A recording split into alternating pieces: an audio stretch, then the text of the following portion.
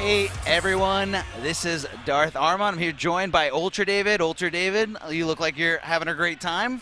I definitely have been having a great time. There's basically no way to be a combo breaker and not be having a good time. This tournament is fantastic. It's one of my favorites of the entire year, and this is no exception. You know, I've been very pleasantly, not really surprised, I would say, but very, maybe in some ways surprised at the level of play that we've seen so far today. The game is only a month old. We've all been grinding, obviously, but still, some of the stuff that we've seen, I think, is a level of mastery that I am happy to see, that maybe I didn't expect to see quite yet. But man, yeah, it's been fantastic so far.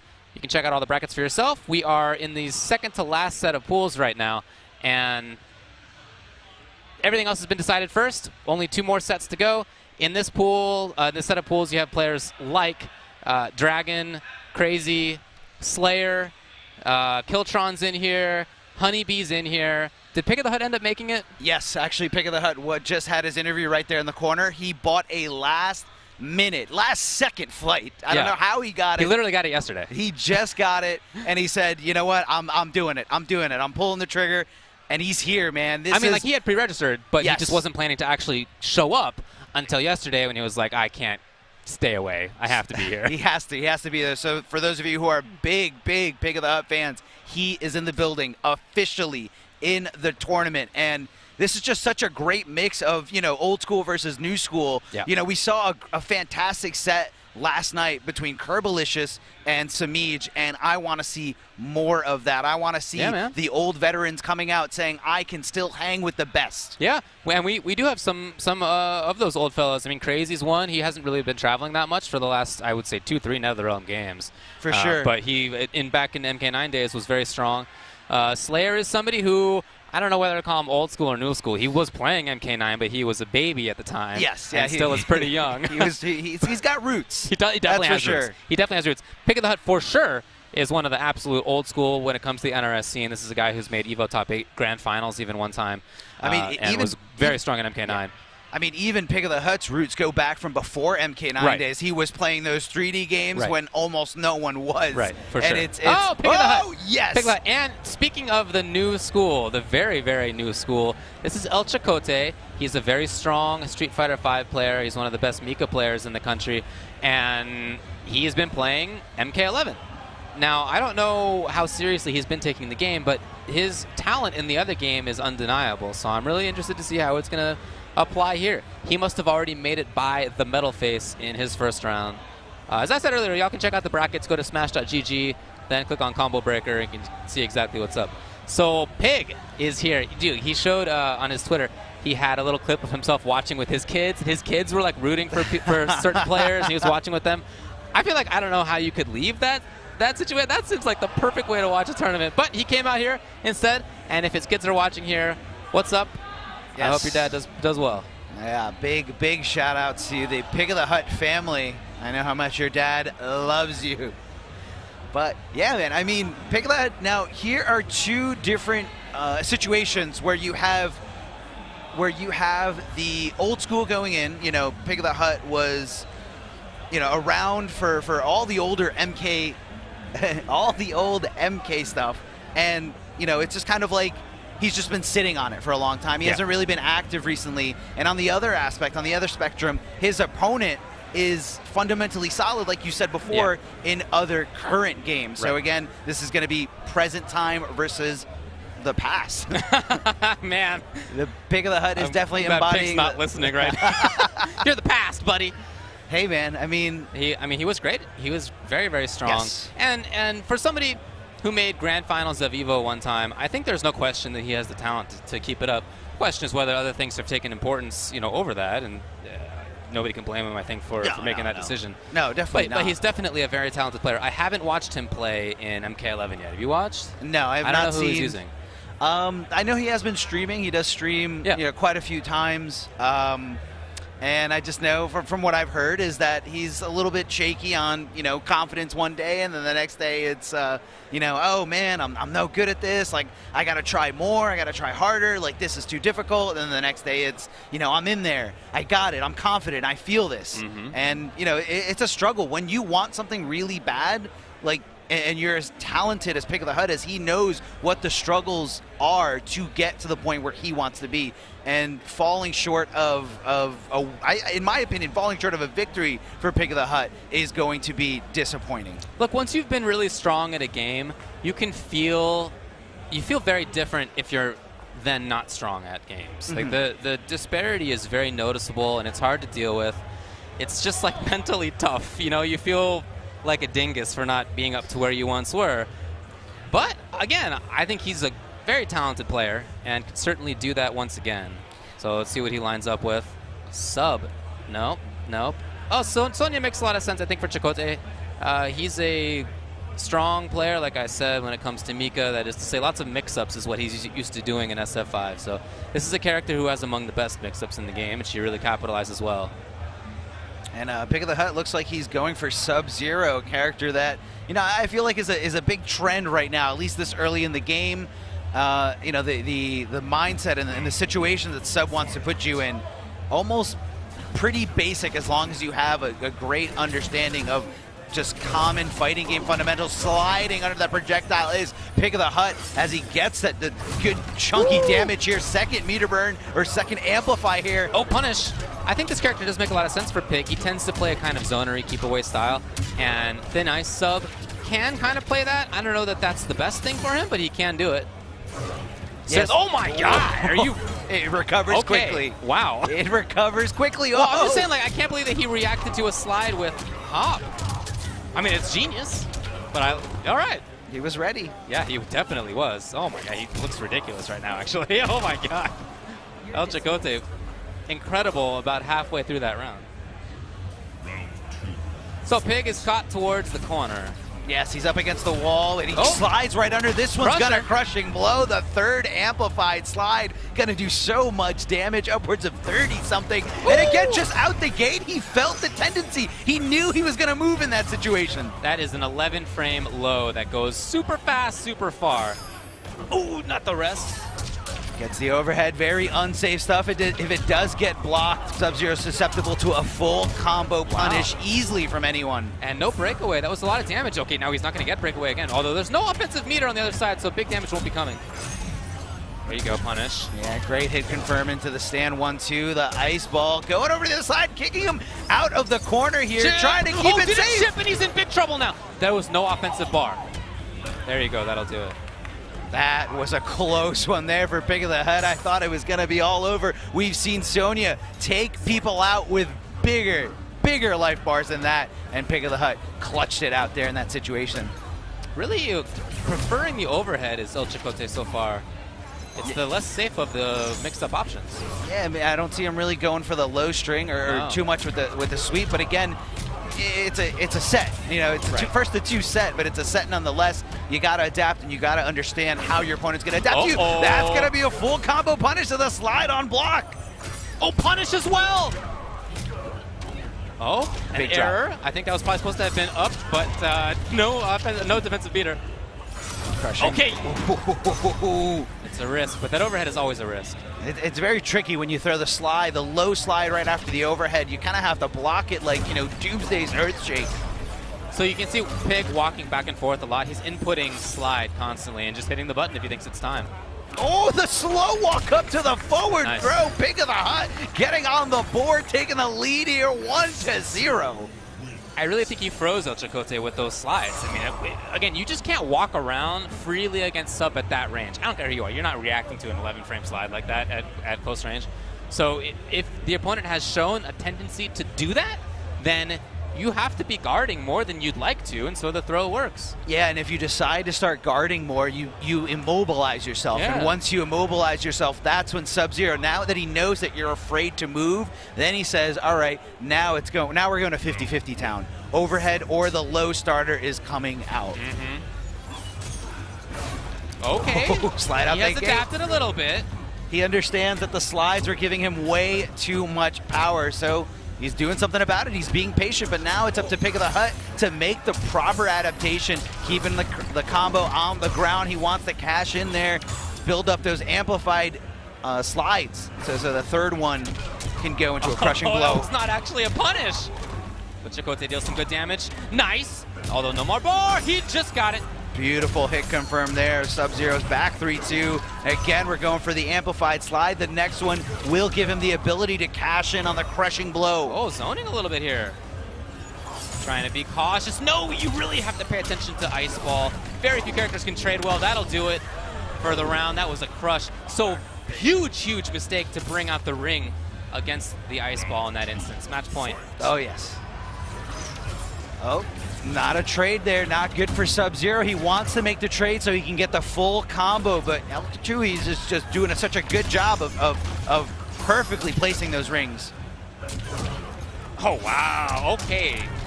These are not safe tools, but he's using them, and they're all working. Oh, short hop over the yeah, sweep. You mean wake up 3 that didn't come out, but it works out anyway? Sweet. Chip. Yeah, one of the best chip tools in the game. Really the only time you see that move done is the chip kill, and he picked it, and it worked very well for him. So that's a 2-0 for Pick of the Hut. I liked some things that Chakotay did, but, you know, again, he got frozen a little bit by the slides, I think. There were a couple of errors, didn't quite get a punish a couple of times. Sure. So, you know, you can see somebody who's picking up the game, and I think does have a lot of talent and can be strong, certainly, if he continues with it. But for now, Pick of the Hut looks better. Yeah, I mean, it showed, and Pick of the Hut's here to play. He is not the type of player that can settle for anything best than anything short of a victory. For sure. That's all he wants, and it's in his heart. You know, he's kind of one of those players where you kind of think of, you know, do you love fighting games or do you just love winning? And a lot of people have to ask themselves that. And there's nothing wrong with loving just to win, as it feels good. Yeah. And that's why some people play. I mean, I'm playing for competition. Yeah. That's it. I mean, right? Like, that's all I care about is the competition. That's why myself. we're here. That's why we're here. Yeah. Anyway, nice job to Pig. He moves on in that bracket. That bracket also has Honeybee in there. Seeing a couple other players' names that I know. Again, you can check things out for yourself on Smash GG. But yeah, this is a nice set of pools. In I4, Kombat's in there, Zyfox, Jeremiah's in there. And so we're actually going to have Jeremiah up right now. It's going to be Jeremiah versus Nutty up first in that pool. Pool I4. So let's see where we are in that one. Yeah, first match for Jeremiah. Nutty's already defeated the Green Ray. And we're going to check them out. There you go. GGA Jeremiah, a local here to Chicago. For those of you who are in the area and actually didn't make it to Combo Breaker, be sure to try to make it to your first local event. GGA, I believe, puts on their local every Thursday. So that's definitely something you want to look into. And just a great place in general, if anyone who's an arcade enthusiast. Yeah. So Jeremiah's been around for a long time. Been a strong player before. Yes, roots go as deep as Mortal Kombat 9, of course, you know, hanging out with the GGA crew. Chicago had a very strong scene in those days. Yes. Yeah, I felt that for a while Chicago was one of the top 2 or 3 scenes in the country. I felt that way, I feel like, through Injustice 1. Yes, oh man, Injustice 1 was They were very strong in those days, yeah. Yeah. The heyday. But Make sure guys, that you're following NRS Esports on Twitter, as you can see down there on the bottom left. New Twitter account. You can follow it for all the news when it comes to competitive Mortal Kombat action. And I love that, man. I love that there's more interfacing with the community. That is one thing that I feel that is done very well for Mortal Kombat 11 so far. Yes, it's kind of like including a lot of different scenes and even just a lot of different events, not just the premiere, or the pro tour events or the pro competition events, just kind of a little bit of everything. And if you happen to be in an area, there are events out there if you're lucky enough. Well, yeah, I mean, it's not necessarily luck. You yourself are doing a great job out there in the New Jersey scene, making sure that there's something for players to do. Yeah, sometimes you just got to do it yourself when no one else wants to do it. So let's see if this is real. This is Jackie versus Sub is what the characters are. This is a button check we have confirmed. So now Jackie, Red Sub-Zero, huh? Yeah, Jackie is a very different character. Yeah, red Sub-Zero, yellow Sub-Zero. Yeah. You just got to look for the ice. Once you see the ice, you're like, okay, this is Sub-Zero. Jackie, a very different character than she was in Mortal Kombat X, for those of you who haven't really been following this last game. But she just had like a complete overhaul and a huge focus, especially in this specific variation around the clinch and pressure just up close, cool movement, good buttons. great damage, great conversions. And those many people are cancels. talking about her as being one of the best in the game. I highly agree with that. Yeah, those cancels are way too fun to do. Yeah. Kind of makes you feel like you're always in control. You know, you're forcing your opponent to kind of play your game. You know, they have to guess whether you're going to cancel, let the string go, block, throw after the cancel. And Jade is the character for Nutty. So this is the battle of a character who wants to keep out versus a character who definitely wants to get in. Yes, absolutely. Jade has a lot of options. She's got the, you know, I didn't see which variation of Jade this was, but if it's the one that everyone's going with, it's the one with the air projectiles, the up projectiles, and the low projectile. Well, they're color-coded at least. There we go, matching. Which one do we got? Yeah, that is the variation that you're talking about right there. Yeah, so that's the down projectile. She does have the option to amplify it and make a second projectile come out and just kind of like keep her safe. Oh, this one's gonna hurt. Gonna pop up with the meter. No, drops the combo, but it's okay. Keeps the momentum and keeps the damage going all the way to the corner, ending here with a clinch and knees to the chest here. Wow. That's not what you want here. Not a combo, just going in for down one clinch. Not punished. Again, there it is. That clinch is not safe on block. Rarely do you see people just bring it out in that way, but Jeremiah did, and it worked once. Yeah, it's one of those things where like it has such low amounts of block stun that if you're not ready to punish, the opportunity is going to miss you like nothing. Oh! Would have been cool to keep it up on Wiggle Stick, but nope. Now it's back to pressure for Jeremiah. Not for long. Nutty gets some space for himself. This is a hard comeback. Oh! The high, the down two crushing blow. It could have been, not for the round, but for at least equal health. The drop comes, Jeremiah takes advantage. That's really unfortunate there because that is a one-time use resource. Every crushing blow is only once per match here. As you can see, just cashed in on the 1-2-3, or I believe the 1-2-4 crushing blow. Oh! You can't convert there. Great block of the overhead by Jeremiah, standing up at the last possible second. Trying to dash in, she, again, has very solid tools. And not, by the way, not just up close, but in terms of getting in, she's very strong. That dash punch is great, the back two approach is great. She reverses the throw. That is techable itself, by the way, but it's still super sick you can do that. Yeah, it kind of makes you terrified to even go for throws against Jackie because she does have the option to amplify her throw tech of your throw. Here's Nutty in control right now. Oh, backing up, probably anticipating the wake up of Jeremiah, not giving it to him. You know, Jeremiah can make this happen here. Oh, especially now! Oh, this is gonna hurt. Has fatal blow on deck here. Is it gonna be enough? These fatal blows do scale, but they don't scale that much. I think that is not quite enough. We need another decision here from Jeremiah. He's gotta get back in, he tries! Nutty wants to just put up the zone, wiggles it. Oh no, it's punishable! He went in too hard! In fact, there was last breath used right there. If you have two defensive bars, you have two chances to live with chip avoided and then last breath. Last breath came to Jeremiah's rescue. Nutty, unfortunately, just one choice off for the chip kill. Just one. It could have been anything throughout that entire game. It could have been a projectile that you decided to flawless block. Yeah. It could have been a string that you decided to not block and take a little bit more damage. A down one could have made the difference anywhere in that set. But unfortunately for Nutty, Jeremiah taking the lead here at 1-0. Well, Nutty looks like he's not too perturbed about that. Clearly not what he wanted to happen, but it was close. Look, yeah, right. Especially that second round. He played it all right, yeah. That second round was close. He was making the right decisions. It came down to the wire. Again, that last breath mechanic really coming in clutch for Jeremiah. If you have one or two defensive full bars, you'll just be able to block one more full hit. Yeah, man. Okay, what a start. Not sure if that was on purpose right? or Yeah, not. I know. That was sick. Could be pressing 1 and 2 a little too early, and that does do a shortcut for any interactable. Here's Jeremiah. We saw a drop at the beginning of... No, I jinxed it. I'm sorry. I was hoping to say something else different happened, but not there. So the side switch comes. Nutty back to the zone. Throwing those projectiles here, and Jeremiah not extending out there, but instead goes for the pressure, just walking up to see what kind of flinch, what he would do in that situation when he went shoulder to shoulder with him. Approaches. Now that's what's so tricky there about Jackie's mid. It's kind of like a perfect companion to that high safe on block dash punch. Yeah, that step kick is very good. One of the fastest mids in the game. Leads to great pressure, as you can see. And leads to big damage as well. Oh, here's Nutty. What a reaction. And he didn't Let me see those die. skulls. Let me see those skulls. Skull. Okay, it was a breaking skull. Oh, it'll be close. He got it. He got it. And Nutty took 2 full hits after Fatal Blow became active, and he had just enough health to survive it. So that could have easily been Jeremiah's round for the taken. Jeremiah got some knockdown. This is what he wants to see here in the corner of the cove.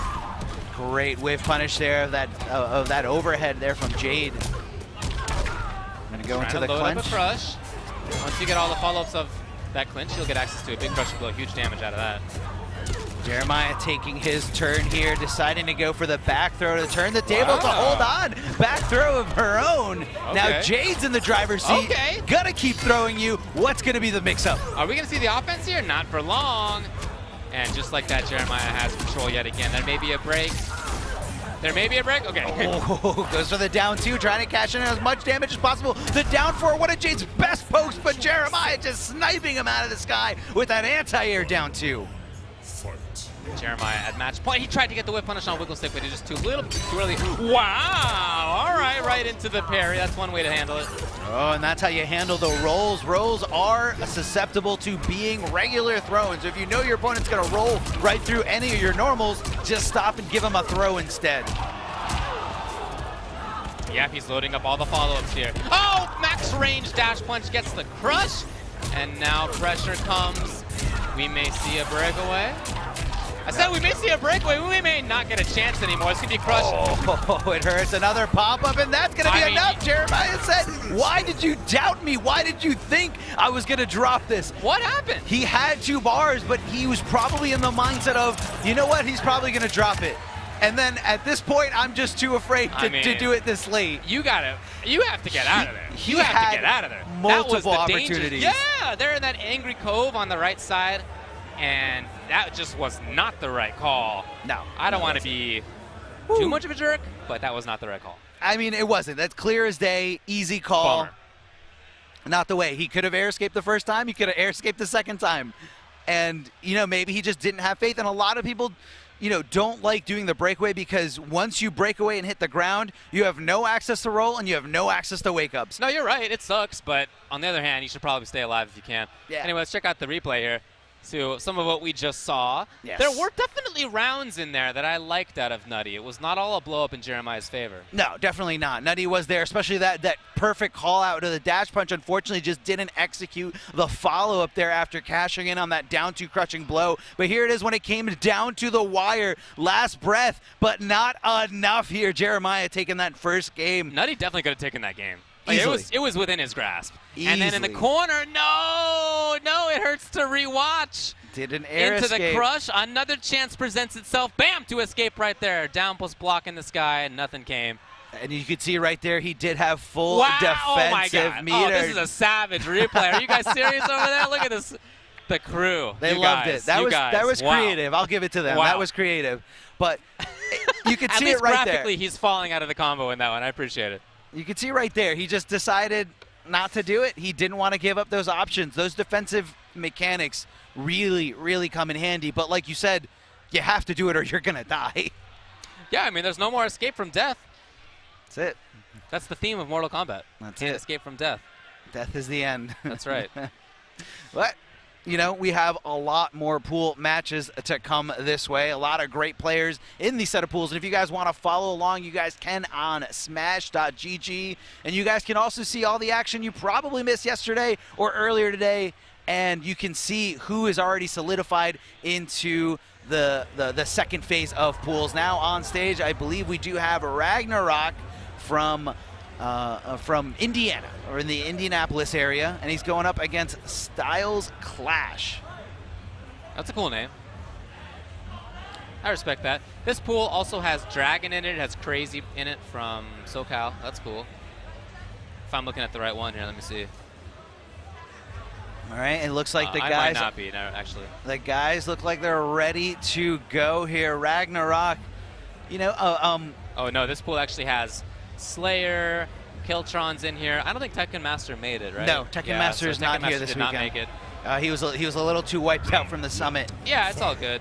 Yeah, it's a big travel there for him. You also have some players in here who are strong in other games. I think that's a running theme. So Ghost Chips did great in Street Fighter yesterday. He's made it into the second round. Piano Densetsu is a really good player as well. So yeah, we have people here who are showing up and trying to make things happen in Mortal Kombat, and I know we're all very happy to see it. Oh, Nerd Josh as well, same thing. That's the guy who has played every single video game ever made. That's right, and he's also got some roots in the NRS testing facility. Yes, that's right. Yeah, he was a tester on Injustice. Oh, not actually the legit match yet. No, I believe this is a button check. Don't get excited. Guys. Don't get excited. You don't need to do the whole thing here. Okay. Just worried I was going to see the full noob combo. We were about to call them hand warmers for a second. Yeah. If it was one more second.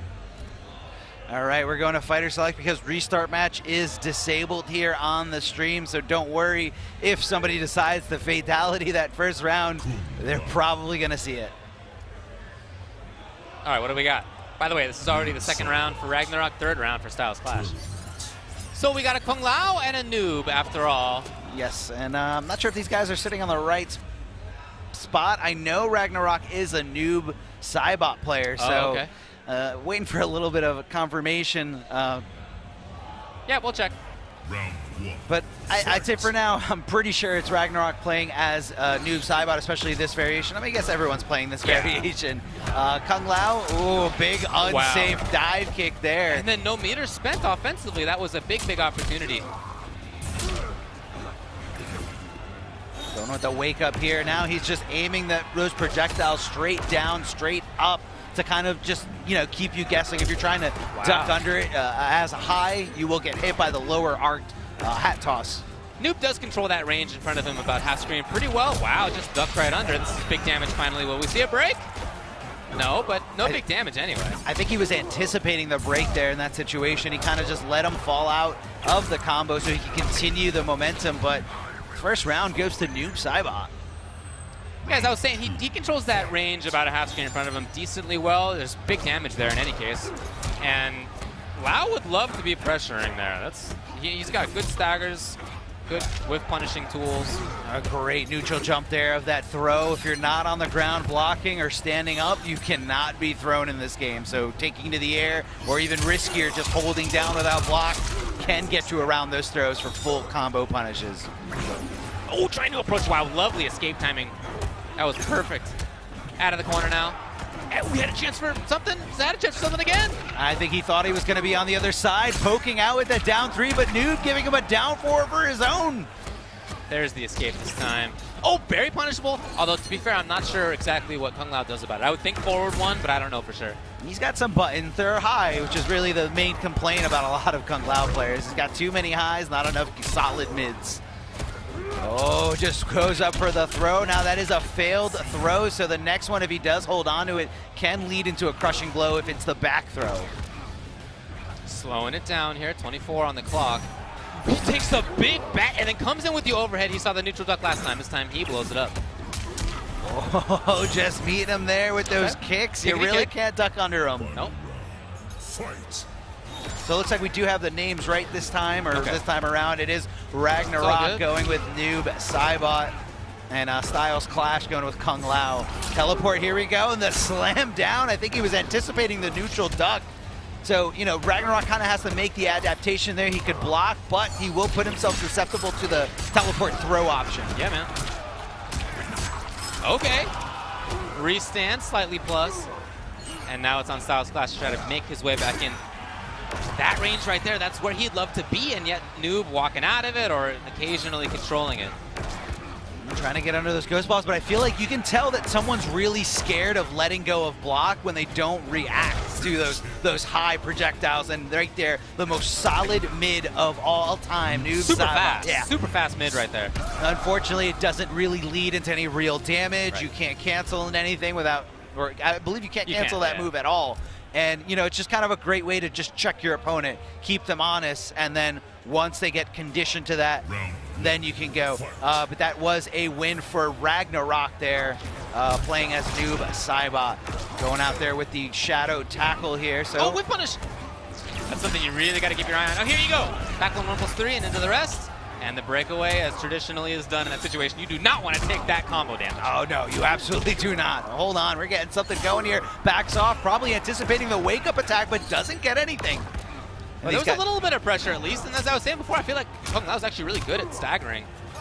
Yeah, he's got a lot of very different strings that you know you can kind of just end quickly at any given time and just go for the throws. Checking him with the down 3, but Ragnarok ready to react. That could have been huge. If that had been punished with something bigger than down 3, that could have been gigantic. And that very solid mid. Yes, the threat constantly here. South Splash trying to move in. I think that's unsafe. Oh, lovely. Now the time to pressure. They had the same idea. They literally had the same idea. Same idea. Here's a solid mid, but unfortunately that was a trade in Noob Saibot's favor here. The Ghost Ball coming out. Oh, I think he tried to do the dive kick. He didn't get it, which meant he just whiffed and he landed. And back to controlling things here is Ragnarok here. Lovely escape. And then he just blocks and is out of there.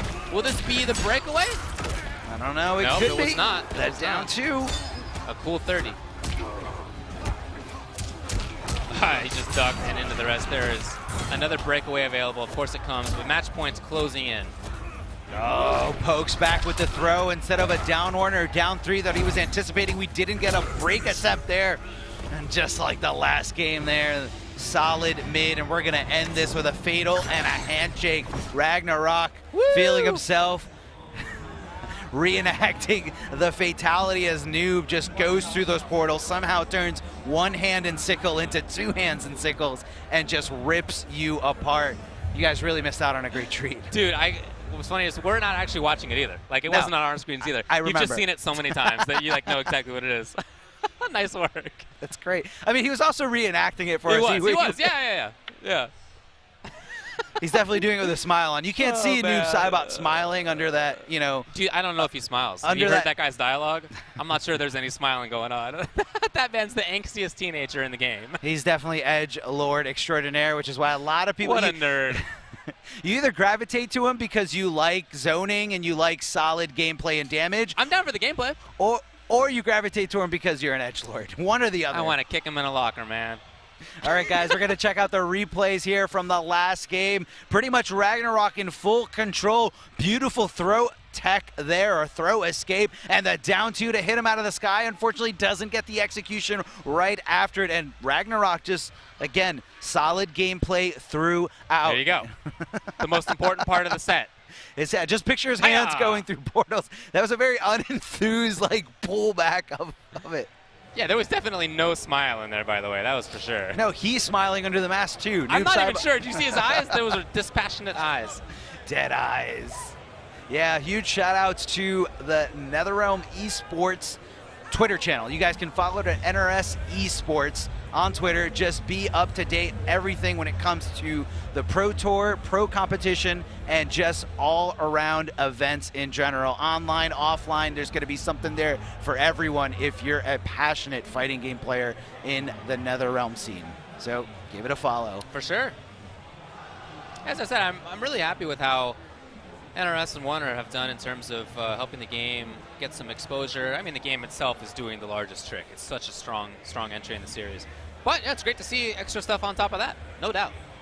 Yeah, I definitely smile every time I'm just watching normal TV with my wife and we see a Mortal Kombat 11 commercial. We've seen it a million times, but it's just like, you know, it just makes me think this could be someone else, more people getting into the game, making the scene grow, making the scene better, because that's really what it's all about, is just getting the fighting game scene in general to grow, and everyone's got to do their part. And NRS and Warner Brothers is definitely doing as much as they can to help our scene. It's great to see. So this is going to be Emperor Kombat on the right side of your screen versus Blue Jay 888. Now Kombat has already looked strong in the game. We've seen him doing good stuff up in the Northeast. Yes. He won the Kombat Cup online tournament already.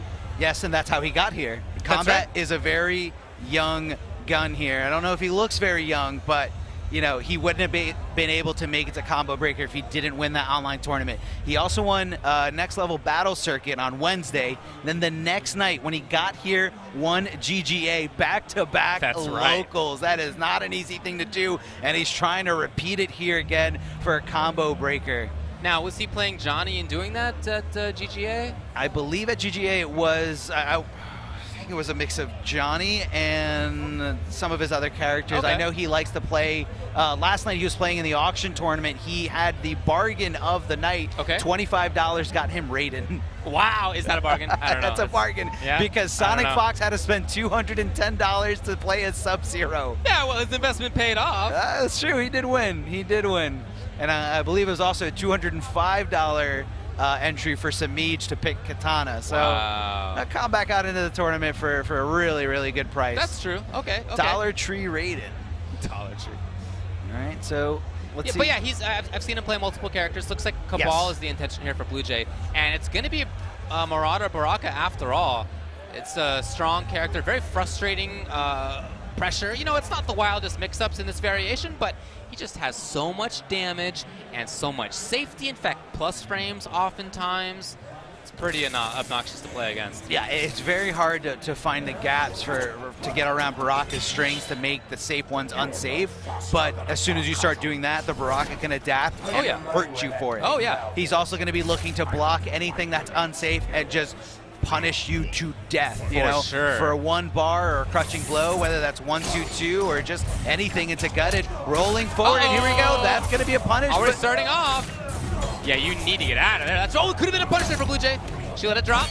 But no, this character that she's got, I think, is very strong as well. You're talking about strings that are strong. His I think, don't have any gaps at all. So he's pressuring mostly safely. He's just a very fundamentally sound character. Some zoning tools, good pressure tools.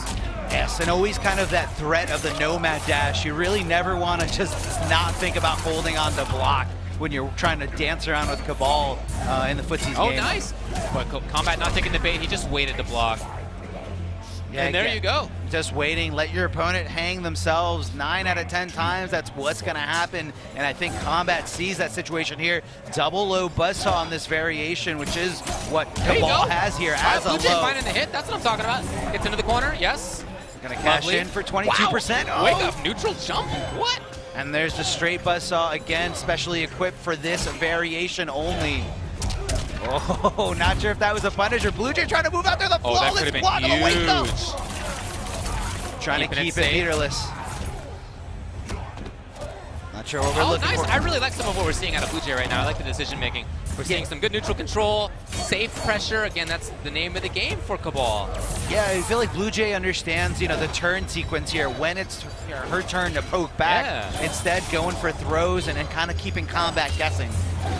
Because this is a very close round. This could go either way. And Kombat just trying to get through this, these obstacles. Oh, no! That's going to be a big punish. That actually may be it. It'll be close.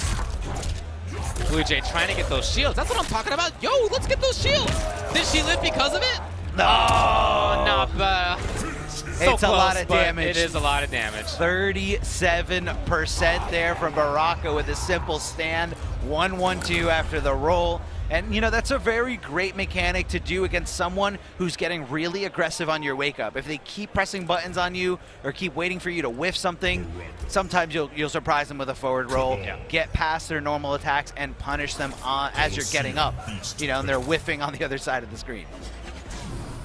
And it's unusual for a character to have some of their biggest damage options out of just the stand one, right? A super fast 7-frame button. That's the case for Baraka.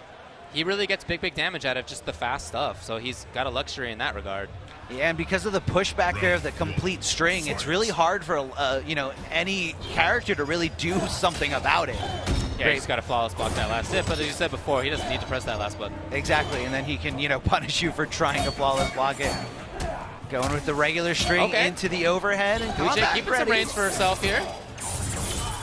And Baraka's no slouch and no stranger to projectiles. He's got some of the best ones. Very simple projectile, but solid nonetheless. Yeah, he does fine in damage in this matchup in terms of projectiles. Oh, lovely timing!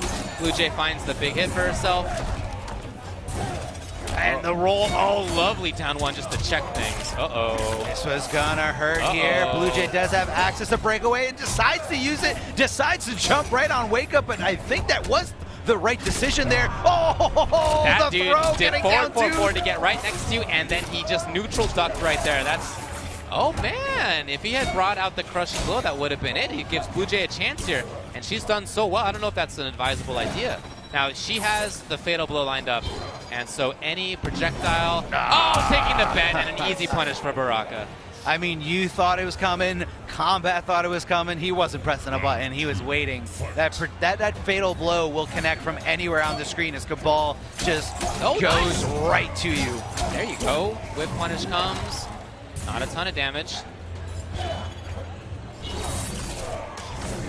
Oh, I just tried to keep it up. That would have been the super sickest conversion from full screen. It would have been. Oh, Wake Up 3, taking her turn, forcing this on Kombat, as Kombat just has to guess for his life again, rolling right past Cabal and getting the full combo punish, and that's gonna be a crushing blow. Look at the damage ticking off, damage over time, so much of it.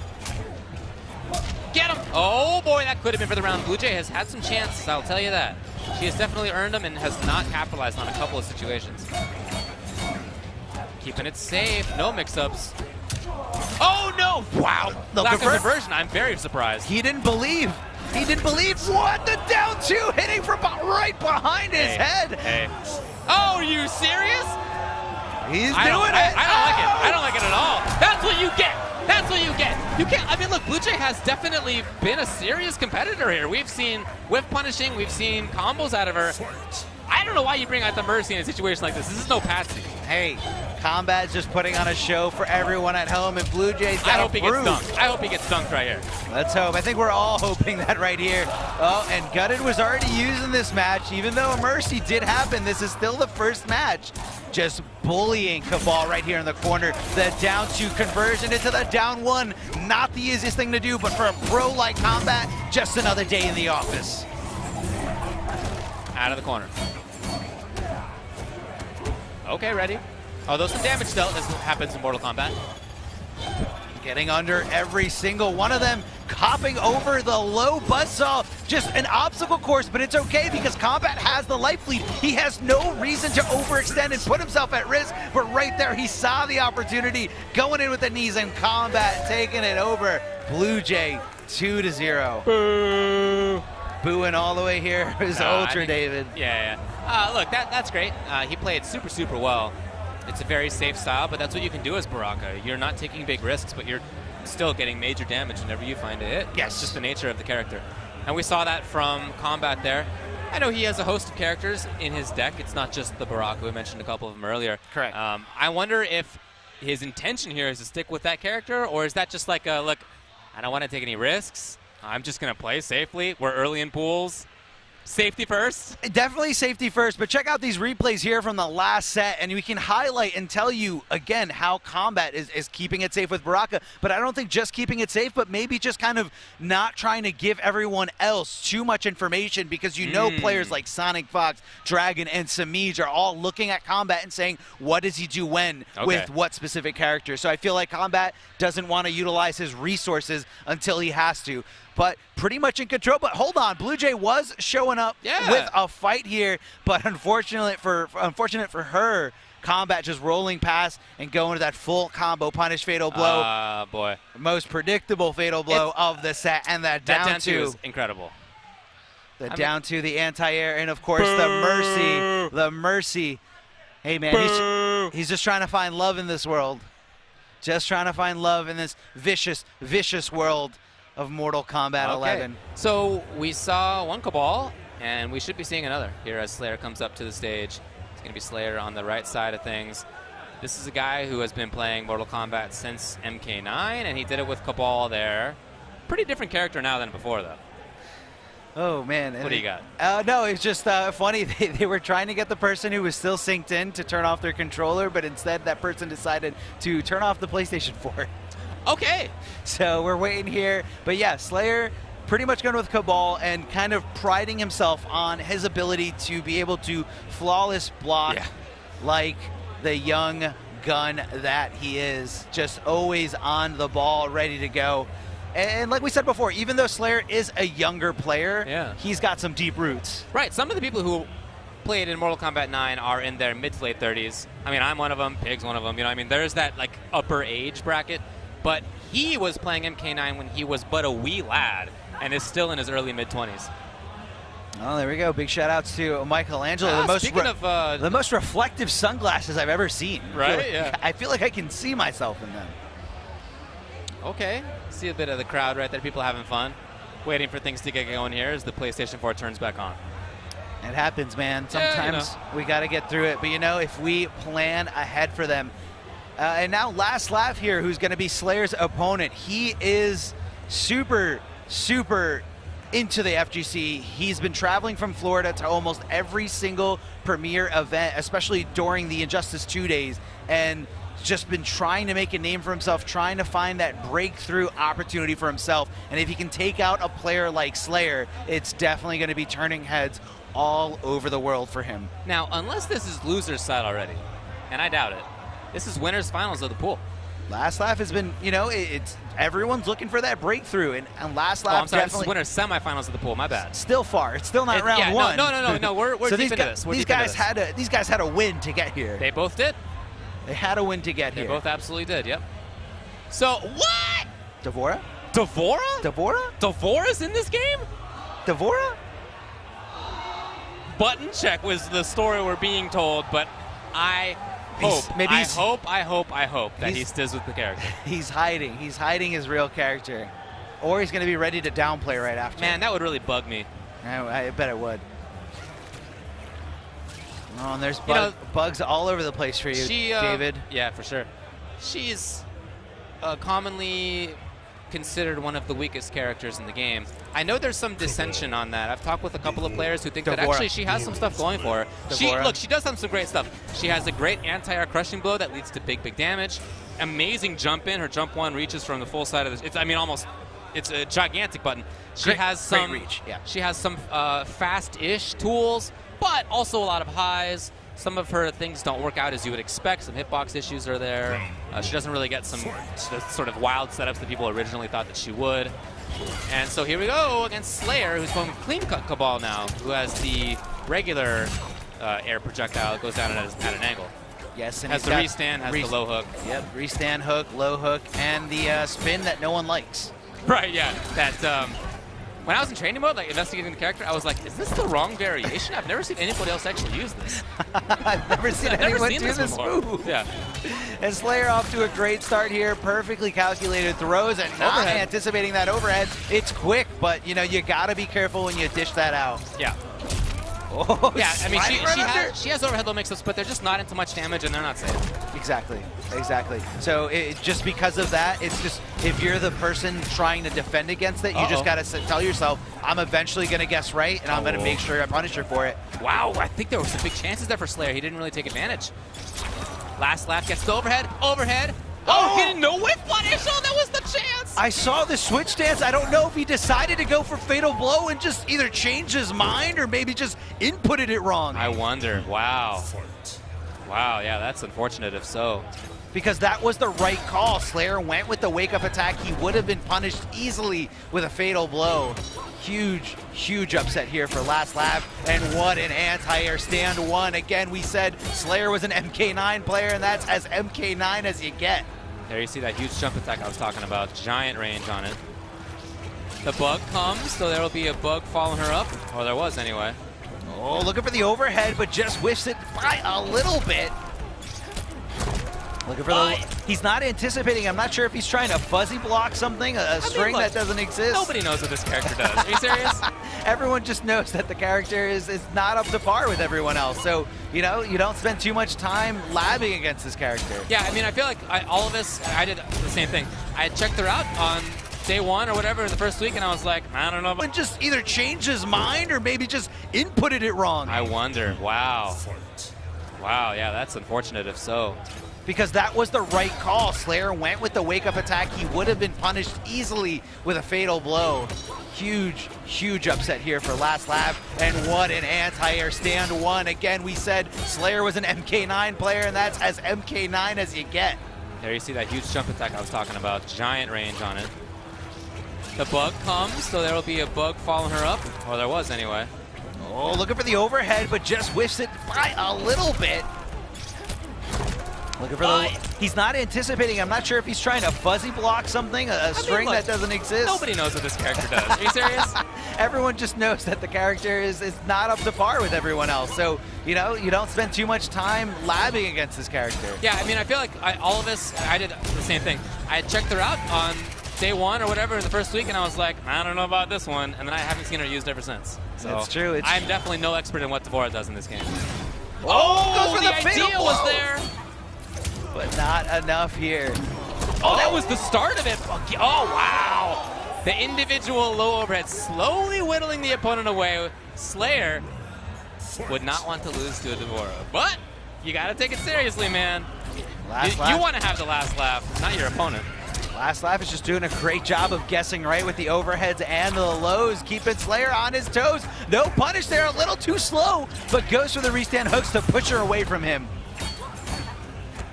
Look at checking him with the down 1, forward 2, and again, Last Laugh doing a great job of just kind of immobilizing Slayer every time he takes to the sky with that jump in 2 and making sure he stays put. The bugs going out there, air to air, but no conversion, but keeps the momentum on his side. Gets hit by the invulnerable, up 3. Oh, low hook. He took a little risk there. Jumping in with that big boot, not getting anything for it. Last Laugh in a really bad spot here up against the corner, but decides to just jump out of dodge. Still not enough. Slayer needs more. The low hook again. It's the mix-up here. You think the overhead's coming, but instead cancel the low hook. Oh my God. Not sure what's going on here. Looks like we're having some kind of technical difficulties. Slayer just trying to get to the bottom of this. But Last Laugh getting the round there with Devora, very impressive. Like we said, a little tough. I know you are looking up the I'm forward looking at frame data right now. I don't know what it is. The forward, I believe it's the forward 2, which is our overhead. Okay. And yeah, that's a mid. Then it's the back 2. She doesn't have a back 2. Forward 4. Okay, let's see. Forward 4. That is an overhead, and it is minus 16. Minus 16 is definitely punishable by Cabal. Yeah. You know, again, that's gnarly. It's one of those things where I believe that was taking Slayer. Game number 1, and now Last Laugh has to make a comeback. Yeah, so it's one of those things where, you know, even though the move is unsafe, the small amount of blocks on will throw an opponent off easily because they're not ready to press buttons because they're still on defensive mode. Throwing down those bugs, trying to set up something here, but just kind of completely out of range here and just let Slayer jumping out of there. No mad dash, but decides to go for the breakaway to keep the positioning, to keep Slayer there, but that's not what Slayer wants to do. Bullying his way out with those 1-1-1s. And as this goes on, he has more and more control. Okay. So back 3 is unsafe, but the follow-up, the second hit, is only minus 7, so that shouldn't be too unsafe. In that low string is what I'm talking about. So it's the overhead. When that overhead comes, that's your opportunity to punish, but you know, sometimes she's arced a little bit different. The hit stun or the block stun is just throws you off completely. Yeah. Oh, wake up 3. Okay, wow. Taking the turn back. So again, yeah, that's minus 7 right there. Not bad. All right, Slayer just keeping Devora right where he wants her, right in front of him, susceptible to throws, susceptible to all these strings and all these mix-ups. I would love to see that low string into just a down 2, because Slayer's trying to get something with blow up. Oh, okay, this time he's backing off. He knows now it's safe. Oh, and that's going to be a punish, but doesn't get anything afterwards. And Slayer again just jumping out of there. Slayer taking it 2-0, but big shout outs to Last Laugh for taking that round with none other than Devora. But unfortunate for him, Slayer's going to be the one moving on in the winner's side of this bracket. Well, that was cool to see. Again, it's a character that I'm so unfamiliar with that I'm literally looking at frame data as we were commentating. Because I haven't seen her played, honestly. I mean, I think I've seen her. I saw her once at Texas Showdown where somebody played her in losers finals, and offhand I don't remember, but actually did pretty well. Won 2 games, didn't end up winning the set, but was actually all right. That's pretty well for Devore, and again, it could be that unfamiliar factor that a lot of people like to take out the low tiers for. I believe we did also see Honeybee switching to Devora last second. I believe in that first day of the summit. That's right. Yeah. For the last match, but unfortunately for him, he was going up against another Devora main, Wazinator, who had better sense. Wazinator right there next to the twins, as you can see there. But Wazinator had better sense than going with Devora and decided to stick with Noob Saibot. Took that win easily over Honeybee at the summit. You got a couple of the commentators in the crowd right there. In fact, we got an international contingent right there. You got the Australia, and you got the 3 UK right next to them. In fact, another Australian just sat down on the right. So that's super cool. And one of my favorite things about how the scene has developed is that there is a very strong international presence. Yes. Back in early days, MK9 and so forth, it was basically North America and basically the United States. But nowadays, not at all the case. Strong players everywhere in the world. Yeah, I mean, we really saw the breakout of that. And it's possible in regions that aren't developed as well in terms of fighting game scenes. We saw that with Tekken Master during MKX. Sure, yes. You had the pleasure of commentating that grand finals. 100%, man. That was so great to see. The year before that, Foxy Grandpa and Ketchup were both in top 8. Yes, at they were. MKX. So, I mean, that's when I feel it began to change. And much of it was our own hubris in retrospect. I mean, these people have been playing Mortal Kombat. Like, they were definitely playing Mortal Kombat. Oh, sure, but we just didn't know about it, and so thereby assumed, well, we're the best. Whatever. That's how we do things in this country. Well, yeah. There's no difference in this respect. So, hey, now we definitely know that there are strong players everywhere. Yes, there are, and you can never really count out any region or anything. We even see that in other games. We've seen that in Street Fighter with the rise of Mena RD coming from the Dominican Republic. But we're going to have a little surprise for you, so guys, stay tuned. Don't blink. Don't look anywhere else. Hello, everybody. Why is this mic not working yet? Yes, it is. Hello, testing. Hello? It's working. Everybody here? All right, guys. So, as you all know, I don't know if this mic is working, so I'm just going to... Hello? No, it's not working. It's working. On stream? Okay, so, as you guys know, it is... Oh, it's working now. So, Samij, I would like to invite Samij on the stage. Samij, where's your ass at? All right. I've been doing mad things with this man. Sometimes he annoys the hell out of me, but I love him. Turn towards me, guys. So does Jelly.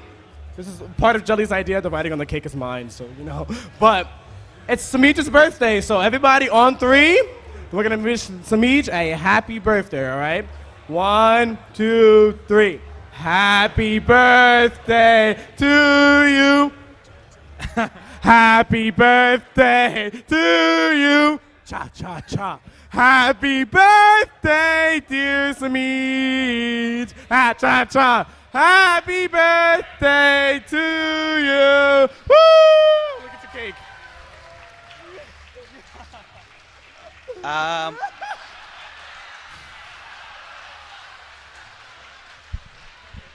appreciate it. Thank you so much. There's free cake, guys, so Free cake for everyone. I think they're going to need a bigger cake.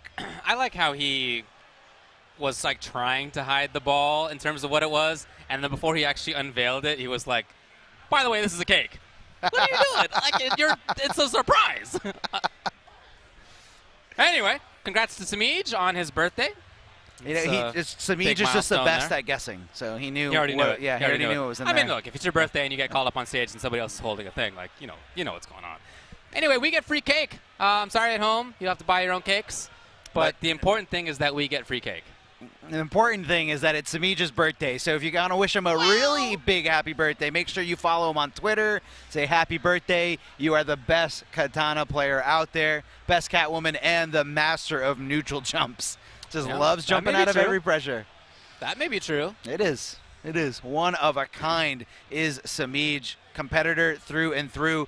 And it's just a man that irradiates consistency. Yeah. Big happy birthday to Samij. And big shout out to Sonic Fox for putting on that nice little surprise for us. What a cutie, man. What a cutie. Great message, too, on that cake.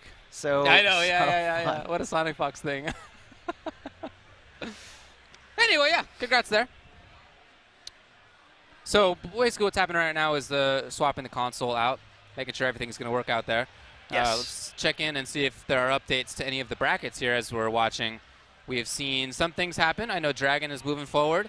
I don't think that's a big surprise. No big surprise there. Dragon, E-League champion, EVO champion from the first year of Injustice 1. And again, man, these guys are just running away with it. These guys that kind of came through during the MKX era, Dragon, Samij, Silvereye, and even a little bit later, Gur. So many top players are just guys that are just recently finding their footing.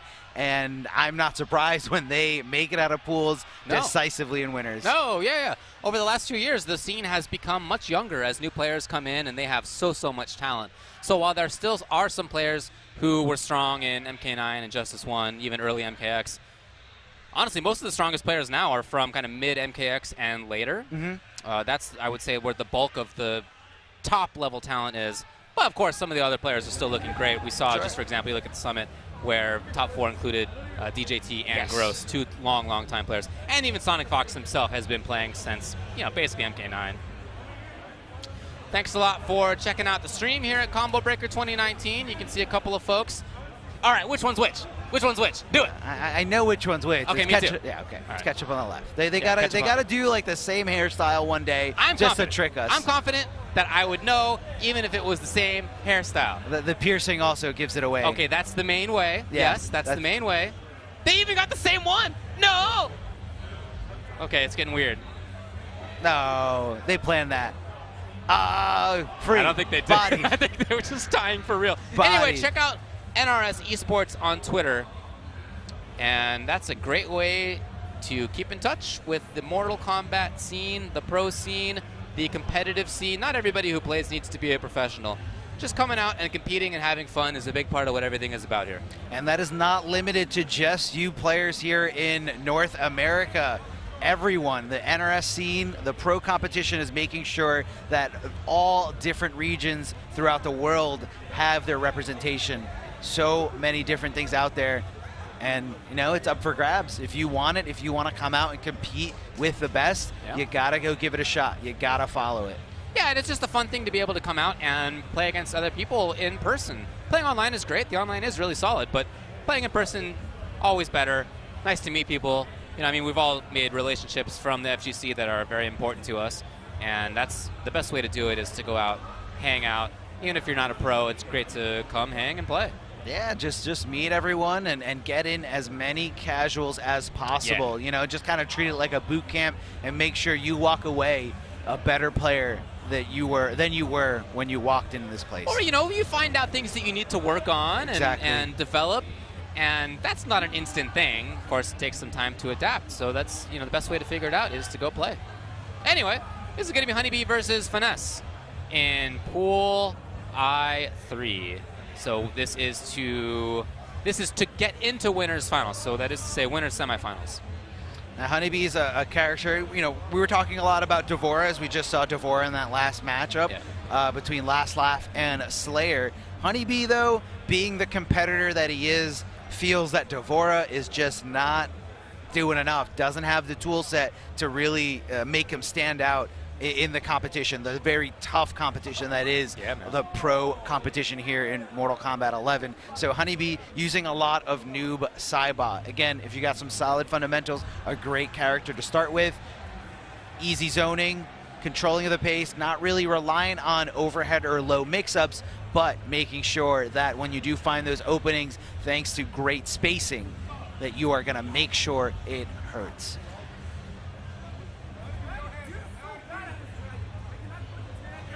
Well, we're working on everything here. The players, I'm sure, will get playing as soon as we can.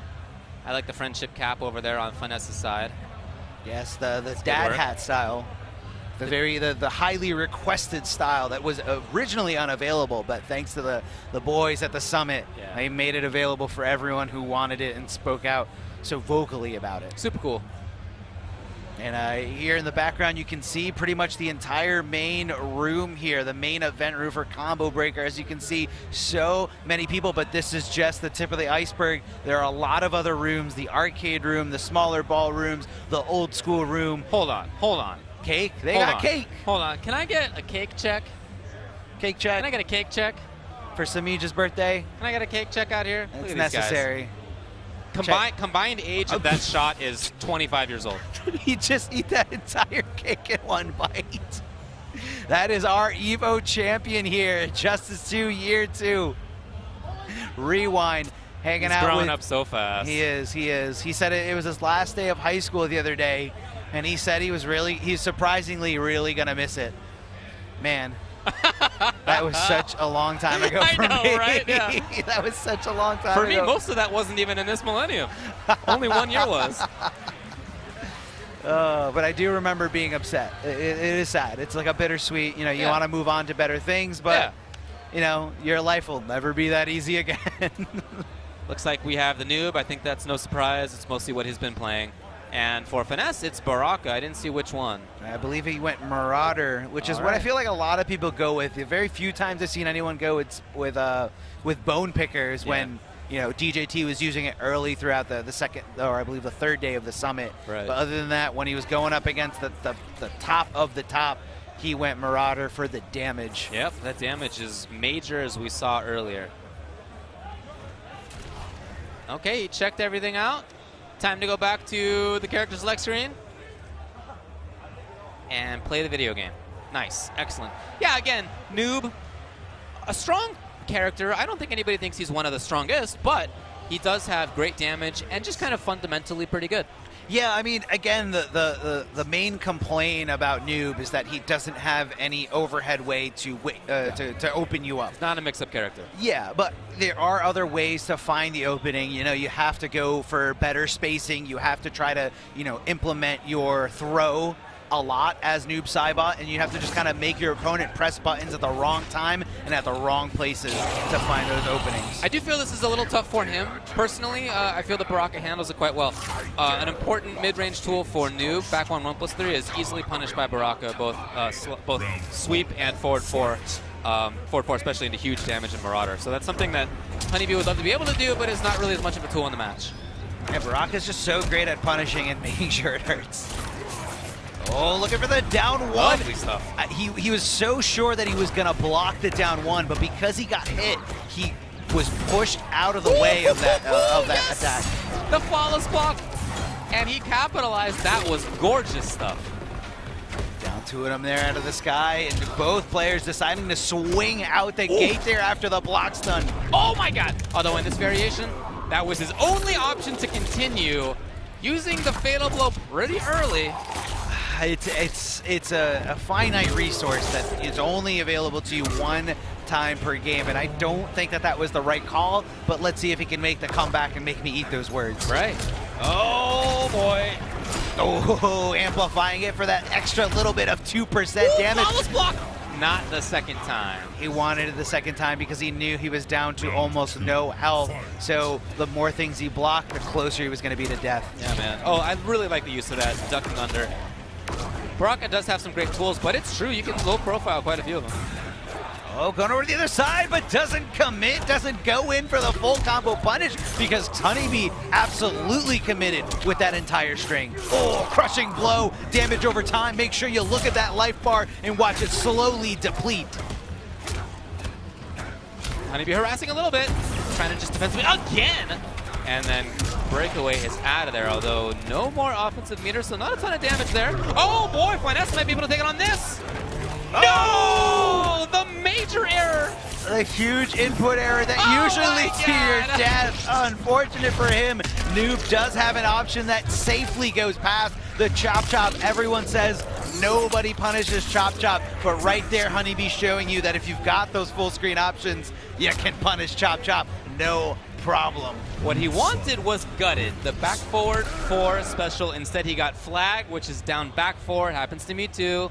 But man, what an inconvenient time for that to happen. Flag. I bet right there in that situation, Finesse would wish that flag wasn't even a move. And Getting that throw, slamming him down after going through that portal, and again looking for those highs, so not ready to block the shadow tackle. Now the shadow tackle is kind of like a very interesting and unique projectile. If you hit Noob, oh, crushing blow because of the failed escape there previous to that one. But if you hit Noob while Shadow Ball is active, Shadow Tackle will go away. Right. Yeah, so it's not the same zoning game that he had in MK9, for example. He needs to play differently. But as you can see, Honeybee plays him very solidly still, very strongly. Chopping his way out, looking for the wake up two, but there's no invulnerability there because it's a great combo starter. Trying to make the slow approach. Man, that's worked, I think, every time. Just the timing of it is from such an expert position that it's been successful. Okay, if block this time comes. Okay. Chop actually did a hit. Hitting the ghost ball and just ducking under, finding his way in, trying to close the gap because this is do or die. This is the last round. If Honeybee takes it, and he does here with the back throw.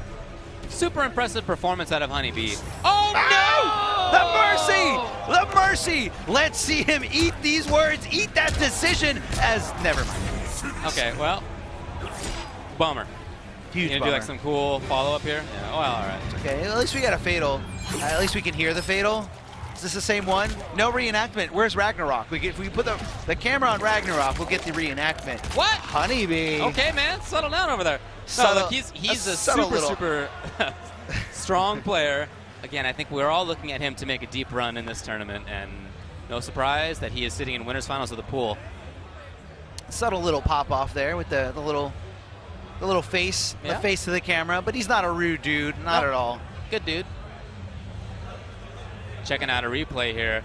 There was a ton of control. As I said, we didn't see, I don't think, any back ones the entire match because he knows the consequences of that, but he was still very much in control. And although unfortunately for Finesse, man, there were a couple of big errors. Yeah, there were, but that was a great scout out there, knowing the throw was coming, and a huge, unfortunate input error of the flag, as you said it before, David. Yeah, that was a big problem, and then he just never really recovered. After that, Honeybee had total control. Mid-range was his, offense was his. His flawless blocking, by the way, on the 1-1-2 into his own juggle, beautiful. Yes. It was the right call. He knew exactly what type of player he had on his hands, and you know, Honeybee was just at the summit, so it was just right there. It was a great training opportunity for him. DJT and Tweedy are probably one of the best Baraka players out there, so I'm sure Honeybee was able to get plenty of games and understand where can I flawless block and how to scout it out and look for it in a situation. But again, we travel back to the theme of old school versus a new school. I believe this is THTB up against Dragon. THTB hasn't really been around lately, but roots go as deep as Mortal Kombat 9, pretty much the last game where he was consistently traveling to various different majors, at least going all the way from the Midwest to the East Coast. Plenty of Big E majors that he was going to. Big shout out to the Big E and that entire circuit.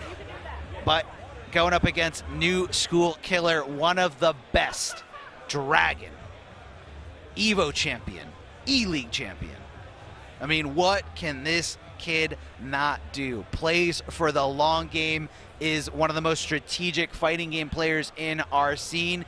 He always says, I always weigh out the options, and I always, you know, in a game like Injustice where throws weren't really doing much, weren't giving you much Oki, not much damage, he said, why would anyone not just take the throw?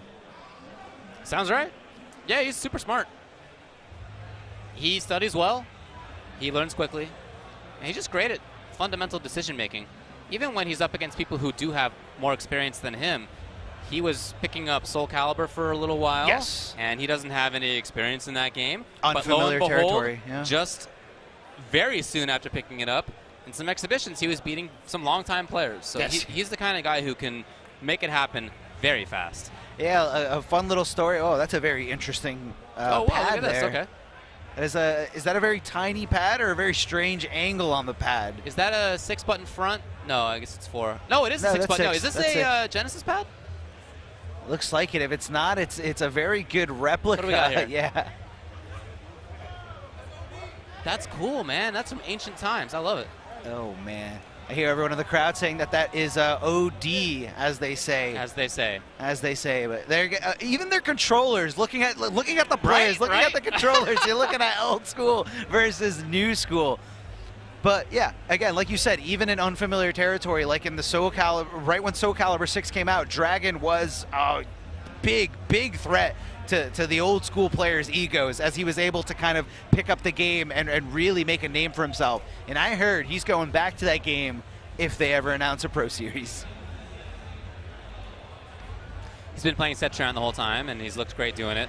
And for THTB, this is Jade. By the way, if I'm reading the bracket correctly, he has made it through Crazy, and he's gotten into winners finals versus Dragon here.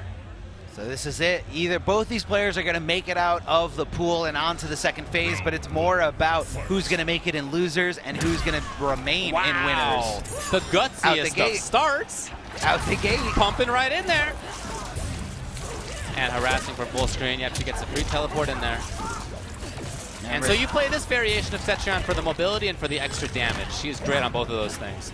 Yes, she has access to those the water/ice moves that you saw there that really just kind of extend the combos for Cetrion.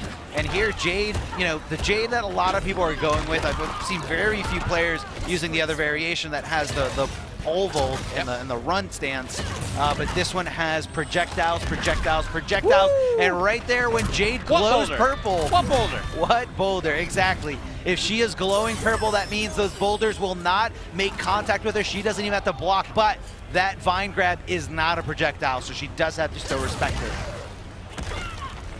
Yeah, neither is that. Oh, okay. So Dragon ends up taking it. I like some of what we're seeing out of THTB. Having the glow as Jade is super useful in this matchup. Yeah, but we've seen this before, a few times earlier on the stream. We saw Wazinator doing great work there with Cetrion along with Big D, but, you just gotta, this is definitely a matchup that could lead easily into a timeout, and Dragon is okay with taking those. Oh, absolutely, yeah, he'll play as long as it takes. This man's not in a rush. Only down one on the punish, not too much. Lovely anti-air. It's one of the best anti-airs in the game. Stand one from her into full conversion. Corner control. Pretty slight. Oh, just being super annoying. Oh yeah, absolutely. Super annoying just right there. Throwing them over and over again. And this is a bad look and a bad spot here for THTB. Can he make this comeback? Dragon is okay with going full screen and just chipping away at the life little by little. Looking for the opening here, but hold on, here we go. Spinning the vault into Cetrion. Never. Delay into jump forward kick of all tools, but Dragon, as typically is the case, was absolutely right. Yes. Was ready for the retaliation here, and THTB sticking out with Jade, sticking with the stage, and going right to rematch. Not even a breather to think about what went wrong, and Dragon's okay with that. Said, okay, you want to repeat? Let's do it again. Oh, hoping for the boulder, yeah. Oh, man. That Sky Boulder will crushing blow on an airborne opponent, so you gotta be careful. You really gotta think about making your approach against a solid Cetrion like Dragons. She does have some approach tools. She's not just about the zoning game. She can stagger a little bit. She can pressure with grabs a little bit. Pretty good all-around character. It's not just a one-dimensional thing. Oh, a little bit of a whiff there, but no punish from THTB. Gets the up three connect and tries to steal and sneak a nice little throw in there. He's not jumping, and that's the right way to go. But you still have to know when to try to move forward, and unfortunately for THTB, Dragon's mostly guessed right on when to control the screen. Yeah, it's so scary because even though Jay does have access to that purple stance or that purple, ability, the purple stuff. I don't know what it's called either. The purple stuff, she still has she still has an animation and she still has recovery that Cetrion can punish with the vine grab. So she can't just put it on whenever she wants. Okay. Combo, there's a back two. Okay, I see that. Back two into the shadow kick. Cetrion finding herself up against the wall, but Dragon fighting his way out, trying to get a little bit of real estate for himself, and the teleport, and he's got all this room. This has to be extremely frustrating for THTB to deal with right now. Well, then maybe, there you go. He knows punishable with the kick. There's a big punish. Huge punish here. Now, Fatal Blow is accessible here from Jade. but I don't think Dragon's going to give him the opportunity here. Is he going to make sure it's meaty? Yes, he does. The drill, and that is all she wrote. Dragon taking it 2-0 over THTB. New school over old school right now. And again, I believe that was the pool finals for I1. So Dragon wins the pool. THTB is one of the players who qualifies out of loser's side. Of course, each pool will have 3 people who move on to the next round. That's how Combo Breaker's done it the last couple of years. Yes. In fact, they were one of the progenitors of that style in the FGC, which I really appreciate. I think that's super cool for the players to have 3 who get out rather than just 2. It means that you're not going to have the constant run back in losers finals, which was very often the case. Yeah, but let's take a look at this replay here. And again, those, that whiff punisher, that challenge there from Dragon so tight, making sure that that fatal blow does not get the armor that THTB needed. It was really just a ton of control. And there you go with the whiff punish. Not quite enough to seal the deal, but you can tell Dragon was already feeling very confident, very much in control throughout the entire set. Look, he looked fantastic. And, I think in each pool we've said we expect this player to go deep. Honeybee was the one previously. Dragon is the one here. I don't think those are much of a surprise. Yeah, exactly. So they do move on, in fact, in winners. Yes, they do. And, like you said before, the 3-out system here at Combo Breaker, and why we love it so much is because it avoids the double jeopardy or the double elimination. Yeah. And you know what it is? It's easier to do the 2-out, but, Combo Breaker wants to make sure that, all the entrants have the ability to have as much fun as possible in competing. So, wouldn't you rather just lose to somebody else? But there's also just sort of a nice psychological take to it. As a player, saying you made it out of pools is just a good thing to say. You just feel good to make it out of pools. So increasing the number of players who makes it out of pools doesn't make you think, well, I wouldn't have made it out of pools. You don't think that. You just know you made it out of pools, and that's good enough. It's these little, the first few milestones that really kind of can solidify you. I mean, think about how many people could have possibly not become the legends that they were if they didn't, set their goals. Sometimes people get frustrated and they think, the first major tournament or the first tournament I go to, I have to win or I'm a failure. That's not the case at all. In fact, that almost never happens. Yes. Almost never happens. There are only a few examples I've ever heard of that happening. And a huge shout out to the NRS Esports Twitter page. You guys can follow it there at NRS Esports, just to make sure that you guys stay up to date with everything about our scene. Offline tournaments, online tournaments, pro competition tour. Everything you need to know will be on that Twitter page. So if you're not following, you're making a big mistake. Follow it right now as we wait for these 2 Titans to get ready to play Mortal Kombat. Slayer up again. We saw him a little bit earlier going against Devora last laugh as Cabal. And this is going to be Train, TR Train. Okay, hello Australia. That's Australia right there. For those of you who don't know, that on the right, that is Spooter, who is always next. Here is the requested cake for Ultra. No. Yes. I got cake. You got cake. I'm going to pass on cake right now. I'm going to eat right now. I'm not waiting.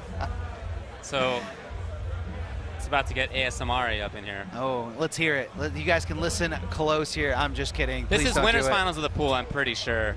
And it's going to be Cabal still for Slayer. That's the character for him. Okay, great, frame perfect. Teabagging. Everybody respects it. Everyone loves it. Everybody loves it.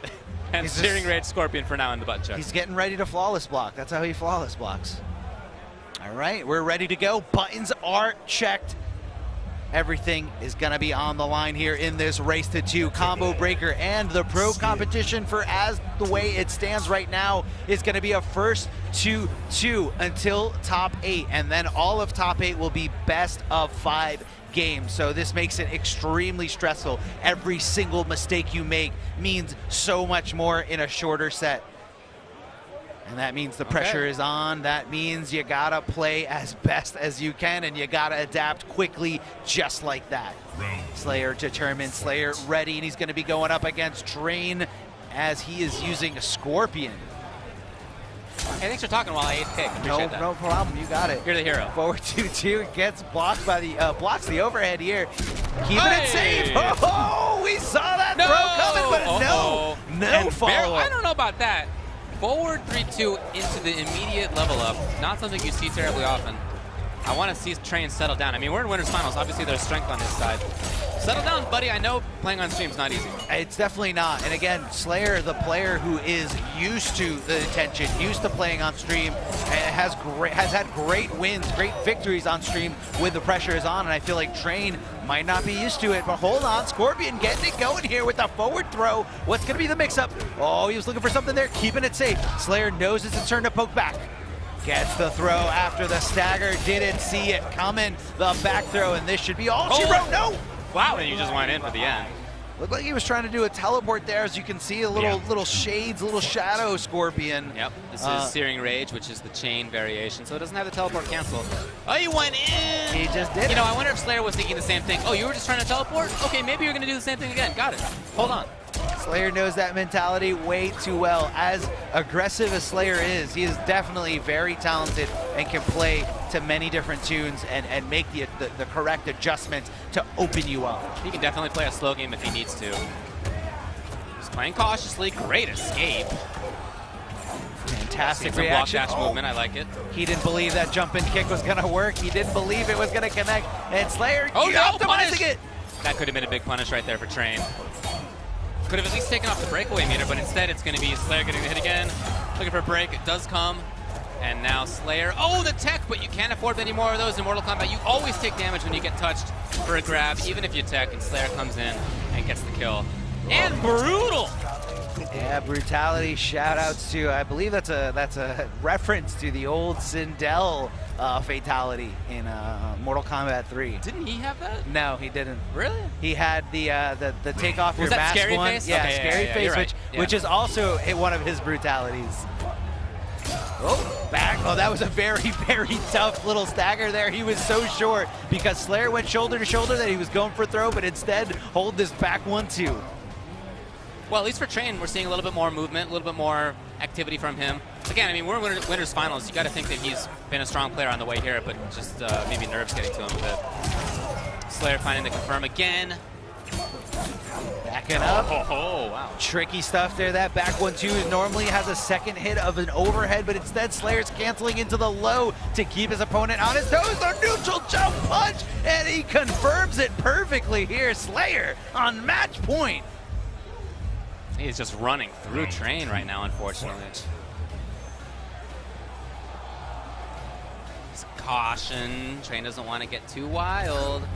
Oh, what timing, man. It feels so bad to stick out a button for the first time in 10 seconds and your opponent knew exactly when it was going to be. That feels bad. Especially when your opponent was being just as patient as you. Oh, and Slayer all over him, but misses the punish. Not sure if he thought, just a little too slow there in that situation. But hold on, here we go. Searing Rage is here to play. Forward throw. Let's see the mix-up. I want to see some forward threes. I want to see some forward 3-4s to hit the counter, hit crushing blow. Woo! I'm not seeing any of that from Train right here. No, yeah, great job by Slayer to mostly not even be there. Yeah, exactly. Mostly not even there. Up it over to the other side, and again, tricking him with the fake out of the throw. And unbreakable as well. He didn't cause a launch. He just kept it as a standing combo, which cannot be broken out of. So Slayer, very, very smart. Wow, talk about workmanlike. He's just out of there. All right, off the stage. All right, I'm gonna punch in, here. punch out. Again, that means that you're exactly. That means that he wins the pool.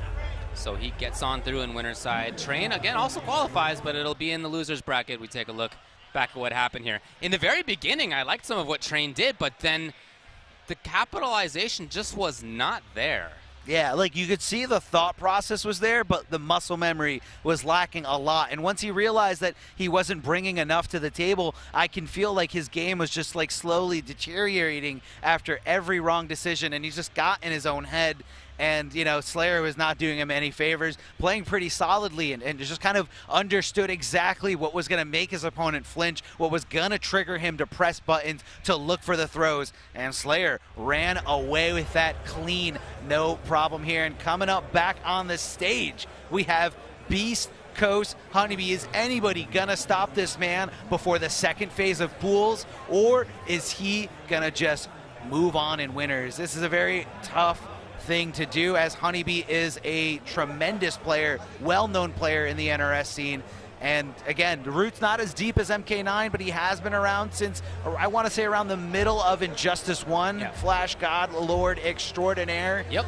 You guys can follow him on YouTube, and he does stream on Twitch very often. He has a great following, and if you guys want to see some hype and just pretty much anything, he loves vlogging at events. If you guys want to see a great intro into what an event looks like, be sure to look at Honeybee's YouTube page. His opponent, Sicarios, who's been around for a long time. I remember the name. I don't know that I can tell you much more about him than that I recall the name from previous times. It's familiar. We'll see how it goes. It'll click. It'll click eventually, guys. Just have faith in it.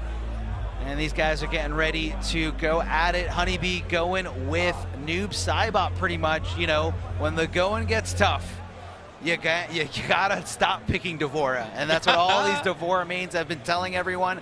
I'm just repeating what they've been saying. Listen, I don't know everything about D'Vorah. No, me neither. Me neither at all. I'm not going to tell you that I do. I was just talking with 16-Bit. She still thinks that the character has untapped potential. I've talked with a couple other people who think that she has untapped potential. I haven't heard anybody claim that she's, like, terribly strong. But maybe there's more there. I don't know. We'll see. I mean... You don't believe it? Eventually the numbers and the data and the stats just kind of speak for themselves. But we'll see. We'll see. You don't believe it? Maybe. No, I don't. Maybe we'll see something happen. You know, I'm very open to it. I'm open to the idea that someone can make D'Vorah work, but right now, everyone just feels like for that amount of work that they can learn at least 2 or 3 other characters and play them at a high level. Hey. And you know, that's really what you got to do. You have to make. Yeah, especially when the game is so young. This game is like, what, barely a month old? Yeah. It's Only so insane. much time to learn. It'll be Liu Kang here for Sicarios. Against honestly a pretty cool looking Noob Saibot helmet. You know? There you go. There like you go. I said, I think he's the biggest nerd in the game, but this one's actually all right. A little medieval looking here. Yeah. But Liu Kang, Sicario's using Liu Kang. What you're going to see a lot is Liu Kang's very fast mid there. It is. They do look like low kicks, but those are mids, and it just kind of keeps him in a loop where you're afraid if he's going to stop and throw you. Is he going to go for the low fireball after? But Honeybee ready to go for the sickle. Switching it over. What a call. Wow, I thought he was ready for the full combo, but actually didn't have offensive bar, so it wouldn't have been a ton of damage anyway. Sicario still has control here in the corner. Here's a whip chance. Oh, there we go. The up shadow to extend the Got combo. him. Make sure it hurts, baby. Got him. Slight frame advantage there. Oh, and he immediately confirms. Honeybee, what a reaction. He really stole that round. He absolutely did here, but no discredit to Sicarios at all. It was very close, and he shouldn't feel discouraged. He should feel like that could have easily been his, and Honeybee just stole it. He stole it exactly like you said. So he's just going to keep playing his game. He knows Fatal Blow is no longer accessible, as Honeybee already cashed in with that. Not going to be able to use that Fatal Blow for the rest of this match. Yeah, that's at least one takeaway for Sicarios. Hard to call it a win, but it's at least kind of a positive. What's so unique about Liu Kang is really how quickly he recovers from a lot of his normals. You feel like you can whip punish them, but he's right back to blocking as soon as possible. Total control right now from Honeybee. He was trying to stay away. Great call out. Intention was the dragon kick. It didn't work. Sicarios gets caught by the shadow right after that. Honeybee looked much, much stronger in that second round. Totally controlling the neutral game. Never really had to contend with Liu up close. That was a fast game Good work. one. Yeah, for sure. That was a fast game one. I mean, I saw a guy who went toe-to-toe with the Titan known as Honeybee, and then right after he just said, I give up. But hold on, let's see if he can shake that off. Oh, that's going to hurt. That's going to be a hard one to shake I off. feel like that's so risky against Liu Kang. He has, as you were saying, fantastic mid-pressure. But Correct. The very strong read from Honeybee did the trick. He's got cornered out. Here we go, gonna teleport and gonna go up for a juggle left in a standing position. Didn't go for the throw, and somehow the stand 1, or I believe the stand 2 missed. Oh, yes, he did go in for the end there. If that is blocked, it's plus. But as you said, he can also do a fireball earlier if the opponent's trying to press buttons in between the string. Can he keep it up? Oh, tried! And then nothing else, my man. You could have had it. He didn't believe, and what a punish by Honeybee getting under the high fireball. A lot of players have a hard time dealing with that. I don't know if you guys can hear that screaming in the background or Oh not. my God, yeah. But we definitely can. but it's okay. The forward 3-3-3-3 going into a full combo, and that looks pretty optimal to me. Oh, great block of Liu Kang's only overhead in that Shaolin stance. Push back out to range. Excellent low poke there from Honeybee. Still controlling things, trying to stay it safe. Wow, he's so ready. And whatever he wanted is what he got. There was no breakaway, so he wanted full screen. That's exactly where he is right now. Sicario needs to get back in. He can't take too many hits anymore. Now, if he can really connect can't get touched, to be honest. I was gonna say, he can connect the fatal blow, but I don't see it coming. That was a chance for him. Here we go. Doesn't have the crush quite yet. Next one, I think, is going to be it. If he gets the opportunity. Oh, man, can he steal around? We saw it from Honeybee. Sicario's trying now. No, it's just the wake up 3. That'll do it. Oh, man. Honeybee stays alive and wins the pool. What a nail biter there. And I feel like during that entire match or that entire set, I didn't see Honeybee waking up at all. No, and then just saved it for the last part. He said, you know what? I feel like this Liu Kang's going to get aggressive. And that is a very scary thing to do against Liu Kang because he does have the parry in that variation that leads into a crushing blow. That's if true. the parry hits a wake-up attack. So Honeybee literally bet the farm on that last decision there. But kudos to him because that decision was the right decision as we look at the replay of how it went down between Noob Saibot and Liu Kang here. Beautiful corner combo here by Honeybee. And again, after this, I believe this is where he left him in a standing position and whiffed right under. And Liu Kang getting something going here. Fresh start here in game number 2, but that what was a read right there. To look for throw and do neutral duck, which is very hittable by any mid attack. Against Liu Kang, who makes his bread on mid attacks, I mean, that's a big read, but he was right. Yes. And then a huge chance here for Sicarios, in which he just went in too hard. He must have been looking for Honeybee to try to poke in between the last hit of that string right there. What you'll do if you're expecting that is to do the low fireball. But hey, it wasn't the right read. Honeybee had exactly what he needed right there. So we're going to go over to Pool I-4, in which Kombat is coming up to play. Kombat again, the man who's feeling himself after the hot streak here. Emperor Kombat, fresh off the win that won him the trip to get here to Combo Breaker. Didn't get here on his own dime, won it online for free, and then decided to keep that winning streak going by winning Next Level Battle Circuit and then winning GGA just this week. Yeah, shout outs to Kombat Cup for doing that, putting that on. I think that was really, really great. So this will be Kombat versus MJ Icy, and if I'm reading the bracket correctly, this too will be winners finals of the pool. That means that Icy has made it through players including GGA Jeremiah and Yomi Zyfox. A couple of guys who I was looking at, Red Reaper as well, EGP Red Reaper. And Kombat, you know, I think him making the winners finals, we've been talking about, it's not a big surprise right there. No surprise. Very typical, nothing crazy. And but let's see what MJ Icy can bring to the table, because although this might be the first appearance on stream, this doesn't necessarily, like, he had to get through some killers to make it here. He had to, you know, calm down the nerves, outspace opponents, mix people up, and he's here. He's here to take on Kombat here on the stream. Big shout outs to every attendee here at Combo Breaker. That is Triclops right there in the front. We saw him playing earlier today in the last block. I love that hat.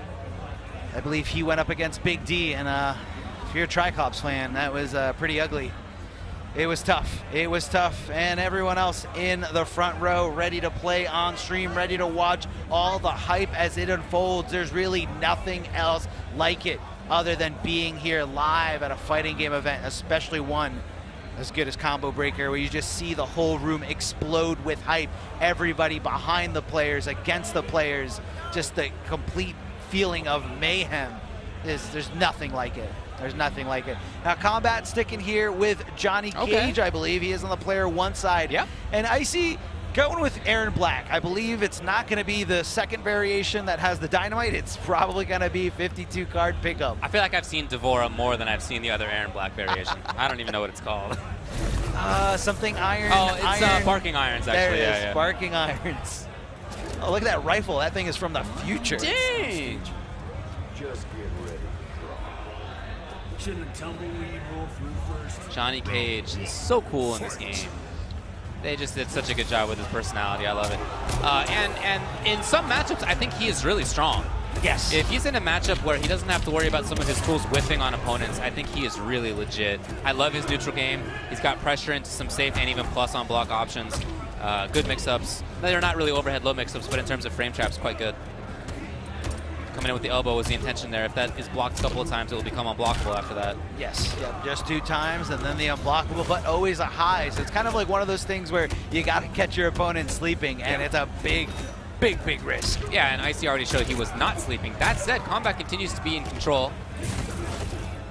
Checking out those very nice mids here. Kombat takes that first round decisively, barely taking 15% on that life bar. You can now naturally duck the fireball, but if you're at about half screen range, that's also the range where Johnny can come in for an attack very, very quickly. So it's a risk to do that.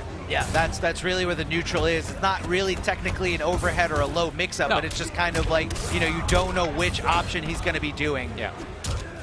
Okay, Icy finds an opportunity. He's got the crush here, bounce. And, oh, is that a punish? Perfect. Lovely timing on the breakaway right there. Perfect timing. If you guys are tired of getting hit by that same combo over and over again, take a page out of Kombat's book and break away right at that exact moment. I thought Icy was going to try to pressure a little bit more. That may have been what he wanted, but instead Kombat was out of there. And now this is a bad spot to be against Johnny right here. Oh, yes, it is. Up against the wall, up against the corner, no real estate, and he blocks the low. No real punish, though, just a stand two. But it's okay. He's keeping the momentum going, hitting the back throw here, tossing him back into the center of the ring. And Kombat's got to close this out, getting it with the low. Damage over time, but no, Johnny Cage fights his way out. He doesn't want to be anywhere near that acid. And the shadow kick to punish the fatal blow. Kombat all over it, no problem over Icy here. Yeah, I really, really like his pressure. When he didn't have offensive meter anymore, to have the kind of sort of mix-up between amplified fireball or just coming in with a mid-low, he backed off. And he felt confident in doing so. Didn't feel like he needed to pressure overly hard. Correct. And he made a couple of great defensive calls, thinking about that breakaway out of the combo at exactly the right moment. He just knew exactly what was coming up next, even when he was being comboed. Yes, he knew. You know, I think that's what like Johnny Cage is so good at in this game, is always being able to take back his turn. As soon as he blocks it down 3 or down 4, which, you know, Aaron Black has a great down 4, that low profile, Johnny Cage is ready to swing right back. And if you do anything but block, you are gonna get hit and left in a restand position. Okay, wasn't looking for the amplification. I think Johnny actually is one of the characters who can do a block on that false block up to over the low projectile follow-up on the boot on drop? the hammock, on the boot drop, yeah.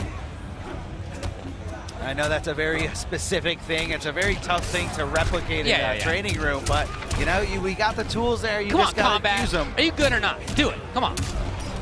Let's see it. Forward throw here and a forward throw again. No, I'm sorry. I think this is going to be a back throw for the mix-up, and that's really the mindset when it comes to the throws. You have to guess and tech differently for back throws and forward throws. And because Icy was so sure that because his backup was up against the wall, that a forward throw was coming. Got underneath there. Try to get a little bit of action going. Okay, one hammock. You want to see the second one crushing blow, don't you? Yeah. You want to see those organs just you know me, that's nothing. what I'm all about. Yep. Goes for the banana right afterward. And now maybe a little bit. I don't think he's not quite on the dip. No, he's not. His legs aren't long enough.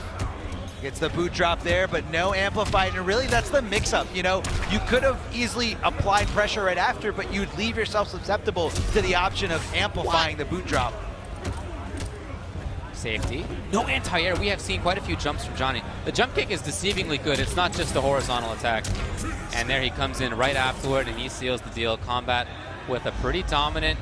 Are you going to mercy? That's where you do. He's thinking about it. That's where it was. Mercy. Oh, man. Come on, buddy. I can't believe people are really doing that in tournaments of this magnitude. He doesn't respect him right now. Oh, the cancel on the fatal blow into the dash-up grab. Okay, Icy takes the round. Hey man, that is a very dangerous thing to do when you have not even just a little bit of health, when you have any kind of health. Aaron Black's Fatal Blow is so versatile, so useful in so many different situations. What a madman. What an absolute wild man with the Mercy. I can't believe it. You know what I think it is these guys are preparing themselves for the top 8 stage and trying to put as much pressure as possible on themselves. I feel like they're trying to show off to each other. That could be it too. Okay, you did a Mercy, other top player. I got a Mercy. I can do it and still win. See, I can do it. But can he right now? Because Icy actually looks all right. No, that was quite a drop there in the corner. It cost him a full combo punish. And speaking of full combo punish, actually just cashes out a little early there with the shadow kick, ending it there, possibly because he didn't have any offensive meter. Great punish there. Textbook, raising him up there with that back two. I know it's a kick, but for some reason the input is back two. Overhead bash of the rifle, continuing the combo. The acid is dropped. And Johnny Cage going for the interactable. Okay. Shout outs to Cyrex. Yeah. You remember that? I do, and do indeed. My character in MK9. So fun. Kombat taking it all the way right after that humiliating loss after the Mercy, but it was okay. He was able to pick up the pieces and said, you know what, if I can do it once, I can do it again. First to 1, first to 2, first to 3, it doesn't matter. Kombat is ready to just take that clean sweep, Mercy or no mercy. Super cool from Kombat that he's been able to do so well in MK11 so far. Hats off to him for that. Yeah, this was a lovely breakaway, perfectly timed by Kombat. And he really controlled most of this. I think most of what we're going to see here until the Mercy is him basically controlling things. Yeah, just throwing. Just at a great range, you know. Not that Icy was doing nothing, but still, almost all controlled by Kombat. Backs off, and then he's thinking. You can see him thinking about it. Well, I'm not going to do it. Yeah, let's do it. Let's do it. Mercy, and then right after the Mercy, he looks like he had it. The forward throw, Aaron Black down to almost nothing, and here comes the Fatal, bro. High shots coming right at you. But that's okay. He was able to pick up the pieces and just close it out with the interactable, and the big shout out to Cyrex's Buzzsaw. Right My man. We all love him. The leaky boat of Mortal Kombat 9. You patch one, reset, and more come out. Yep, exactly right. So Kombat ends up taking that one, and none of this is updated. I'm just going from memory. So he ends up taking that thing. Icy getting out in loser's side. Yes. Honeybee won his pool, and getting out on loser's side was Sicarios in pool I2. This is now updated. So Slayer ends up taking it. TR Train gets out in loser's side. Not sure who else. Then Dragon won his pool, of course. And his opponent was THTB, who qualifies in loser's side as well. You know what? I got to be honest. As somebody who's married to a pastry chef. Really? Do you want to finish this cake? I'm okay, man. A little disappointing. That's a glowing recommendation, but I'm still going to just deny it. It's good. I'm going to try to behave. I appreciate the free cake.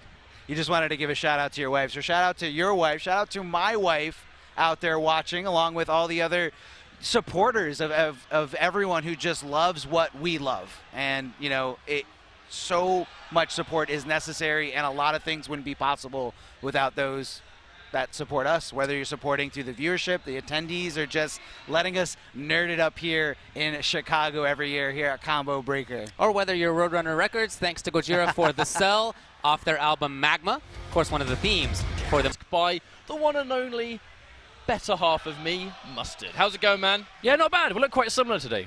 I blame it on this clean Combo Breaker merch. You know, I blame it. I blame it on the flannel, and I got to say, shout-outs to Combo Breaker for the merch this year. You guys have really kind of knocked it out of the park. That was money well spent. I regretted not getting a flannel all of last year.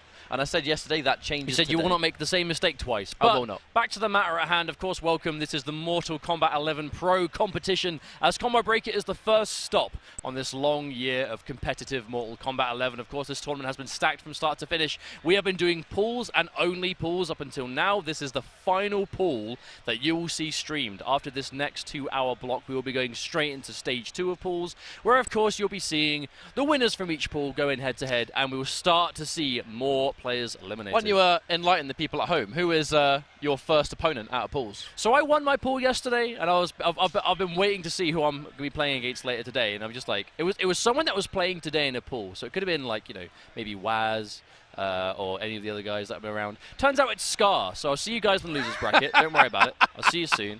But for now, it's not about me. It is about the rest of the players we have in the last group of pools that we have up and coming. Now, I know we've seen, again, you know, with the over 800 players we have in attendance, you've seen a lot of the familiar faces and some unfamiliar. There is a handful left to go. Well, I'm going to use this as an opportunity to check out some of the pools that we have. I can see already we have some recognizable faces. However, I'm looking at this pool that we have. Han Rashid is lying in wait. There is a player in the bracket called Tekking Master. That's literally who we're looking at on screen. It's Han Rashid versus Tekking Master. Oh, this bracket's not updated on my side. Okay, yeah, that's fine. Let me give it a refresh. Hang on a minute. Now, what actually really interests me, and I don't know if we'll even have a chance to see it, is Chanel. The Tekken legend is in this pool. I had no idea Chanel even played Mortal Kombat, but apparently here he is. But we'll see if he's able to make it through.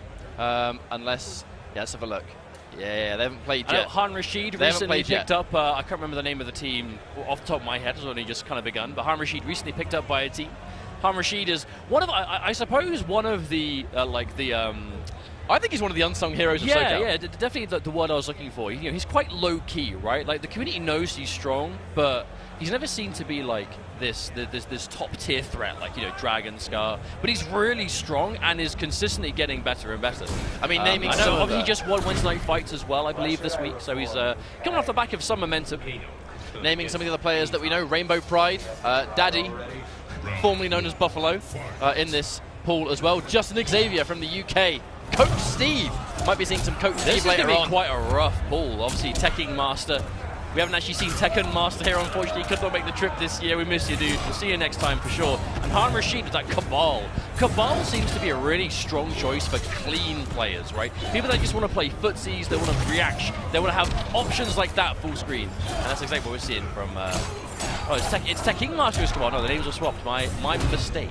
Yeah, Han Rashid's been using Liu Kang for a fair while, but now he's getting a... Wait, was that a buffer or a bag, Jake? What do you think? The guy's name is Tekking Master, and it's 2Ks, so probably a bag. I think we have quite a troll on our hands who messes up the wake-up attack, but at this stage, doesn't matter too much. He's going to get the reward, but I wonder if it's going to come down to one last hit. Close games. Trying to stay safe. Oh, I respect the attempt. I mean, I respect the attempt, but I think Han Rashid, of all players, is going to be ready for something like that. Well, at the very worst, at least Tekking Master is like out of the corner now, so it could be worse. Obviously, losing the round is never ideal, but still able to position himself better at least. Oh, and there it is. Yeah, this full screen game to me is interesting. You know, Liu Kang has underrated good projectiles. There's that crushing blow. Breakaway's been forced, so no full combo here, but it's going to get rid of that all-important resource from Han Rashid, who now kind of needs to press the advantage. He's going to get guaranteed punish. I sometimes forget that one is actually unsafe on block. Oh, max damage incoming. Gets the 404. Now he has 2 crushing blow throws ready to go. Next one is death. Not even going to go for it yet. The parry attempt. Oh, I respect it, but Tekking Master's not going to press. Oh, drops the ender though. That's unfortunate. But gets a reset. Han Rashid, no bar. Oh, he might be dead. I mean, this doesn't scale that much. There were a fair amount of hits used in the combo, but at the same time, this fatal blow does a pretty decent chunk of damage. Definitely not. All right. That last little bit doesn't do very much. Yeah, of course. And now... Oh my God! Get down here, my son! Picks him up with the mid into the overhead. Hell yeah, that's going to be 1 round each. Tekking Master. Looking not so much like just a troll. This guy knows how to play Mortal Kombat. Oh, absolutely, dude. Oh, and there's the hit though from Han Rashid. We know Han Rashid still has those tech, the crushing blow throws still ready, locked and loaded. Yeah, he was going for the higher optimized combos again. Han Rashid not afraid. Ooh, and there is revenge in its highest caliber, and he is standing one as well. Where you going, mate? Get back down. No! Tactical bag into the neutral duck because it just went hand in hand. That was amazing. I'm a big fan of that. That is a bit of a turnaround. Tekking Master decided to take a split second when he had the life lead in round 1. Get a little teabag in there just for a split second. Han Rashid not only noticed but repaid the favor. That is Liu Kang saying, "Do not disrespect me again, my lord." You know what I like about that though? Han Rashid spent that entire last round with a crushing blow throw ready to go and then proceeded to hit like every mid. I wonder if Tekking Master was just afraid of that throw the whole round and Han Rashid knew it. Now the down 3 is going to low profile that projectile, but you know, one of the things that we see these high level Cabals do, and oh, that's going to be a punish. Let's get the Amplify, build towards that all-important crushing blow. But I was saying that the Cabal players, you know, when they know they're going to get maybe whip punish, they amplify the blades just to stay safer. Okay, nice. Simple meterless combo though from Teching Master. Ooh, nice. Well, the jump kick could have got more off that, but wasn't able to. Still a life lead, but that's going to soon disappear as Harm Rashid manages to get this bicycle kick. Pushed him in screen, which is going to be more useful for Teching Master, I think. Harm Rashid really thrived on the corner last time. Oh wow, he was willing to throw the entire round away on this. He's going to amplify. All right, this is bad news now, because he has no reason to go for the crushing blow now. But in the second round, of which now Harm Rashid's on match point, he's got a crushing blow bicycle kick locked and loaded into massive damage. Still though, match point already for Harm Rashid. We've seen a lot of Liu Kang play today, which means we've seen a lot of quick games, and there's the whiff punish. Gonna blow the crushing blow. We're gonna see the fly kick, opts not to spend the bar. I think that if you amplify it, you end further away, whereas if you end it normally, like just like that, you're a bit closer. That was a good interrupt, acknowledging the cancel. He's gonna get the 1-1-1 free, throw counter as well. Harm Rashid pressing buttons. However, I'm looking at Teching Master's health, and I'm eyeing up that bicycle kick. If he gets at least one of them, that's going to be pretty much half his life gone in an instant, and a flawless block. And there it is, just like that. He was looking for it, and he shall receive full combo, and that's going to be almost death. He's going to spend the second one just to get closer, and there it is, just a meaty down 2. And there's the fatality to Harm Rashid in complete control that entire time. Teching Master, he had a good round 1 in the first game, but it very quickly escaped him. You know, on the back of that round 1 comeback from Harm Rashid, looking very clean as always. Now this is the absolute, I suppose, opposite end to what you would normally see. So obviously, we know pool play is quite stressful, as you know, most players find themselves at their most nervous in pools, especially like an early tournament like this, when you know the players you recognize, of course, but out of the 800, was it 805, 807? Over 800 players in the final count for this tournament, you're not going to recognize every name, especially early on when like the netcode is so good. There's been a lot of players coming new to the franchise, and those players are going to be coming out in spades in pools, right? And every tournament there are players that you don't recognize that end up doing really well that become members of the community, right? Just being here is your first step into joining the community, and seeing players like that have these like breakout performances. You have to worry about that all the time. Even if you're a player that is, quite well known in the community, you can't sleep on anybody. You shouldn't normally, but especially at an early tournament. I mean, breakout tournament, that term is used for a good reason. There's always that one event that causes someone who may not be so well known to make a name for themselves, and offline is the place to do it, especially in the pro competition. This was the best moment to me, is the fact that while he's going for those tactical teabags right at the end to get revenge, the act of doing the crouch caused him to low profile the down 2 anyway, and then he got the crushing blow. It was sick. It was the gift that keeps on giving. But now, straight into another well-known player, Silver Eye, sponsored by Method. He did wonderful things in Injustice 2 last year. However, a lot of the Injustice players, they were Mortal Kombat players at heart, and MK11 has given them a great opportunity to get back into the fight with a game they truly adore, and they're hungry to compete, and Silver Eye is definitely one of them. Silver Eye is definitely one of the players to watch for sure. Again, we're going to see another Liu Kang. He really is one of the premier Liu Kang players. He's going to be up against Complete, a chap I don't think I've seen him before, but of course, this is what it's for. These early days tournaments. Sporting that Combo Breaker jacket. Much respect. Combo Breaker merch looking better every year, man. Really cool. Oh, he's got the bat top stick too. You don't see that many. I mean, Americans.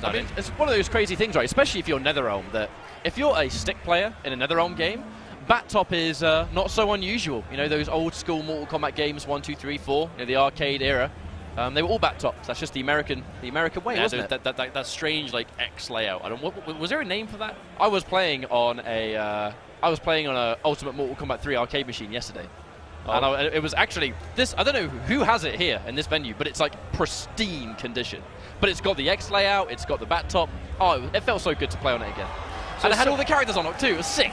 So Silver Eye, we know we're going to be seeing some more Liu Kang. He really has been. Obviously, Silver Eye is a prominent streamer within the community. He's always on Twitch doing his thing. But primarily a player, right? He is a serious competitor first, as a main priority, and you can see that in his play. He came onto the scene to most of us in MKX. Injustice 2 really took it seriously. Obviously, he was known as the #1 Hellboy you'd see, right? If Hellboy was around, usually it was Silver Eye, responsible at the wheel. But was known for Liu Kang in Mortal Kombat, and of course going straight to Liu Kang in this game. Liu Kang is very popular, it seems. We didn't see much of him yesterday, but I feel like we're seeing at least 1 or 2 Liu Kang players in like almost every pool. There are Liu Kang players all over the place today. I don't know if it's just the way the pools have like fizzled through or what, but there's just so many. Well, no, there's some Coach Steve there, and we'll be seeing him a little bit later on. I think he is in this pool, actually. Not too much later, I expect. The pool that we just saw, so I have no doubt we'll see him. We're going to be refreshing the bracket on my side. That's why I'm looking away. I'm going to try and keep you guys a little bit updated There's on something what's down going there. on. He's not just staring off camera. He's like, this isn't where I think the camera is, don't worry. But yeah, I mean, I'm really impressed with the level of play we've seen so far. Kitana versus Liu Kang, a matchup we've sort of started to see pretty regularly at this stage.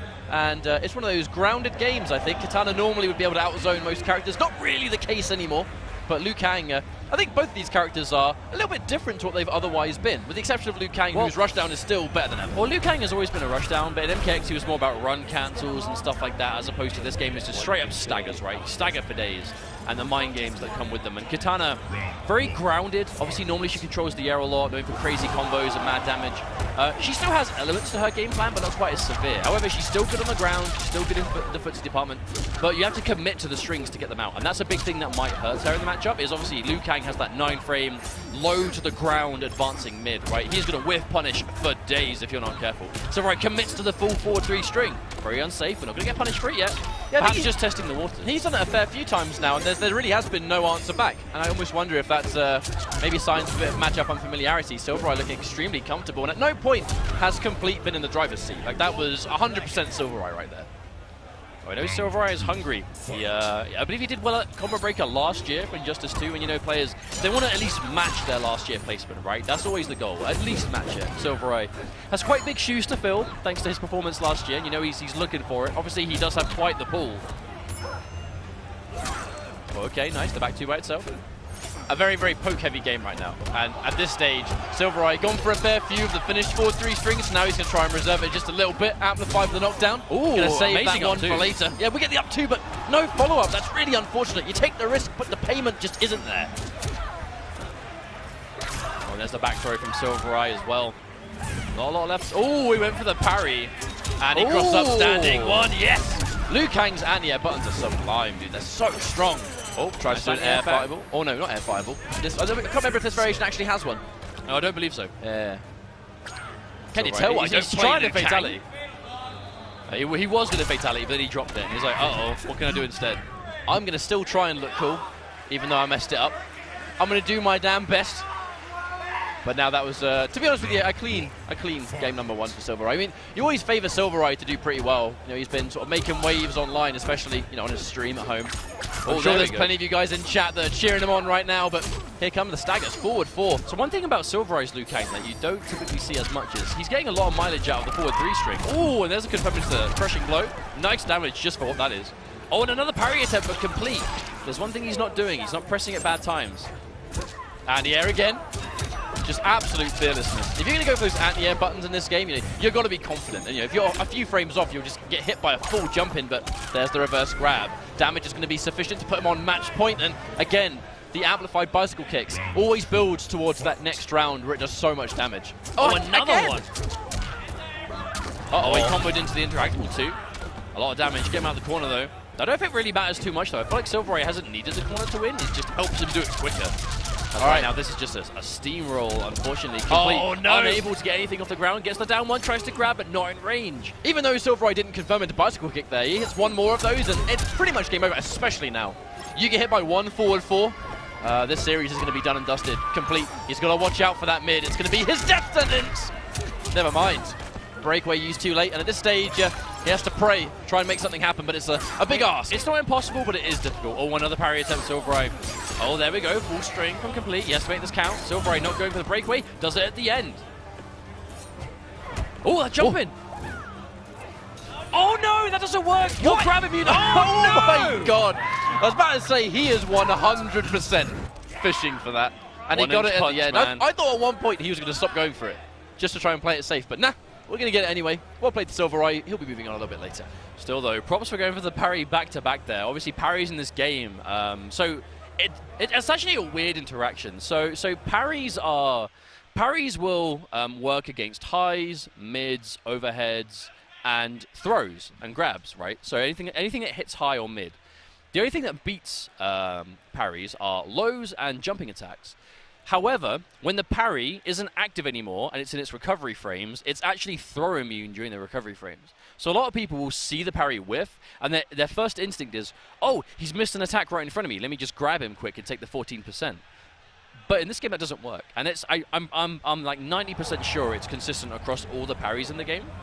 So it's a bit of a adaptation, right? Players have to really recognize that. It's not something you would normally assume, but you have to be sure. Obviously, Derek Kurtzik in the crowd there. Shoutouts to NetherRealm, of course. They always come out in force. The NetherRealm have come out in droves for this tournament. I think more of them will be here tomorrow for finals day as well. But it's got to be nice for them to kind of see all the hard work they put into creating the game, and then when it's finally out, fresh off the press, just how many people turn up in person to compete. And there's a Slayed Hat as well. He's been running some pools. He's been volunteering for the guys. Waz there in the back. I don't know his name, but I like the glasses. The double glasses, my man. That was no fear. That was the tech. That guy's a Johnny Cage player, guaranteed. Are we just reviewing the crowd right now? I mean, hey, here's that guy. Look, not reviewing. I think acknowledging. Look at that guy. Oh no. A few matches in, a handful in, a couple of games into this final block of pools, as we're about to see Coach Steve take to the stage. Coach Steve, I know he's a long-time NetherRealm player at this point. Big on MKX, very big on Injustice 2, was a huge fan for the most part. And then with that Grodd and that Atrocitus. And now, obviously, MK11. He has settled on Jackie. I believe he started with Kano, decided it wasn't for him, went to Kotal Khan, again was like, nah, this character's not ready for me, and then he ended up on Jackie. And he was talking to me about some Jackie tech. I shall not say anything more than that, but I'm going to be watching him very closely, because Coach Steve is quite the scientist when it comes to fighting games. You know, he's very successful. Rattlehead, though. Rattlehead is a name I have not heard in some time. Oh my lord, yes, it's been so long.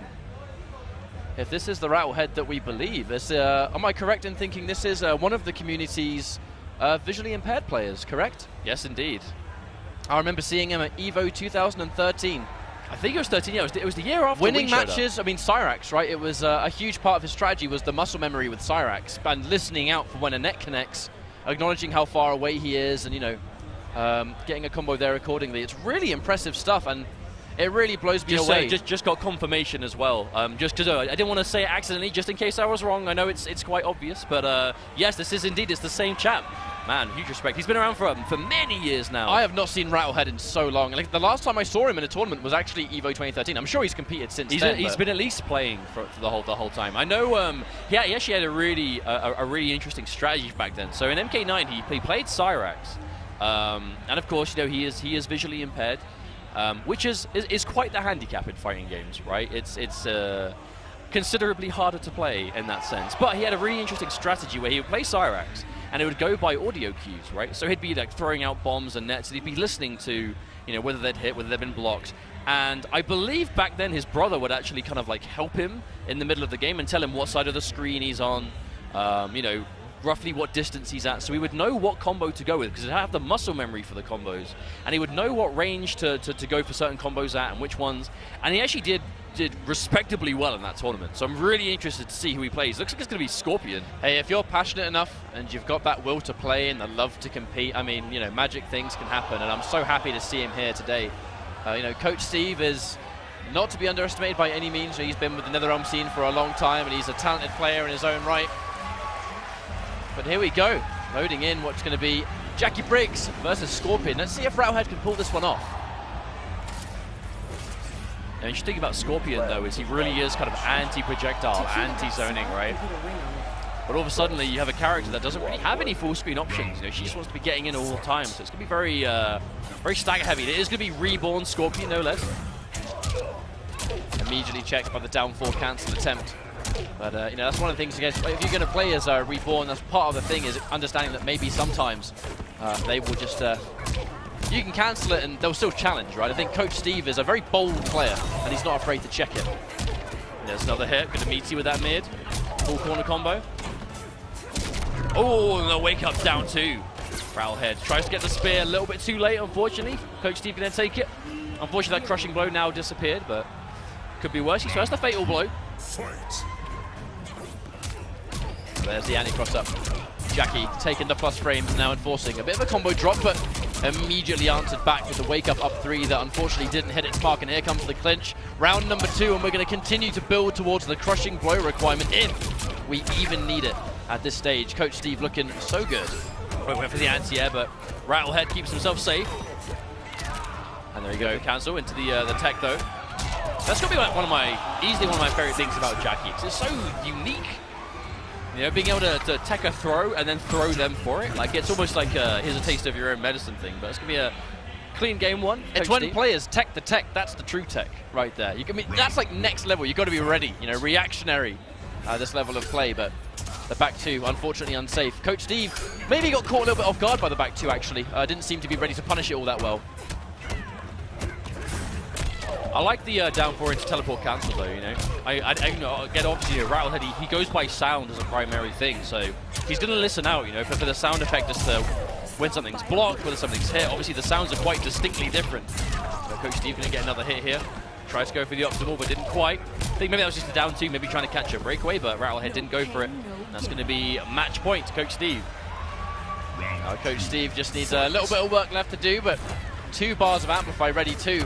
Neutral ducks the spear, but I think that duck was not on a read of a spear at all, just so happened to be the thing, and there's the throw escape into a tech.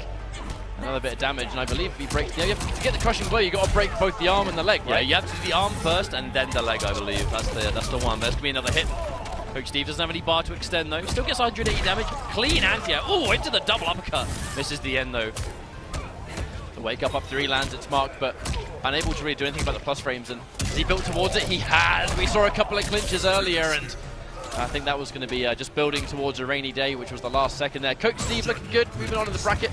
Shout out to Rattlehead, man. It's really good to see you back at a tournament. He's been around for ages too, man. It really kind of throws me back to MK9, like MK9. Yeah, I mean, how long a lot of us have been about in the NetherRealm community. I know, obviously, you know, the Mortal Kombat community obviously goes back beyond MK9 as well. You have like the online dudes through the 3D MK era, and of course even further back to the arcade days of MK1 through, I'd say 1 through 3. I don't know too much about MK4's arcade history, only kind of what I've heard here and there. Obviously, it kind of wasn't around for that time, but Coach Steve going to be moving on the winner's side. I mean, we saw THTB earlier, right? THTB, old school PS2 days, you know. And yeah, giving the round of applause right there. 100% and more respect for the main man, Rattlehead. Well done, man. It's good to see you. I'm sure we'll be seeing him for many more years to come as well. Oh, you know. absolutely. It's been from MK9 to now. I'm sure he's not going to be going anywhere anytime soon. But we're going into our next set of matches now. I guess we'll find out what's going on. But yeah, this bracket has actually started to progress quite well. Chanel actually won. Chanel was able to win his first game in pools, but then he fell to Rainbow Pride. So we might be seeing Rainbow Pride a little bit later on. But that does now mean that Chanel's going to be in the loser bracket. Bit of a shame, you know. Chanel, unimportant fact that I'm sure none of you guys care about, but I'm going to say it anyway. You know, my girlfriend's favorite Tekken player. It would have been fitting for her to watch, you know, the boy on stream and then the other boy on stream in a game that's not You referred to yourself as the boy. Oh, well, I don't know what to say, you know. It's your job to know what to say. I said, and it was also bad commentary because I said your boy twice. I should have come up with like repeated phrasing. I should have had a mental thesaurus. Repeated phrasing is no good. It's bad form. Well, either way, next match. I did see some familiar faces in the front row. I believe I saw Killer Shinnok. Which is, I didn't know he was here. Me neither. I didn't see him until just then. I mean, here we go. Here he is, ready to go. I actually wonder who Killer Shinnok's been playing. Because obviously he was a Johnny player in MKX. But I'm not too sure. And of course, Flawedzilla. Flawedzilla, wasn't he a Noob Saibot player back in the day? I'm sure Flawedzilla was a Noob Saibot player. I remember seeing him. That name is speaking to me. Back in the TYM days. This is like a common occurrence to me, though, where there are so many players and names that we're recognizing. And we're like, man, where's that guy come from again? Because we see these names on the forums, back in the Test Your Might days, you know, MK9 and Test Your Might. They were like a match made in heaven back in the day. And so many of these gamer tags that I recognize but haven't seen in so long. But I'm pretty sure Flawedzilla was a Noob Saibot player in MK9. And Noob Saibot in MK9 was, you know, not the greatest character in the game, but certainly not bottom tier. A lot of fun, but definitely stronger in MK11, I would agree. He's just different, you know. MK9 for the better. MK9 Noob Saibot was more about, I would like to use the word gimmicks, you know, very much about the portal shenanigans and whatnot, obviously non-existent combos outside of the corner, really. And MK11, a lot more of a combo character, but that's kind of mainly it, huge damage. But before we get into this game, just I want to shout out to the NRS Esports Twitter account. Those of you at home, you want to be kept up to date on all things competitive Mortal Kombat 11. That is the Twitter account to follow. They've been covering a lot of the competitions around the world, not necessarily just pro competition stuff either, just very community focused. And if you want to see tournaments and anything competitive for the game, that is the account to get interested in for sure. I mean, it's not just the pro competition you're going to see covered on there. We've recently announced Intercontinental Kombat, loads of territories outside of North America getting their opportunity to qualify for a finals, and seeing them later as time progresses. It's a really nice thing to see so many scenes represented in Mortal Kombat. We can't forget that it's not just North America that plays Mortal Kombat, and Killer Shinnok is a perfect example of that.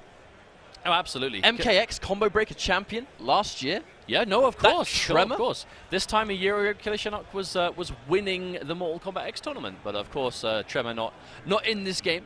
And of course, Johnny Cage being the character he played first. Johnny Cage very in an interesting spot in MK11. I don't believe the character is bad by any means. Of course, we've been seeing Kombat do some magical things with them already. But the character is definitely held back by a few issues, right? Crushing blows are not super practical and not reliable, unfortunately, as a go-to. I mean, some do speculate that Johnny Cage has, we could say the weakest crushing blows in the game. I would say, when it comes to requirements, what they do for him isn't that bad, because obviously, like, the Ninja Mime parry, you can get the crushing blow and then launch, the same way as Liu Kang. The nut kick, the nut punch even, guys, sacrilege to call it a nut kick, that's the daughter. The nut punch crushing blow is, of course, just a raw, high damage launch by itself. But it's just hard to really see it. And obviously, forward 4-3, honestly, maybe the worst crushing blow in the game, in my opinion. It just has no reason to ever connect in any sense. But of course, what the crushing blows do for him aren't bad. It's just really strangely difficult to actually hit them.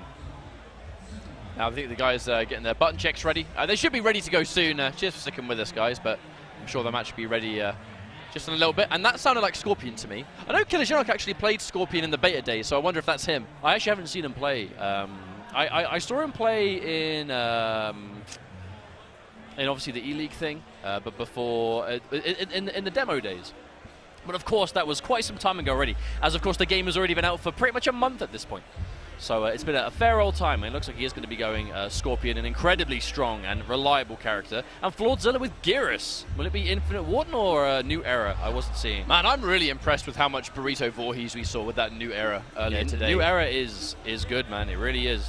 Infinite Warden really comes under the spotlight due to, obviously, the crushing blow on the sand trap and the combos, but New Era has some good stuff. But it is going to be Reborn versus Infinite Warden.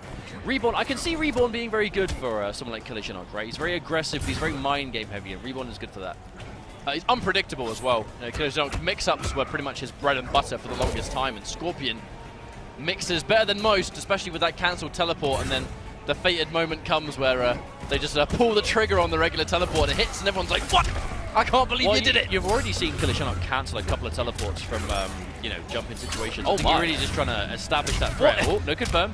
Hang on a minute. There we go. That's going to be one. I don't think I've ever seen so many teleports in one round, but the cancel only costs defensive bar. So when the time comes where Shinnok finally opens you up, he's got Amplify to kill you with. Now, gets the down 4 on hit, caught pressing button, so now it's Geras' turn.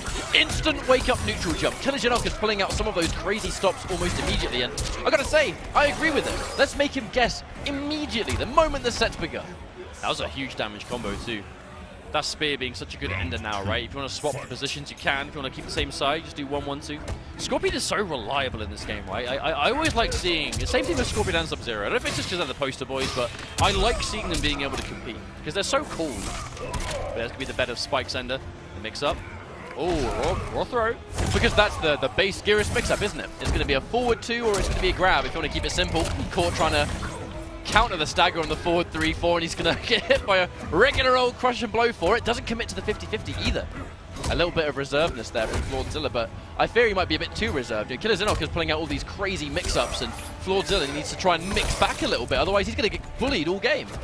Oh, and there it is, the throw. Escape failed as well. When you're 1 round away from losing, less than half a life bar, that's dangerous. Next throw. Oh, the down 1 as well. Flawedzilla does not want to be able to hold that throw. I can't blame him. It's dangerous territory. All the cancel. No anti-air attempt again. Oh, the shimmy. No reward though, that forward 3 could have been much, much more if Shinnok just believed in it. Gets the trade, tries to anti-air body splash, but it's a minimal punish, just a body splash by itself. Last hit situation, Claude gets the grab. I don't think it's enough. Oh my god, that must have been just enough. So that's a crucial round for Florzilla to take back. And that was a really like consistent round as well. Just really playing on that throw game. Now the question is, what's the adaptation from Shinnok? He's been trying to tech, but obviously just the wrong direction. And it's kind of hard to go for the whole crouching read on Geras because the mids are so hit confirmable, so damaging. There's no breakaway there. Shinnok's going to get a full combo, 1-1-2 for the splat and now the grab, but I don't think we've actually seen a throw tech this whole time, so potentially the escape fails would have been scary, but not anymore. The down one's going to be the key, like what, like 4 or 5 down ones right there? Easy money. And if it works, doesn't matter what the combo looks like, it only matters how much damage it does and how you end it. We're not really used to seeing down ones extend combos the way they do in MK11, are we? Normally down ones would be these quick little pickups to reset the gravity, but in MK11 they do respectable damage, but they do a great job of some characters would in MKX, like a few would, but generally speaking, no. But then you look at characters in MK11 with the down ones and combos, in the corner at least. Oh, that would have been a crushing blow if he just believed in it. Alright, 4-3-4, counter hit, but didn't believe in it again. Full combo. Give me those down ones, mate. Freestand, 2-1-2, or? That spent enough time as well just to regenerate the bar to get the amplified. And Killer Shinnok opting not to spend any crushing blows this round. He's had a couple of opportunities, but has decided to hold on to them, as now he's going into what could be the last round of the set, as he is on match point with all of those crushing blows still locked and loaded. Down one to make the jump kick with. We see that regularly now. One of those high-level tactics players like to go with, and he must have thought that was going to crushing blow from that range. The only reason you'd hesitate is if you're going to wait for the cinematic and then get the optimal with like, the jump in, but didn't quite see it that time. Okay, better spikes, amplify, full combo. No breakaway for Shinnok, so we can have to hold all this, and the mix-up that comes next. And that is just a raw low puddle. Shinnok being quite disrespectful on wake up, and it's only now starting to not work. Escape failed, but doesn't really matter against Geras. And again, wake up down one. Neck. Dead! That was a wake up down one from Killer Shinnok, and I can guarantee that is the biggest he's ever regretted doing it in his life. But he's only just starting to pay the price for being disrespectful on wake up, you know, where he's, in many ways, Shinnok is he's just refusing to block. And in this situation, he is thoroughly struggling with this throw game, though. Florzilla is absolutely just destroying with them. There we go, gets a throw escape. Jump kick, full combo, standing one spear, the quick pickup. Standing 4, reset, trying to take some plus frames. Anti-air down 2, clean. Florzilla now enforcing his turn. Takes the minus frames and just sits there and blocks. Down 1 for the plus, disrespects the back 1-4 as well. Oh my god! No, that doesn't work. Oh, there's the jump kick from Killer Shinnok. Right, take the damage. I'm not sure if he had the amplify or he just chose not to spend it, but now Floored! Oh no! Bets the farm on everything and he's on one last chance. Down 1, chip avoided. Oh no, he misses the punish! Alright, mix up, hard dedicate. Go big or go home. He has no defensive bar. Oh, wake up teleport from Killer Shinnok. Into the fatality. That was a stabilize at the end there from Shinnok. Florzilla was so close. If he actually got that punish at the end, perhaps. That was a sigh of relief from Shinnok. He knew that the end of that round could have gone either way. No, for sure. That was a good 2-0 win, but not the cleanest last game. Florzilla was very close to being able to tie that one up, but you know Killer Shinnok's going to be happy with that. He's a very emotional guy. Oh yeah, for sure. You could tell when he won MKX at Kombat Breaker last year, you could see just how much that win meant to him. Like, you know, Shinnok is one of our more passionate players, especially seeing as he's been working so hard from a part of the world that doesn't get represented all the time. I feel like you and I could definitely be biased to international competition a lot of the time, because obviously we understand, because we've been there, and respect the effort it takes to be able to compete from those parts of the world, right? It's not like just popping on a plane for 2 hours and getting to a major, or being able to drive, you know, for half a day and, you know, you're there. Not to discredit, you know, how, you know, the international stuff around America, of course, but to do so from other countries it's tough, it's expensive, and it is stressful. So always much respect to people willing to make the trip. I mean, it's also an environment that people aren't usually ready for. The number one thing, whenever someone that travels into North America from outside, when they go to their first American event, you know, normally they don't do so well, and the first thing they say is, man, I was not ready for this crowd, the environment, for the energy, because I always find American fighting game tournaments to just be on this entirely different level energy-wise compared to a lot of other tournaments, just because of how many people go there. You know, the numbers alone. This Combo Breaker has been a landmark event for Combo Breaker and Mortal Kombat as a whole. And you know, Killer Shinnok, he's been there, done that, wore the t-shirt. He's done it so many times. And now that T-shirt has a sponsor logo on it. Hell yeah, it does. Now, Han Rashid is going to be back. Let me consult the bracket and see how the matches have gone so far. We obviously saw him win his last match in winners against Tekking Master, which is going to be a simple 2-0, it seems. The question is, what point of the pool is this? Let's have a look. Consult the bracket. All right, so whoever wins this is going to be the privilege of fighting Coach Steve in the winners' finals of the pool. So this is to get into winners' finals, where Coach Steve is lying in wait. Coach Steve would have had to already have defeated Justin Xavier to reach there. Shout out to Justin Xavier, one of the UK boys, versus fighting. It's in the Intercontinental Kombat, and versus fighting is Justin's tournament. If you're in the UK and you're watching it right now, go to versus fighting. You won't regret it. Absolutely. Han Rashid looking really clean today. He's bringing that Liu Kang again and looking on top form. I know he's been doing all right at locals around, so he's naturally quite a confident player, I think. But one thing about Han Rashid is I swear that every time I watch him play, he's playing a different character. Like, he thoroughly doesn't mind going through all these different characters until he really settles down on who he likes in the game. Hang on, guys. I actually just realized I've dragged the bracket out a little bit, and this actually isn't to get into winners finals. We're one set short, so we're actually almost at the end, but this is going to be to fight Coach Steve, and then the winner of that match is the winners final of the pool. I keep underestimating just how big these pools are. It's big pools because it's a big tournament. Yeah, right? we still have there is a reason there are 3 days worth of streamed content. And on the other side of this bracket, we have Daddy, who is waiting between the winner of Muffin Guy and Rainbow Pride. So Rainbow Pride versus Daddy, I will assume might be the match we'll see. If that's what happens, it could be potentially a Daddy versus Steve, Han Rashid. Either way, this winners finals is actually going to be an excellent match. There are some sick players in the far end of this bracket. This is a rough pool too. This is a tough one. Whoever's going to make it out of this one and winners can definitely be proud of it. Now, I haven't seen Korn play yet. I can't say I know who he picks at all, so I guess we'll wait and see. Baraka. I like his T-shirt, though. And that Baraka would have been Korn through, because I just noticed this T-shirt. Han Rashid, 100%. Good lord. We're going to see Liu Kang from him, so... Hopefully you guys have enjoyed this tournament so far. Things have been absolutely wild. There have been so many pools to get through, and I got to say, I'm not used to it. I'm not used to these numbers for Mortal Kombat. This is madness. Shout out to the MK community. Hopefully we see everyone around the rest of the year also. So it's going to be Liu Kang versus... Hang on a minute, Kotal Khan? Wait, what? Ooh. Is Han Rashid going Cassie? Surely he is. I think this is a button check. All right, so, wait, no, they're going thumbs up. Are they saying, wait, are we good? No, they're going. Okay, well, Kotal Khan it is. They don't look sure. Well, they should be. Apparently it they is. Look very, okay, there we go. That combines sigh of relief. Okay, so Kotal Khan, one of the characters that the community very much firmly believes is on the weaker end of things. He's in my bottom 2 right now anyway. I just don't believe in Kotal Khan very much. But this is the best environment to have someone that knows the character show everyone why they're wrong. Yes. And that's what I want to see.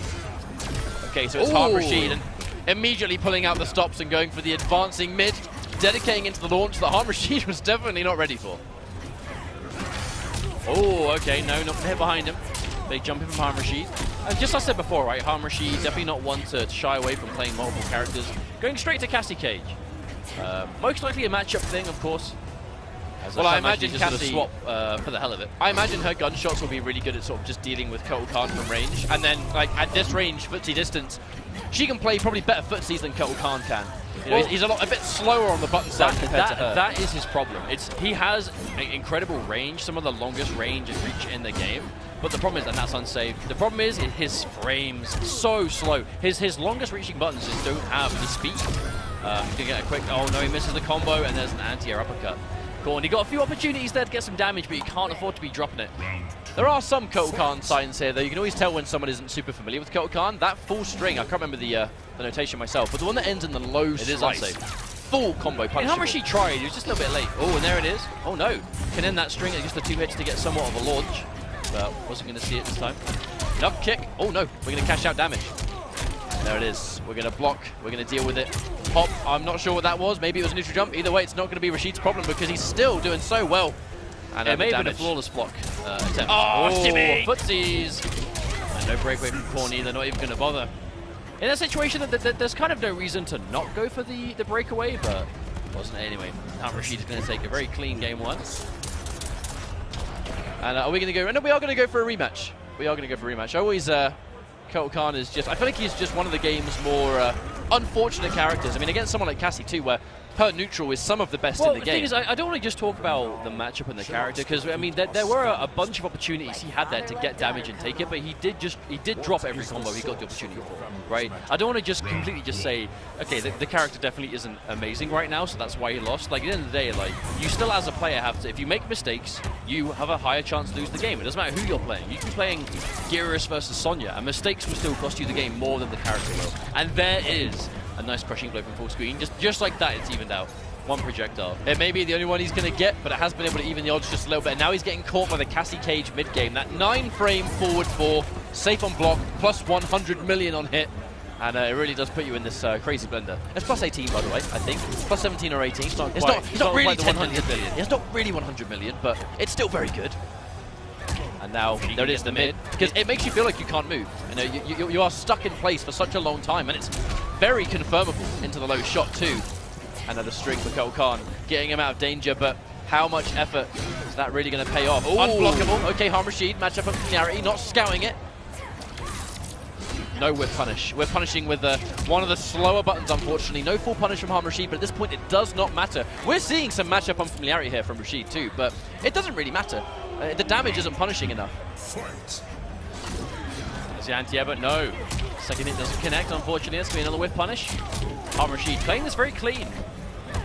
He's hitting in the perfect range for his forward 4 as a threat, and he doesn't really have to worry about Cole's buttons too much. There's the reset. He's only going to get a few of those. Tries to whiff punish, but I think that might have been an on-block mix-up attempt, not necessarily a launch. Right, there it is. Down forward 2, drops the combo again. So many avenues to get damage, and Korn is unable to seize it. This is so unfortunate. Back to the wall, unfortunately, though. These mistakes have ended in here. Oh, there's the standing one, the challenge from Harm Rashid. But again, one of the faults of this version of Cassie, corner combos are much harder to come by. Another drop, Korn, yet to land a single combo. With the damage, had ample opportunity. I worry because the damage that he's left on the table is almost sufficient damage to end the round. Oh no, this round will be over. This round should be done, for sure. Punish. Oh no! Down one parry. That doesn't look intentional. Poor old Korn. He's made some good decisions and has some opportunities to win, but that just kind of slipped through his fingers to me. I think it was execution 100% let him down. No, certainly. Obviously, like, you know, there's much we can say about Kotal Khan. Obviously, the characters seem to be quite weak, but it doesn't matter who you're playing. If you consistently get launch after launch after launch after launch, and what you do is drop after drop after drop, then obviously your opportunity to win is considerably harder thanks to that. So unfortunate to see. Obviously, he's still in loser's bracket, so his journey is not over just yet. But the good thing about losing to execution, this is very much a silver lining moment. Obviously, there's nothing good about, you know, losing in the moment. It's hard to find a good reason for that to happen. It's like, man, this sucks.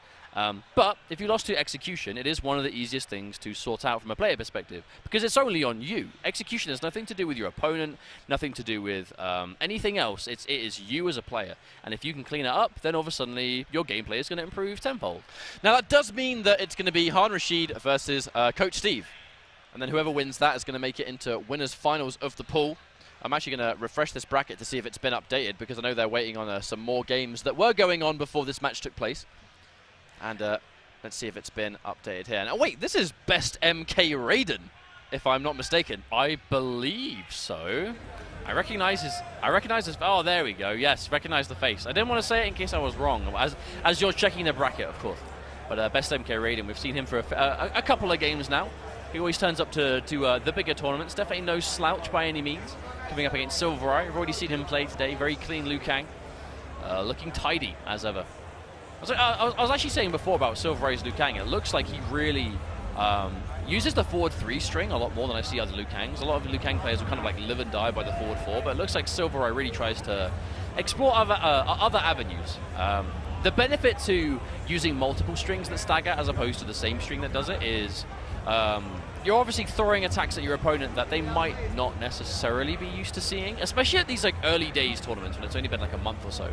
Of course, like if you're building your game around like one string and it staggers, your opponent will be able to adapt to it, you know, their options there quicker than if you were doing multiple strings. It's like, even if the staggers are worse from other strings, in a short set tournament setting, early days, there is a chance your opponent might just see other moves, right? And then their options from the other stagger will be a bit more difficult to defend against. I remember having a conversation yesterday with best MK Raiden, and he actually mentioned, he was like, hey man, I wish I could change my gamer tag, honestly. He was like, Raiden's my favorite character, but I've had the name for so long that it would be really strange if I changed it. He can change it whenever. But the moment you're called Best MK Raiden, there is such a requirement and an expectation for you to use Raiden. But if you're not a believer in Raiden in this game, like some people aren't, I do think Raiden kind of, I think he's all right. We've seen some really, really sick Raiden players in this tournament. It's just, again, one of those characters that kind of lacks immediate dirt, but he's got a good projectile game. He can play runaway. His teleport is a fantastic move for getting out of the corner and stuff like that. But best MK Raiden, I think he keeps it a bit more conventional with his picks. I don't remember who he picks off the top of my head, but I know it's one of the more common characters. Oh, I saw him play online the other day, and I cannot remember. I think it was... No, Geras. Yes, it was Geras. Of course, Geras seems quite the powerhouse. He's got the bubblegum fist on. Was it like an ice pop? Looks more like a toy aquarium to me.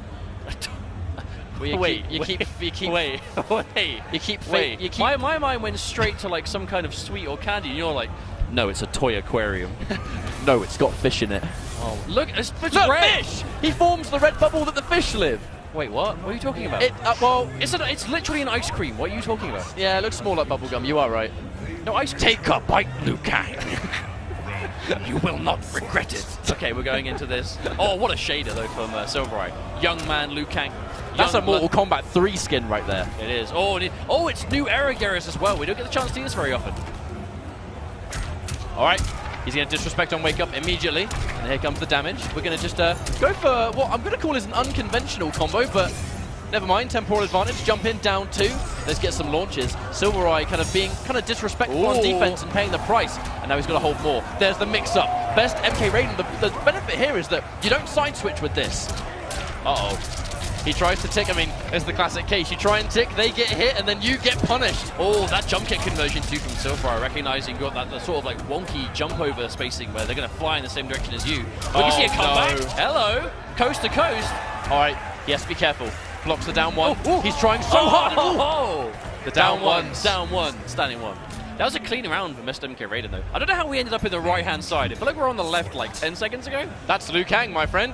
He hits you with a bicycle kick. He makes a couple of funky noises, and just like that. Oh, wow, whiffs the entire string, and that is going to be a full combo crushing blow to boot, forcing the breakaway, and this is an unfortunate situation. Catches them airborne, so maybe the launch isn't as possible. At best, MK Raiden committing the unsafe mix-up 2 times in a row. This time, Silvereye is going to be wise to it. And there it is, tick.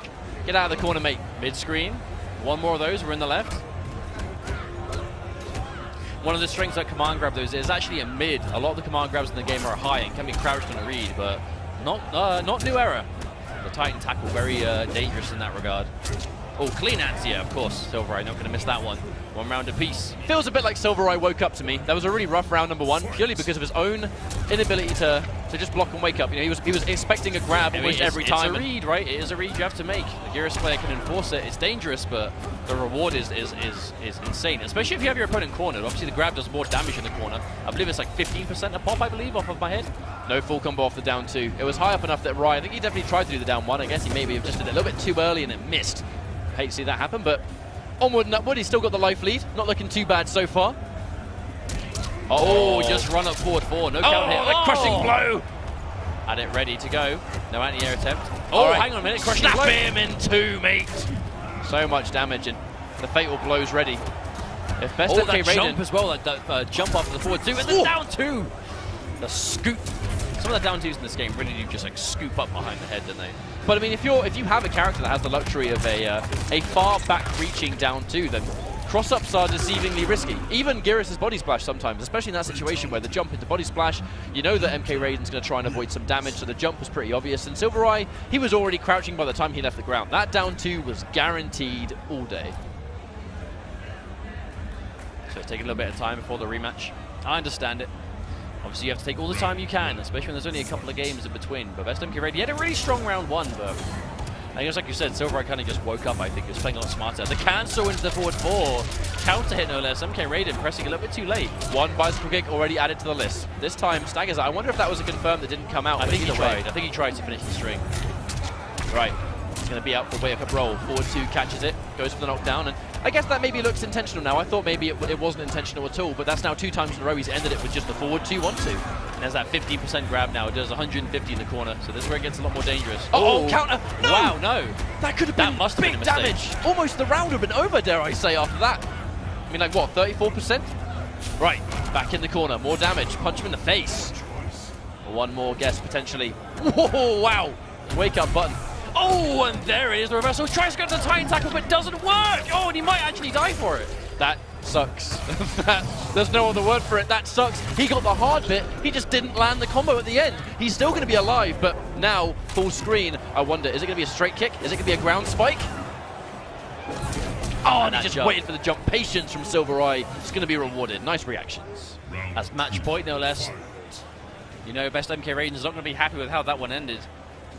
When you make the read and you get the reversal, but you don't get the combo, and worse, you get punished for it. That's miserable. All right, caught the launch. Breakaway's been forced. Wow! Wake up down on the delayed parry. Full combo, the breakaway in return. Silver Eye's got nothing to work with. He's only got one bar, and now here comes the amplify. Are we going to start to see crushing blow territory soon? Maybe. There's the plus frames, there's the respect. Oh, stagger, escape fail. This is actually very dangerous for best MK Raiden. Oh, Liu Kang with a bicycle kick, crushing blow, and there's the cancel into the crushing blow. 31%, 310 clean damage. Yes, be careful on defense, but his health was running out, and just Silver Eye going in with the cheeky low fireball, catching him pressing buttons, and that's exactly what happened. And I don't even know if I've seen that fatality before. I have literally never seen that fatality in my life. That was a first. How have I gone this long without seeing that? I watch his stream all the time. Well, the question is, how many other fatalities will we discover? I wonder if there's any like hidden finishing moves, like hidden fatalities, hidden brutalities. There's got to be hidden brutalities, right? There has to be. I'd be super surprised if not. I mean, it's NetherRealm. If there is secret stuff in the game, it's like, okay, I mean, excited, they're not going to tell us, but I understand. They're not going to say. Maybe there is. Maybe the rabbit hole needs to begin there, but well done to Silver Eye, who's moving on with the Liu Kang that we expected to be as good as it was. Now, best MK Raiden, I mean, he's always actually been a strong player. We just haven't really seen him too much in competitive. I don't think he's not the kind of player that goes to every single tournament, but when he plays solidly. Yeah, for sure. Not super vocal either. I know he's quite vocal in the online world, but he very much keeps to himself at tournaments, you know, like he just turns up, he plays, does his thing. Not a bad player by any stretch, you know, a nice tidy Geras here, but wasn't quite enough to take it over Silver Eye. But now we're going to find out who's playing next. Let me refresh the bracket again. I've not got every bracket here, but I'll do my best at least with the bracket we know we have. I'm expecting we might see some the crazy thing, though, is just how far in we're getting here. These are the last sections of pools before we move on to the rest of the event, you know, and it's been quite a long time coming, right? Pools for an over 800-man tournament takes quite some time, but it's going to be Newbie coming up. Is that King Gambler? I think so, yes, it is indeed. So Newbie, I don't know who Newbie plays. I know he's been known to play some of the terrifying big bodies in the past. I asked him before. He's played a few characters.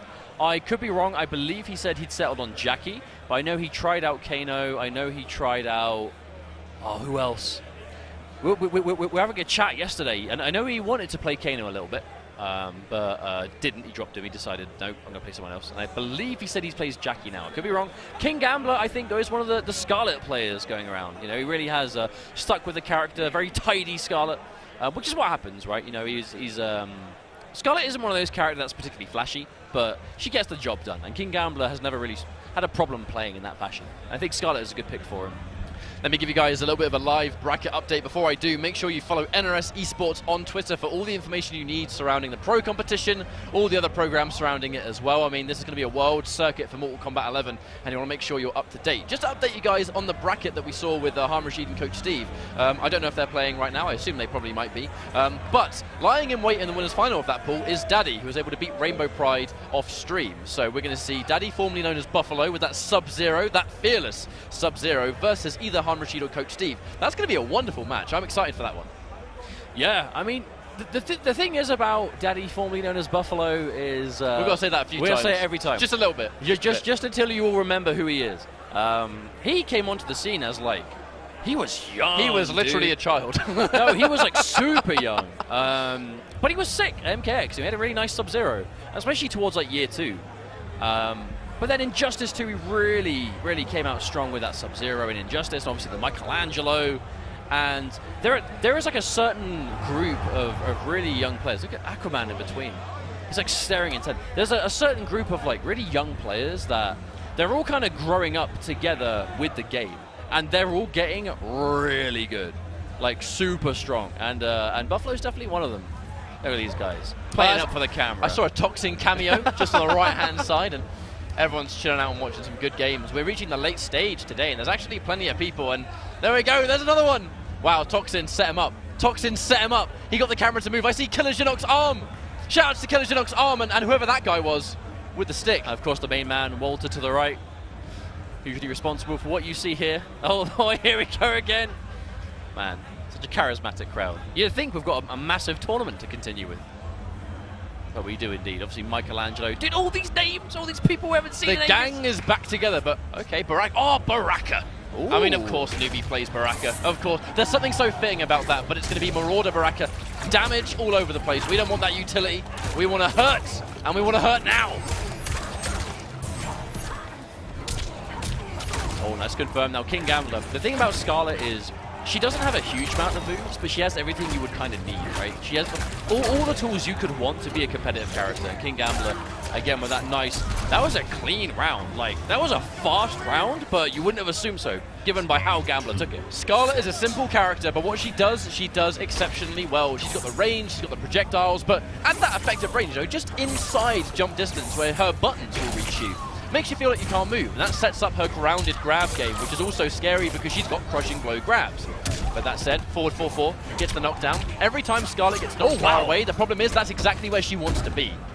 Ooh, wow, that was smart. A flawless block into a parry. I like the attempt. King Gambler not missing anything right now, but that's going to be a clean confirm. You can see a breakaway from Gambler? No. Gambler opting to save the meter, I think. Might see a comeback. I mean, we have 2 bars of Amplify, so maybe there might even be some heals. A couple of tentacles for the knockdown. I mean, constellation damage, really. Teleports just try and set up mid-screen again. And if King Gambler lands an opening here, it's going to be Fatal Blow territory, and she will kill from this health. There it is! There! Guaranteed, 100%. This game is over. This is going to be game number 2. King Gambler just looking for that confirm, and he lands exactly what he's looking for. And that's going to take the first game, too, like, a lot quicker than you would expect, considering. I know Baraka is deceivingly... I suppose steady as a character, right? You know, but Baraka has a strange reputation for being super aggressive and, you know, all offense all the time. But you definitely not only don't have to play him that way, but I kind of feel like you shouldn't, especially against someone like Scarlet. But King Gambler, they make it work regardless. Oh, he's like turning every one of those strings into a parry. He really wants Newbie to go for the flawless block. Right, gets flipped again. That's going to be gutted. King Gambler, no resources except 1 bar of Amplify. Ooh. Goes for the grab a little bit too early. Almost kind of half like Newbie was reading the delayed wake-up, but just a bit too early, unfortunately. And now, the full-screen game. Baraka's Blade Spark can work, but you're going to need a little bit of a life lead to start taking that trade. No, absolutely. King Gambler, he has doesn't have the life lead, but I feel like Newbie isn't confident on sitting on it, right? We know the Blade Spark is a strong projectile, but there's a teleport on a read. That's exactly what I was about to talk about. Blade Spark is strong, but Scarlet does have answers for it. And there we go, the jump kick confirm, an easy 260 damage, and King Gambler is already on match point. I feel like this set only just begun. As Scarlet, I said she was simple, but she does massive damage, especially because of not even the damage of her combos, but the rate of which she will obtain it. You know, she's got these restands, she's got knockdowns that give her good positioning, the projectiles themselves do good damage too. Speaking of damage, here comes that jump in into gutted. No breakaway this time, so finally we're going to see some damage on the table for Newbie. The knockdown into what's next. Jump in, but the patient down too. I respect it. Gambler now going in for a jump in of his own. Just like that, 26%, 4 hits. That's what Scarlet does. It's so effective. King Gambler, he has no reason to go in right now. You know, he has a little life lead, but when you find these like full screen matches, a small life lead is a lot bigger than compared to most matchups. But Newbie can get the event. Wake up 3, fully converted, forcing the breakaway out of Newbie, but he will get thrown immediately on wake up, so he hasn't accomplished a great deal, unfortunately. Oh wow, Newbie is in a tough spot right now. I mean, this could kill, but not gonna get the chance. That's King Gambler using that fast walk back speed to good use. That is a solid 2 games. I mean, that was just footsies, right? That was just good footsies. Newbie, unfortunately, getting out-neutraled. I mean, Scarlet's neutral is... That's what she's built around. You know, she's not got these crazy mix-ups. She's not got these, like, a million-minute-long combos. She's not one of those characters. She's simple and effective, and King Gambler... I definitely think Newbie's controller turned itself back on while he was putting it in his bag. Uh-oh. Like, I definitely saw the light go back on. Don't press. Don't press. If the screen gets interrupted, we know who did it. That's what I'm saying. I believe we saw Deoxys stepping up to the plate. Deoxys, another one of those Gearus players. We saw Michelangelo. He's already played, hasn't he, Michelangelo? I don't remember. I can't remember either. I don't recall seeing his games. I think I saw a black jacket, and a black jacket normally means one thing if Michelangelo's on the scene. It's either Michelangelo or Brady. It's one of the two. Oh yeah, you see a black leather jacket. The legendary Brady jacket as well. It's Brady or Michelangelo. It's one of the two. But regardless, we are now getting through again after King Gambler. King Gambler, I believe, is in the exhibition today. I think that's why Aquaman was popping off so much. I think he's a Texas boy. I'm pretty sure. I think so. I keep saying I think so because I'm actually not too familiar with like the absolute. I mean, neither of us live in North America, so no. I mean, I see someone. Speaking of which, I think he's Florida. I think he's Texas. We'll wait and see later. Speaking of which, I know that the commentary lineup for that is they're going to have like 3 dudes from Florida and 3 dudes from Texas. They're going to kind of like alternate. That exhibition is going to be a treat to watch. I'm actually really excited to see how. I mean, the trash talk and the banter. Is going to be ridiculous. This is at least like 2 months in the making, right?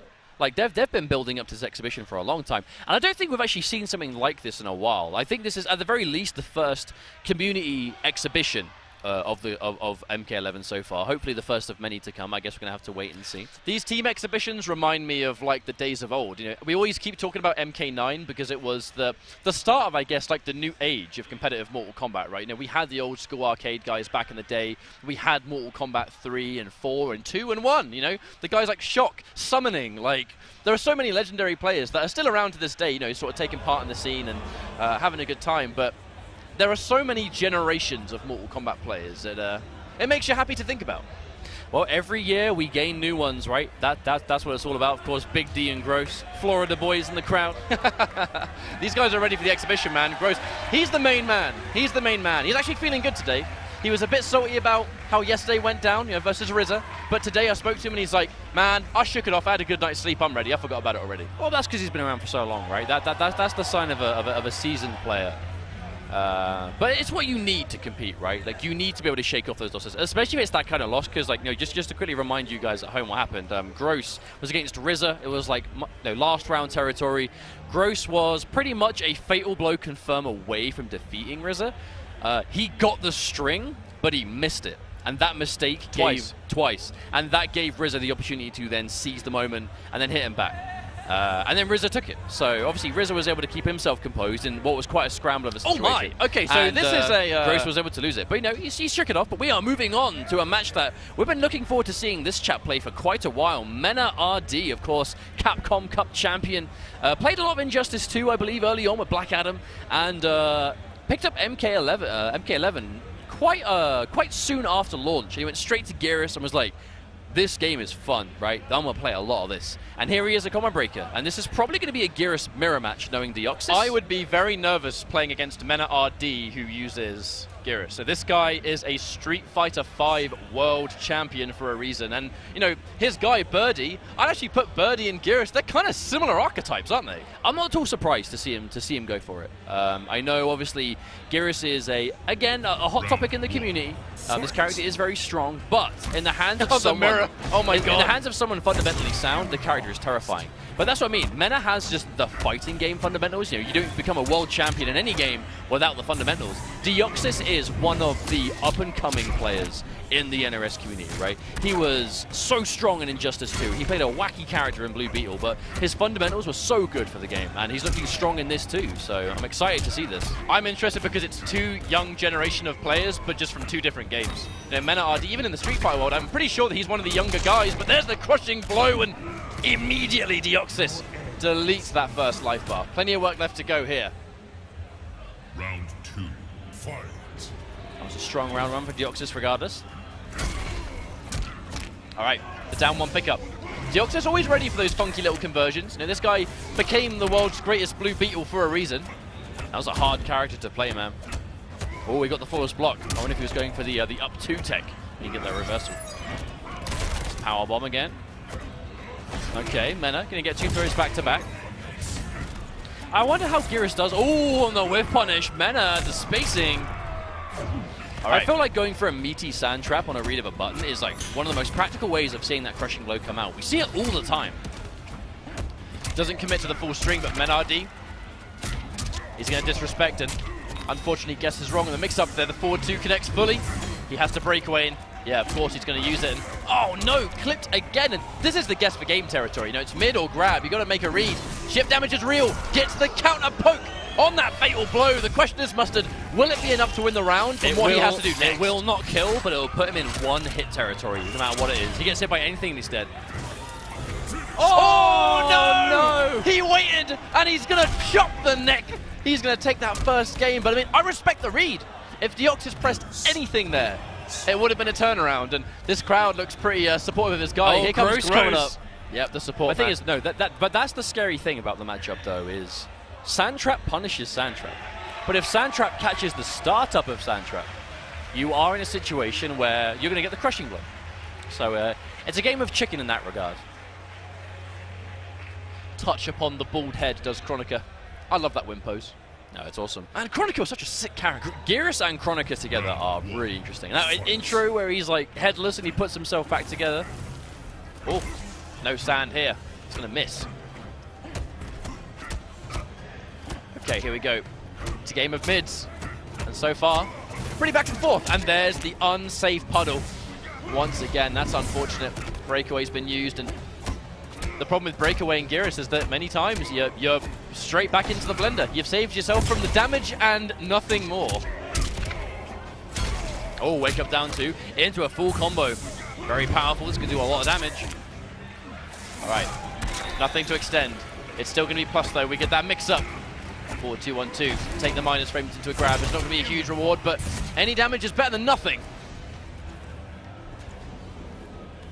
Patience. Careful here. Because I mean, at any point, if you block one sand trap, you punish it with yours. Oh, we didn't see it there though.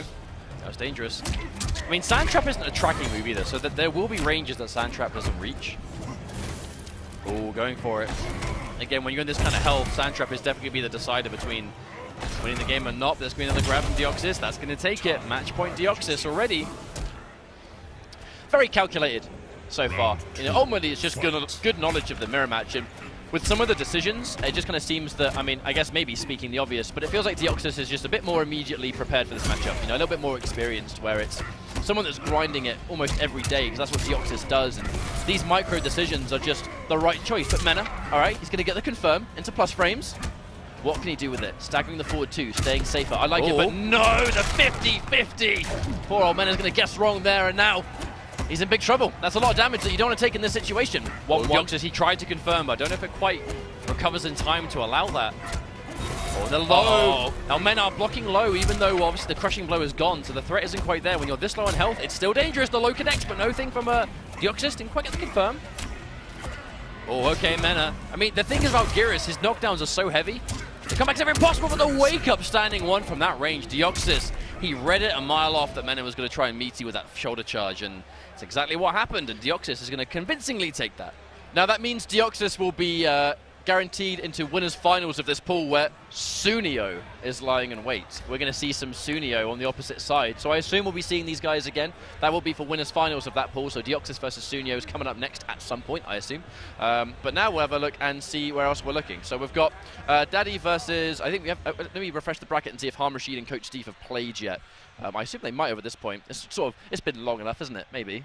Perhaps. I think so. Depends is like how many games are obviously being saved for the stream, as obviously, you know, we are very close to being over with these pools, and then we'll be moving into the rest of the tournament. So we actually only have a couple of people left to see who will be advancing through, you know, and the winners finals is ultimately the way we're going to see that for sure. Well, let me consult this bracket as well, and we'll see if things are getting updated, because this was the Killer Jinook bracket with King Gambler in it, and we obviously just saw King Gambler has been playing really solid.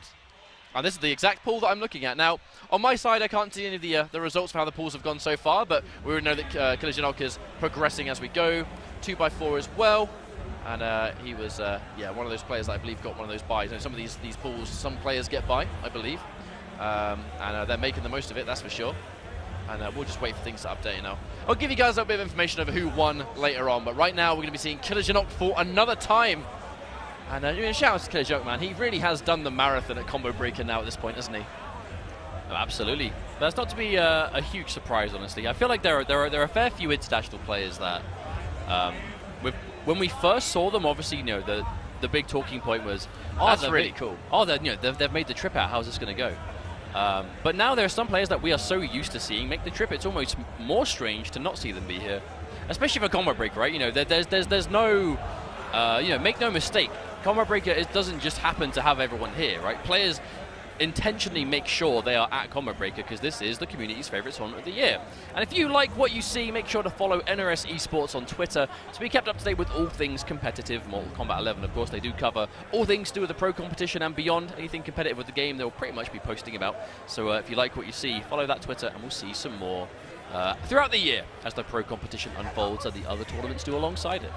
Killer Shinnok has, I think, one of the more unorthodox Scorpions I've seen so far, where you can tell everything he's doing. You know, it's calculated. He's certainly not random, but he is not afraid to pull the trigger on that cancel teleport, and he uses it more than I think I've seen any Scorpion use it. Well, the big thing that I see from Killer Shinnok actually is the restand. He'll go for standing 4 by itself as an ender after the majority of spear, you know, amplified spears, because I don't know the advantage of it, you know, off the top of my head, but he will be going for it. And okay, we're going to see Kung Lao. I am going to kill you, Kung Lao.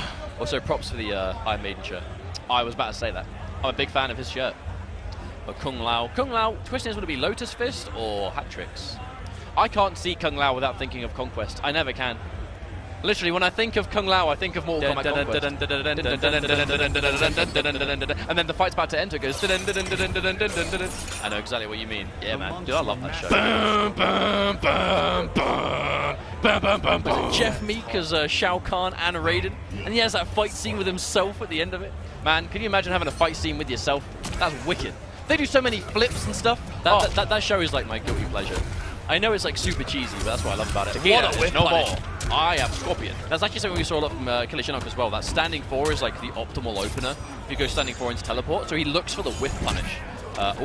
You know this fight is Mortal Kombat Conquest canon. Whatever great Shang Tsung has, it was with me. Let Jen live. I was sent here to make you suffer and then kill you.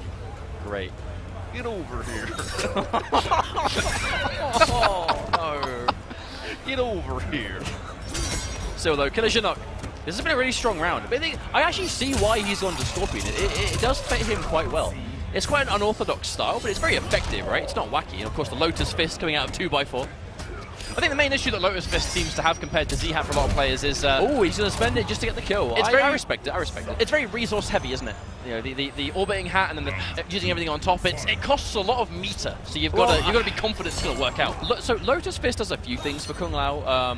There really are 2 distinct styles of Kung Lao that we see. We see the very stable, you know, mid or throw Kung Lao, and it's typically hat tricks, which is the forward 4, maybe forward 1, down 3, throw game, right? And it's all about that. Nice down 1 into the convert.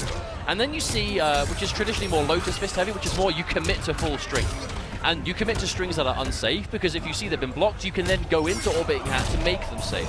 But the issue is, you make them safe at a heavy cost. We are seeing that restand put to good use again by Shinnok, who's just...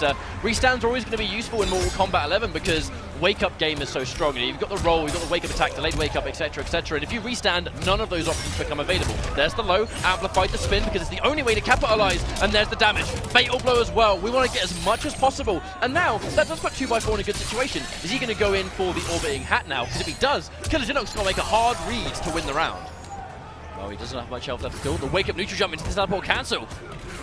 Oh, the patience from 2x4. And that's what happens. If you have that patience, your reward is the round win as Killer Shinnok. He does throw both defensive bars at the wall, though. One's about to come back, so not the end of the world, but it's a good round from 2x4. Excellent, get the hat toss established in early life lead. Unfortunately, that's going to be a crushing blow into a guaranteed jump in. And he gets the cross up as well. The side switch from Killer Shinnok. Knowledge and patience. I love that combo too. That was really good. Well, as meterless as you can get without the amplified spear being required. Doesn't need to spend a second bar just to get good damage from it. 100%. There's the low. And that is so unsafe. But that's where Lotus Fist comes into it, right? You do have the option to just throw out orbiting hat to try and be... I mean, it's -7 is the orbiting hat, so if you're willing to spend the resources, you can be. Oh, that's going to crushing blow. Damage over time into guaranteed chip as well. This became very dangerous because 1 block normal now. Last breath is activated, and this is going to be a mammoth comeback. All right, he gets the execution. I like it. The link, spending both bars of meter. And, Get over here.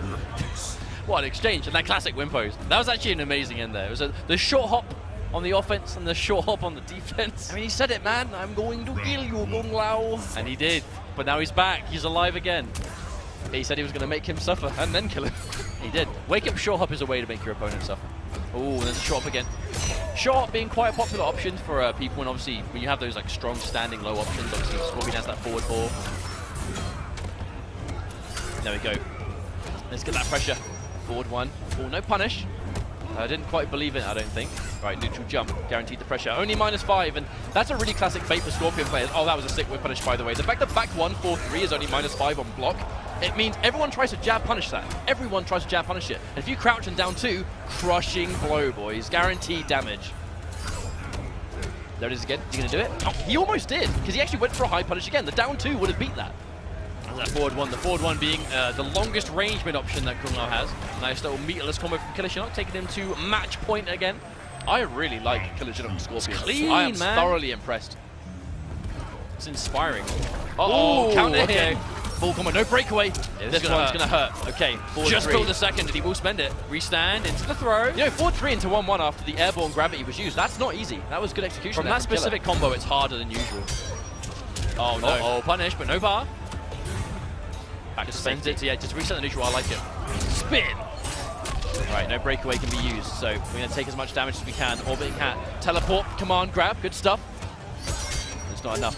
And you can interrupt the gap. That string looks pretty risky for this situation. But oh, there's a crushing blow. Now, Killer Shinnok he can be aggressive here, or he can just sit back and wait. And now he's on Magic Pixel. He has to wait. Scorpion, this variation not the best at blowing through last breath, but he has a lot of health to take some risks if he wants. And there it is. It doesn't even need to. And there is the gap, fully exploited. Killer Shinnok with the knowledge, standing jab. Why not? Standing one is going to do more than enough to finish off the barely existent life that's left from 2x4. Now, let me return to that bracket and we'll see if things have been updated a little bit. Because I'm curious to see where we are in this pool. We know now that Killer Shinnok is getting pretty far through with both a really good Scorpion and just, obviously winning all of his games. But we'll wait and see who his opponent's going to be in a due time, and I believe we should probably be going back to some of the other pools that are pretty much ready to go. We know that Deoxys versus Sunio is going to be winners finals of that pool with Mena RD that we just saw, and before then, Han Rashid or Coach Steve will be facing off against Daddy, formerly known as Buffalo, in winners finals for that pool. How long of the tournament are we going to say that? Until pools. And then when are we just going to hold that L and just say Daddy? Well, we know that he's in winners finals, so he's going to make it out of pools anyway. But we'll say after this block, we'll call him the name that he's actually called. So though, I really like Killer Shinnok Scorpion. Honestly, I think it's a good match for the player, and that's actually happened a fair few times this weekend. There are so many players that I know they're playing, but I've not seen them play. So how they play and who they play has been a complete mystery. But of course, Killer Shinnok is going to be doing the good old-fashioned reborn Scorpion. But I think we saw considerably less teleport cancels in that game. I think he just didn't really seem to need it as much. I think he'd much rather keep the resources for offense.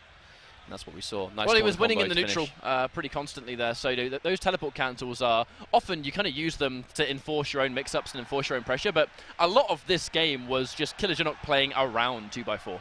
But hang on a minute. This is a good match. Michelangelo versus Silverai. And I don't actually know who Michelangelo was playing in this game. I think he still plays Noob Saibot. I think he plays Noob. I was watching him play some casuals the other day, and he was using Noob Saibot there. I've seen Michelangelo play all sorts of characters, honestly. I think I've seen him play quite... Yeah, Michelangelo's a cool and edgy guy. I'd expect him to use Noob Saibot. Well, I've seen him play Noob Saibot. I saw him... he was playing Rio on Rio Stream the other day, and I saw him playing Kano. I saw him playing Sonya. Like you said, Noob Saibot. That's so it. I'm actually not sure what to expect. I'm gonna put my chips down. I think he's gonna go Noob Saibot. That's what I think. Us Noob Saibot's got to stick together, man. You know what I'm saying? Well, there's so many of us, but still, the point remains. And look, a Noob Saibot player would do that for sure. A Kano player would do that too, actually. So maybe Silverai, we know Liu Kang is going to be a straight-up guarantee at this stage, using one of the new method jerseys, I believe. That one's almost fresh off the press. I know Rai was happy with that. But as we go into our next match now, getting late on in these pools, ladies and gentlemen. Combo Breaker 2019. Follow the action with NRS Esports on Twitter. All the news that you need for all things competitive Mortal Kombat 11 related. Go and check them out on Twitter and you won't be disappointed. All the information that you need is right there to look into. And this has been a ridiculous tournament so far. These pools have been going well underway. I do think we are starting to reach our late stage of pools, so I'm going to assume we're approaching winners finals territory. You know, we've been streaming winners finals of pools pretty much the entire tournament, and now the time is right for it. Let me look at some of the brackets and maybe I can spot this one. See what Michelangelo's path might have been reaching this point. Good old Smash CG giving us this info at our fingertips on demand. Yeah, now that one's updated. Let me check this one. Here we go. This is the pool I was looking at. So, Silver Eye to beat this point had to beat Complete. Yeah, it's oh, Aaron Black. Okay, that's a character I wasn't ready for. Silver Eye's been waiting here for a while. Michelangelo, of all the players that he fought against, he had to defeat Euphemism to reach this point. And this is winners final of the pool, guys. This is winners final. So it should be quite a good one. Yeah, both these players guaranteed to make it out, but winner's side making it out is going to be dictated by the match you're about to see. Now we have some of the other players waiting in losers. Shout out to Euphemism, man, coming all the way from Scotland and unfortunately fell to Michelangelo just before this match, but the king of random select. Euphemism is a random select machine. But this is now later on in the bracket, Michelangelo and Silver Eye. I've got to say, I don't really know how to call this one. I've seen more of Silver Eye, but that doesn't necessarily mean that he's going to win, right? We know that Michelangelo, both these players have their EVO medals. Skilled masters make skilled warriors. I don't call anyone master. Which explains your lack of skill. Round 1, fight. Okay, here we go. Next round. Now the question is, obviously it's 52 card pickup, but going straight in for the rifle with Michelangelo. I wonder, it's going to be really hard for exactly that reason. It is going to be incredibly difficult for Michelangelo to actually get mileage out of that full screen rifle if Silver Eye is ready with that flying kick. Now to that full screen game, the classic, Aaron Black and Liu Kang. Gets the jump in kick. And there we go. I stomped on his foot. Man, that's rude as hell. Acid, of course. Silver Eye taken to about 4 or 5% and kicked back into it on block.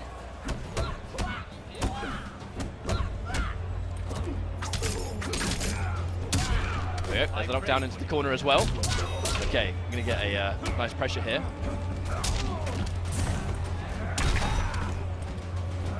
Okay, so there is the delayed block.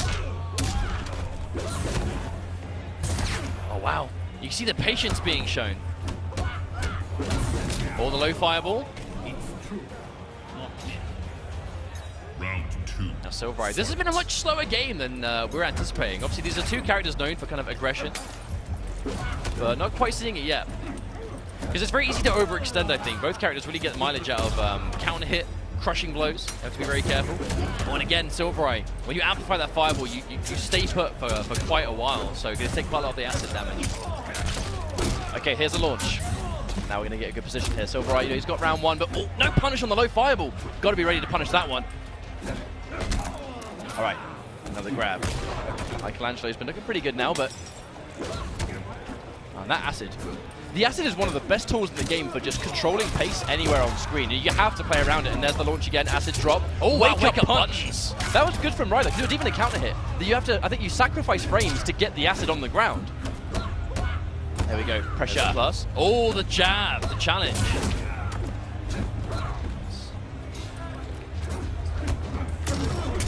And there it is, beats the fatal blow. Can't go for that one.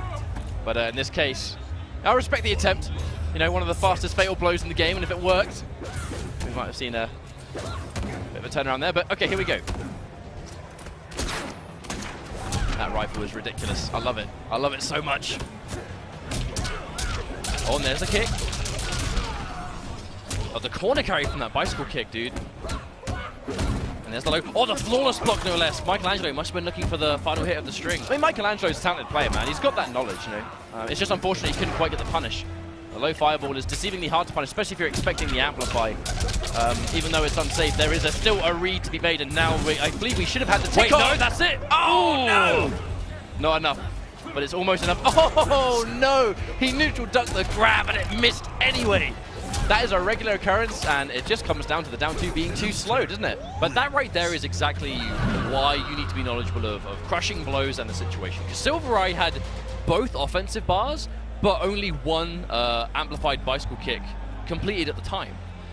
So obviously, he spent both offensive bars on a low damage combo to save the crushing blow to finish the game, and that's exactly what he saw. Well, either way, I love that grounded rifle, and he has to use the knockdown to looks really high high tech. It looks like a space gun. It looks like he got it from a different dimension, like he stole it from somewhere. Special forces, special safe area. Oh, the evidence locker from the attack on Mars. Kano realm. Oh no. And that'd be the truth. That's definitely the kind of gun they'd have in the Kano realm. The realm of Kano. Special forces reference there. I'm sure most of you are like, why is he talking about this? What is that? What is that crazy thing? All right, now. Oh, the leap. Normally we see a whiff punish with his name on it there. Jumping over the side is often the best way to get around. It's match point for Silvereye. He's playing really clean. He's been playing pretty much just outside of the effective range the whole time. He's not been in range for Aaron Black to get his mix-ups going at all. Oh, doesn't finish. There's the commitment. Nice grab from Michelangelo. You're definitely minus off that. There's obviously a big mind game in this game between moves that are unsafe but not. That are safe but very minus. You know, between the throw button. And against Liu Kang, you have to be really willing to do that regularly. Now he's the knockdown into pressure. Roll away. Going to put him a little bit of real estate to work with here, but the interaction, just both the invincibility and the fact that Liu Kang just moves himself out of harm's way from that one. Michelangelo back in it just a little bit. I mean, as long as he has the distance, Michelangelo is in. The problem is when Silvereye slows in the gap, he is really coming off better in the mind game of the buttons. And there's the reaction from Michelangelo. Definitely would not call this a waste because it's going to get him back into. No, definitely not. Definitely not. If you're going to use the fatal blow to get the life lead, I mean, it's going to give him a small one. Yeah, 156, just a couple of % in it. Okay. It's not over though. Silvereye, the flawless block, and there it is! Dash in, fatal blow! He's going to power through that projectile and take it with a convincing 2-0. No, shouts to Michelangelo. I'm sure we'll be seeing him later anyway. But the winner's final of this pool is going to go to Method Silvereye. Well done. Yo, can we talk about the irony of the fact that Michelangelo is wearing a Bruce Lee t-shirt and Silvereye just beat him with Liu Kang?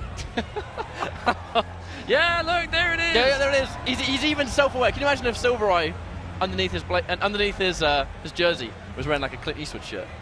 Yeah, wouldn't that be the truth? Imagine the foresight. It was like, I knew you were going to wear that. They just like swap t-shirts on stage. Probably not. We get banned from Twitch, probably. I mean, cut the camera before. I don't know for that. Like, just cut the camera before. And then they'd have to rehearse it, of course. But then if you're rehearsing it, the magic is like gone. Now, we've got to say, I don't like rehearsed pop-offs. Practiced pop-offs and rehearsed pop-offs. I ain't about that. True words. I ain't about that. Let it be known, P&D Ketchup, the testament. If you sit in a mirror and you rehearse your pop-off, whack, whack, whack, whack. Practice pop-offs are whack, and you heard it here first. I would rather see a bad pop-off because it wasn't practiced than someone to win, go in his bag, like, you know, get out his special gear, and he's just like, right. I would rather see the failed handshake. And we've seen the FGC failed handshake where someone goes to shake a hand, right? So you have your hand out, they're going to shake the hand. But my hand's going to be deliberately like this, right? So you're deliberately like this. And then right as the guy goes to shake your hand, they're going to give a handshake, and then halfway through, they give it some of this. And then what do you do? But in this situation, right? What do you do? Should this ever happen, right? So if we go in for the handshake, and whoever does that, right? So do it again. Whoever does that right there... Well, it's too late to react. You can't react at this range. So you grab the hand. So to onlookers and spectators, they're like, it's my fault. But in reality, we both know that it was you that made the mistake. Now, you know, shouts to Use for Glue. His tech was if someone does that as a fist bump, he just kind of goes... And he just looks you dead in the eye. Because then that makes me look like the idiot that I am. And that was good. How do we get here, by the way? We're talking about rehearsed pop-offs. Yeah. Silvereye and then somehow we went to the... Moving on, I'm going to go check out our Of course, props pools. to Silvereye for making it through the winner's bracket. I know, obviously, Silvereye is one of the premier streamers in the community. Obviously, he's been going in really hard with MK11. The proof is in how he's playing. Oh, a little bit of an update, guys. Han Rashid defeated Coach Steve off stream. So that means that the winner's final of this pool is going to be Daddy, formerly known as Buffalo, versus Han Rashid to make it out in the winners. That's a match I wish we were able to see it. I hope someone recorded it. And then Deoxys versus Sunio is another match that we're waiting on. I imagine we might see one of those two now. I can't see the players behind this giant curtain. I would be surprised if they weren't the next two matches we have lined up ready to go. As of course, I believe they're both winners finals matches of the respective pools, right? Yes, they are, correct. Oh, DJT again. Ooh, my man, the Baraka dudes. I have not seen Zyfox in forever. I have not seen him in forever, but there he is. And I mean, it's a bit infectious, right? The crowd's going to be joining him a little bit. Hey, man. There it is, another one. A good situation, right? What do you do? Should this ever happen, right? So if we go in for the handshake and whoever does that, right? So do it again. Whoever does that right there, well, it's too late to react. You can't react at this range. So you grab the hand. So to onlookers and spectators, they're like, what it's my fault. But in reality, we both know that it was you that made the mistake. Now, you know, shout out to Use for Glue. His tech was if someone does that as a fist bump, he just kind of goes, and he just looks you dead in the eye. Because then that makes me look like the idiot off. that I am. And that was it. How do we get here, by the way? We're talking about rehearsed pop-offs. Yeah, Silver Eye and then somehow we went to the. Moving on. I'm going to go check out our. Of course, props to Silver Eye for making it through the winners bracket. I know, obviously, Silver Eye is one of the premier streamers in the community. Obviously, he's been going in really hard with MK11. The proof is in how he's playing. Oh, a little bit of an update, guys. Han Rashid defeated Coach Steve off stream. So that means that the winners final of this pool is going to be Daddy, formerly known as Buffalo, versus Han Rashid to make it out in the winners. That's a match I wish we were able to see it. I hope someone recorded it.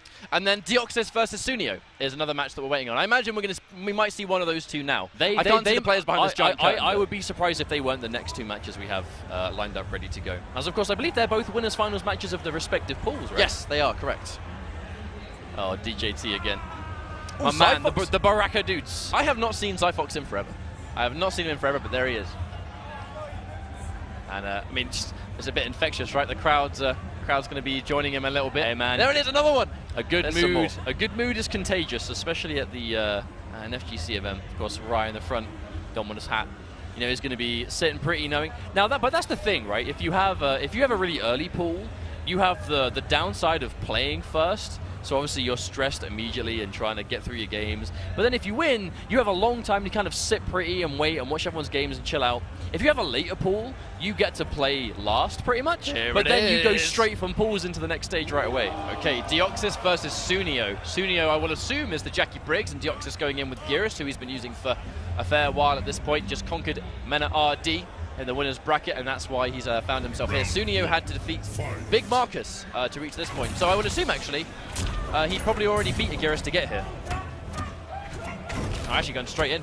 And Sunio, he's always really favoured those the unorthodox variations, and the next-gen Jackie Briggs, not the rushdown monster to the same degree that we saw before. Deoxys with the counter poke, purposefully putting himself minus to flawless block time on the defense. That is so dirty. But the reason you see it work for Geras, right, is if you put yourself a little bit minus, going for the flawless block into up 2 is something that most characters can do on that read, but a lot of up 2s are slower, whereas Geras's is not only 6 frames, but it hits like really just a tall amount in front of him. So it's going to hit pokes, and that's the big thing there. I'm a big fan of the tech. Sunio, when his back's to the wall, he does instant jump into the low shot, and then when that happens, if you're trying to pressure him, you're actually standing in the damage over time. So to try and pressure him, you're taking damage.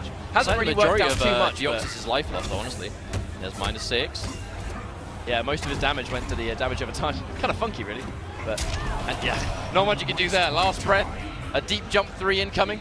And not much you could do there, but okay, Deoxys is going to get the first round. Keeps the back to the wall. Smoke's going to do it, and wow, throw escape, but damage over time is ever present. Another down 1 plus frame into the grab. A classic mix-up there for Geras. And now we'll see what comes next. Down 1. Oh, no conversion. Probably wasn't prepared for it to be airborne right there. Woo. Wow. Uh-oh. Oh, God. The conversion, Deoxys. This is going to hurt. Oh, there's the ender. Not bad damage for an up 3, I'll tell you. Sunio, amplified, says get off. Now damage over time. Wow, this is really effective. God, I've not really seen this in action. I've not really seen this variation used much, least of all competitively. Jackie is one of the characters, though, that actually has an answer for the forward 2-on-2 string on block from Geras. Jackie has an answer for it, but we're not seeing Sunio go for it yet. That was a throw escape into an instant forward dash down 1. Like Deoxys, his reactions, he's ready. Wake up fatal blow. It pretty much was all he can do. You want to eat a jump in and have to hold a mix up, which will lose you the game, or wake up fatal blow, do some damage, you get back into the fight. Also, positioning. We're out the corner, and now we have full screen, which at this stage might be all Sunio's going to get. But you're seeing the sand traps from Deoxys. Sunio, if he gets hit by 1 crushing blow or not, it's going to kill. And again, Sunio. That was actually both rounds. He went for a very late anti-air attempt, and both times losing clean to that beefy jump kick of Geras. Deoxys finds himself already 1 game up. I like the way Sunio is playing this, though. Obviously, like it's always interesting when you see a character that is widely considered to be one of the top characters, which we know Jackie is definitely in the public eye right now for that. But it's very much for first round KO. Next gen really doesn't get seen at all. Oh no, guesses wrong, and he's going to pay dearly for that one. The crushing blow requirement was met, and now guaranteed Oki. This one ain't going to crushing blow, but it doesn't matter. He's got so much plus frames to work with. Jump back. An interesting choice from Sunio, but it's going to work out. Damage over time is not going to affect Deoxys too much. He's miles away from that one, and I forgot she had that. So it's a good win Punisher, right? Moves like they know. You've got the Kung Lao dive kick, the Kano ball, anything that moves you forward fast, good whiff punish. So especially in the air when you have that kind of angle, but not going to matter. As Deoxys is going to take that round very clean. Sunio, unfortunately, just again finds himself back to the wall. He just isn't able to really get anything going, is the biggest problem here. He just Deoxys gets close, and he's obviously going for these scary games between the forward 2-1-2, the grabs, and all the in-between. And as soon as you get distance, that sand trap is causing some problems. Nice hit confirm on the dash punch. You see Sunio, he's throwing these damage auras on the floor, but Deoxys has literally no reason to go anywhere near them. He's just waiting for the jump and he's anti-airing it. He's trip guarding those jumps every time with a sand trap, and it gives him pressure. In this case, it's forward 2, hit confirms into bed of spikes. And now, I mean, even then, like, the good breakaway was used to maybe sort of play with a bit more plus frames, but he gets clipped anyway. You're point blank, you've got no resources, and Geras loves it when your breakaway is pressure. Of course, we're seeing there now, obviously, this variation of Jackie does not have the cancel. She doesn't have the feint, so less to worry about on the defense. Deoxys again sitting back. She doesn't have grease kick either, does she? This variation? No, that's universal. I can't remember. Yeah. I don't play Jackie. It's just she doesn't have any real standing mix-ups, so there's nothing for Deoxys to really get opened up by. We've just seen the grease kick so little, I forgot she had it. We never saw the chance for it to work. You know, no standing strings, no opportunity to get in, no means to get a jump or anything, right? Well, that does mean that Deoxys is going to move on. Winners final of this pool. Sunio will make it out of pools, just not on the winner's side. But he got this far and he's still going to be in the rest of the tournament.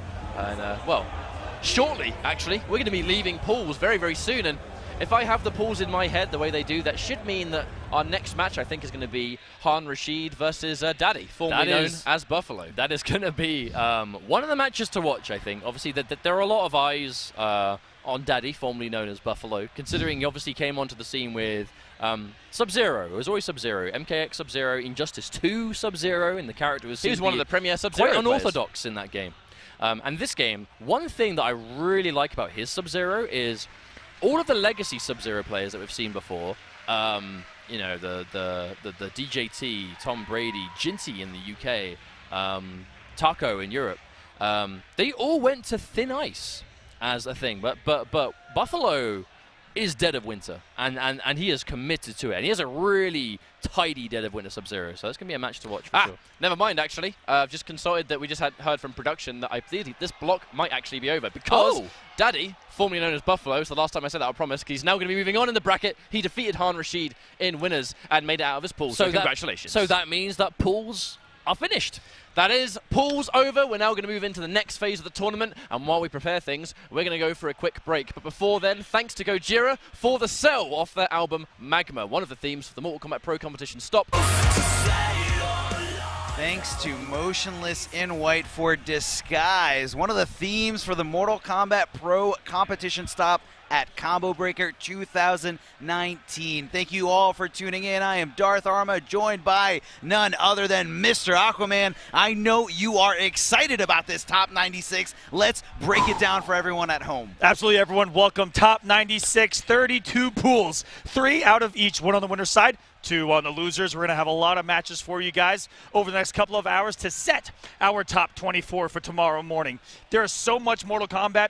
At this point, we're used to it being almost over, Arma, but because of the number of entrants, we are going to be having MK action all weekend long for you. Some of the matches that are lined up, Hollywood could be top 8 status that are going to be happening in the first round of, once again, top 96. That's how many players are still left in this event. 96, it's still a lot, and there's a lot more ahead. I mean, the beginning of it, getting out of pools, is the easy part. Staying alive through these phases while everyone is just out to kill each other is the tough part. And here's really where you're going to see the magic happen, everything unfolding, everybody's hard work paying off here first, let's just go into let's the look bracket. at some of these matches. And you guys can follow along on Smash Smash.gg. Just look for Combo Breaker, Mortal Kombat 11, and you can follow along at home. But break it down for us, Mr. Aquaman. All right, we're looking at, there are 4 sets of pools here in this, and we're going to start with what actually is the first pool, first match, winners round number 1, Nubcakes versus Biohazard. This could have easily been,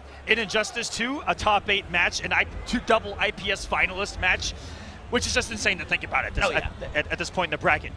Mustard versus Scar. I'm just going to name you some of the matches. Mustard versus Scar. Waz versus Dragon. Cusco versus Burrito Voorhees. Loser's side, Magician, Bacon Lord, Taco, Redox, Jinky Dink, Weird Hero Killer, a bunch of others just in this one pool. I'm not even through it halfway. Camus Black, Nivik in this as well. But we're getting right into the action. We've got, of course, Biohazard going up against Nubcakes.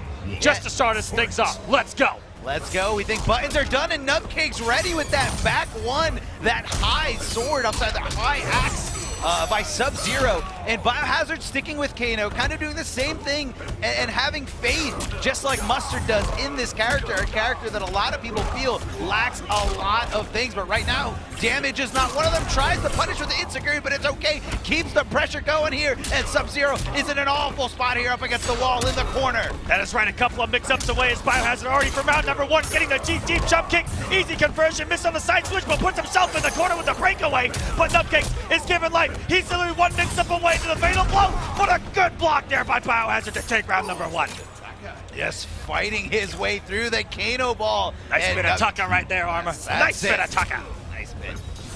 Oh, looking for that down 4. Scorpion's probably Scorpion's best poke. Very advantageous on hit. And really the opening that he's looking for. But instead of finding the opening, he's finding all these command grabs and the Kano down ball at the perfect opportunity. Very plus on hit. Trying to disrespect it with Nubcakes. Disrespected into 276 more damage. And the mix is on for Biohazard in this corner, trying to deep jump kick another one in. This time, the patience by Nubcakes looking for his opportunity, still with the clutch blocks. Biohazard has not been opened up one time, still is punishable on that EX Kano ball.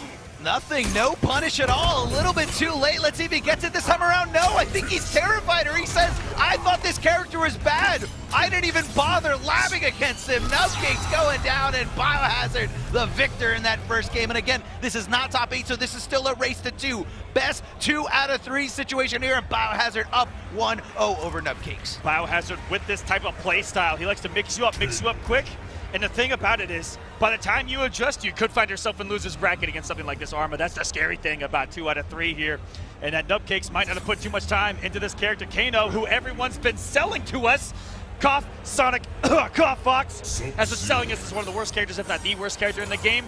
I dare say that is a lie. I actually called up Mori. He came back with a lie detector test. He said that was a lie. Definitely a lie, just a ruse to really trick us all. I mean, this is Sonic Fox, who also won the character auction tournament with another low tier on his tier list, Sub-Zero. And speaking of Sub-Zero, Nubcakes sticking with him, that forward 3 roll to get from point A to point B to knock down Sub-Zero and really start the aggression here. Block attack hunters. I can't believe that. Flawless block on that string that looked like it's been giving Nubcakes trouble. Is this quick adjustment on the fly, or is it knowledge that's finally coming through tuition here for Nubcakes? To the corner we go. We get some optimal combos. Doesn't go for the end of the string. That would have netted a crushing blow, or didn't go for the optimal in the 2-2-2-2-1 ender.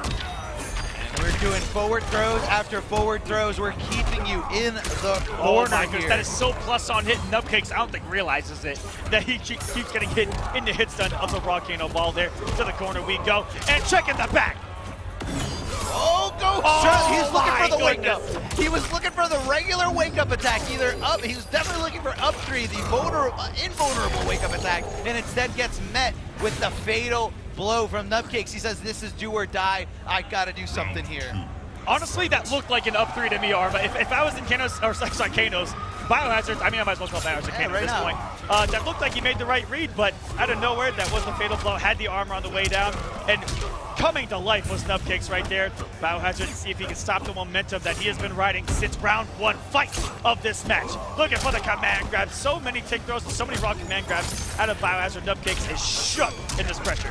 He absolutely is, and I feel like what Biohazard's doing a great job of is just spacing that down one from Kano. It might not be the fastest down one, but it's got some great range, and he can just kind of bully his way through and make Sub-Zero commit to slower buttons. I also like what Biohazard's mixing up with the down ones and the pressure on hit or block. He's timing it exactly right, so the down one command grab is not a tick throw, so it's hit or block. That command grab isn't coming. And here we go, Nubcakes definitely not out of it here. Sub-Zero could have done a mix-up. Instead, just a wake-up grab. The savagery by Biohazard puts himself on match point here. Wake up throw. Now that is very dangerous stuff. Even though Kano does have access to a command grab, he does have crushing blows on both his forward and back throws. That's always going to be a threat whenever you mess up a tech. Excellent position here. Immediate up three into the regular throw by Biohazard to get the reversal position. Command grab will keep him in front. That's why he opted for the back throw there. And now it's command grab city. Population Nubcakes. That's right, he's here, he is here and suffering all alone. Nowhere to go, this is back up against the wall, and we're gonna cash in on some damage here. The forward two into the knife boot stomp. Just to get the side switch once again. Look for the command grab that would have closed things out on Amplify. And check in the back once again. Biohazard 2-0 over Nubcakes to start off our top 96. I'm not even ready for it right now. You're so used to it. Oh, and doing the pop-off for his Biohazard. This is supposed to be the nicest guy in the community. He did a nice guy face right afterwards, so it made up for it. That's the Biohazard that we know. I'm just kidding. I'm just kidding. But no, come on, man. Kano was sold to us as that character. Oh, my goodness. And Biohazard and Mustard are here today showing that is possibly not the case. They are side by side in the bracket as well. Mustard has to play Scar directly below them. So Mustard and Scar have to will advance to face the winner of Nubcakes and Biohazard, which is Biohazard. Scar looking like a little bit of a tough run for anyone in that quadrant of the bracket there, I'll tell you that. Scar is tough, but we do have some replays ready for you guys of that last match as we break down what happened here. And again, it's Kano just bullying his way in with the down ones from the perfect ranges, the command grabs, and of course, once he finds that hit, it's going to make sure that it hurts as much as possible. Now that was Nubcakes trying to get the momentum back on his side, the only round that he did win, but Biohazard ready at the helm, always ready to take back the momentum into his favor. And that just like that, a 1-2 handshake, and Biohazard advances a little bit closer to that top 8 that everybody is trying to get. And huge shout out to the NRS Esports Twitter if you guys want to be up to date on everything NRS Esports, local events, premier events, online events, everything. It doesn't matter what region you're in. This is your one-stop shop for everything NRS Esports. Make sure you follow them on Twitter. Look at everyone here, almost every seat filled, everyone standing in the back, standing on the sides, having a great time here at Combo Breaker 2019. First stop of the MK Pro competition. Shoutouts to NetherRealm, shoutouts to Warner Brothers, everyone putting this on. Rick running Combo Breaker, what a wonderful event from the ground up. Looking at a couple more of these pools. I'm still looking at winner's sides. We've got Katana Prime versus Jinty, who made it through a bracket where both Perfect Legend and Nyx did not show up. So Jinty making it through on the winner's side of that happens to be the next match. How did you know? I'm almost calling these on command. We honestly did not know. Production didn't tell us. Nope. And somehow Aquaman goes through every one of the 4 and knew. Okay, but here he is. I can't listen. I just have to give you. I have to compliment the read. I can't make a read and match, but I sure can make it on the mic. We've also got in this on the winner side of this section, Tweety versus Atai, Big D versus Honeybee, and to start off, top 96. Rewind versus Sonic Fox. Are you kidding me? The face-off of the EVO champions there. Sonic Fox pretty much consistent all the way except for Injustice 2, but he was the EVO champ for Injustice 1 and back-to-back EVO champ for MKX, and Rewind, the most recent EVO champion here last year, solidifying that forever. A couple of more first-round winner-side matches. Gurr versus Daddy. Forever King versus RZA.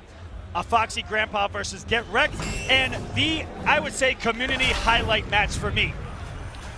The beef being settled where it needs to be settled. Deoxys versus Slayer. I hope we get that on stream, but on stream we do have Katana Prime as promised just a little while ago. Katana Prime going with Emerald Defender variation of Jade. Now this variation has access to a lot of projectiles. She has the downward air projectile, the upward projectile, and the low projectile. And Jinty getting a little too defensive here in this situation, leaving himself susceptible to a full throw from Katana Prime here. This is not going to be the only Emerald defender we see in top 96 too. There are a couple out there swimming in the pools of this stage of the brackets. This is stage 2 if you're following along from home, ladies and gentlemen. Jinty coming from across the water, trying to make himself known amongst all of the other EU brethren that have been absolutely dominant here at Combo Breaker in these pools so far to date. It has Katana Prime back to the corner. Mix-ups on deck. This is Thin Ice, where the mix-ups become launching the overhead. He can't amplify the ice ball. No commitment into a no, just going with the string, which is commitment of itself, so why not go for the ice ball? Hey man, I mean, look, the Thin Ice one, it does have access to the slide. I actually got to mix up. It's okay. I got to mix up once again, ladies and gentlemen. There's a lot to take in. Oh no, the crushing blow, the throw.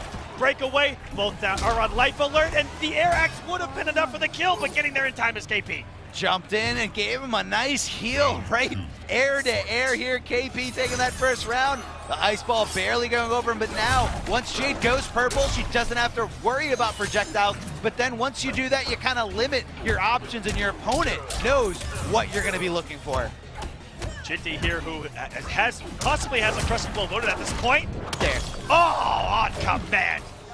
Getting the momentum here in round number 2, and once that purple is up, Jinty has been taking the risks with the slide, and those air axes aren't going to do anything. I think he's just trying to stay off the ground and avoid some of these projectiles. Oh, KP himself will wake up on that down too. Watch out for that crushing blow, Universal. Every character back into it. 36%. Why didn't you just break away? It would have absolutely been worth it. Oh my goodness. The savagery, walk up, overhead, fatal blow. That stuff is not safe, but it was the right read to get the round. Jinty still in this, trying to take game number 1 here from Katana Prime. Why not put it all on the line where it matters most? You're on the winner's side. There's still a lot of bracket to go.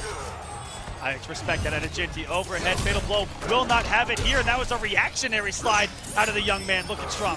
That's trying to bring this back. That's definitely what you're going to be seeing with Thin Ice. If your opponent has projectiles, you have to figure out, how can I use my slide to low profile them and possibly punish them for trying to keep me out. Gets the back throw here, and KP going for the low projectiles here over and over again. That back two, such a long range normally here. Throws on the purple, but gets punished for it. Slide is not a projectile, so you can't avoid it. He's got him 3 times on the slide through it. Now make that 4, and almost tying us up here and help getting on the offensive here. Walking into an active jump kick though. And KP gonna be plus $1 billion here on hit. So I thought plus 30, but still not much you can do. It might as well be plus $1 billion. And the strings naturally plus itself. Chip avoided. One more last breath for Jinty. Yes. Couple mix-ups away potentially. No fatal blow. Oh, the jump back air dagger gonna do it. KP going up 1-0. And plus not a fatal to get us started here. Yeah, once you lose that last defensive bar, you know, once the last breath triggers, which triggers automatically, keeps you in the game, but it completely takes away that fully charged defensive bar, and then you have no longer have access to it. Blocking anything in that situation would have not been an option for Jinty unless he opted to go for a flawless block. And again, even there, it depends on what he's flawless blocking. I just want to round off the winner's side matches of Top 96 for you guys. Watching from home, knowing what's happening behind the curtain here. DJT versus Silver Rye. Hayate versus Dizzy TT. Samij versus Ominous. And Kombat versus King Gambler. That is all of the winner's side matches, and there's double that on the loser's side. That's how many people are still left in this tournament. There's going to be a lot, but we're trying to get down to the end of it here and solidify the stage for Sunday. A huge whiff of the overhead. It does hit as an overhead. It does launch into a combo, but unfortunately, it is very, very slow. And if you whiff it, it is really bad stuff for you. Gets frozen in the air, gonna convert into something here. Goes for the jump punch instead of the jump kick because of how high she was. I love the adjustment. You know, there are 2 things you can do right there if you're Jinty. You can end exactly how he ended with the amplified slide, build the crushing blow. Or you end in regular slide, and you had KP in a good position towards the corner. which is exactly what he's going to put himself in the same exact situation here. And I was curious why he either load the crushing blow or put yourself in a great position. There he opted for the position rather than load the crushing blow. I think that's a lot smarter here because Jade's going to bully you full screen. Exactly. So this is more about, you know, playing the long game. He understands that Jade has zoning tools. He understands that Jade wants the real estate of the entire stage. So he said, you know what? I'll get these 3 slides later if I really need them. I don't have to amplify them now. Now the amplified slide, crushing blows on the 3rd one. So keep that in mind, keep count when he does amplify them, and you know when the crushing blow is going to be an option. Yeah, so right here, oh my counter goodness. hit, it hurts! Right here being up around, this is when you would come off those amplified slides because you're getting closer and closer to getting to use them. He's going to build another one here, and just like that, 61 health away from a complete turnaround from Jinty. This is insane. This is insane. He's just a few hits, probably one combo away or a good slide away from taking this. Read of a slide. Let's see if KP can do it. If he activates something, starts it going, can he make this comeback? Oh, beautifully executed. Jumping back. That's exactly how you deal with a projectile that's very similar, is you jump back away from them initiating one, and you're going to be able to punish it with your down projectile as well. There's a lot of situations in this game that put yourself in exactly that, and Jinty all over it. What a game number 2. Completely different player. Completely different player, and again, I think it's more about, you know, what you said, him sacrificing the enhanced slide for, or the amplified slide for just positioning, because you need to keep her down, and I think he thought the purple stuff was gonna go away or become inactive by the time that my goodness! Are you kidding me? I didn't even think that would be able to hit it, since it might low profile being a low slide. Not today. It is a high. It is technically a high, but you know, it was just perfect there. Oh, that down 2 crushing blow, cashing in his KP. And Jinty, I think he just wants out of the corner. He doesn't want to start the next round because he knows this could possibly be his last round here in the winner's bracket. This is do or die, or I'm sorry, do or go into the loser's bracket. Oh, no whiff punish there. He didn't back up enough. Match point now for Katana Prime. We saw him newly from the summit of time getting in as a player itself. And another crushing blow down 2, this time from Jinty. And what a breakaway from KP, timed perfectly, so Jinty accidentally put himself in the corner. Now, I don't know if that's intentional or not, but it ended up working out for him at the end of the day.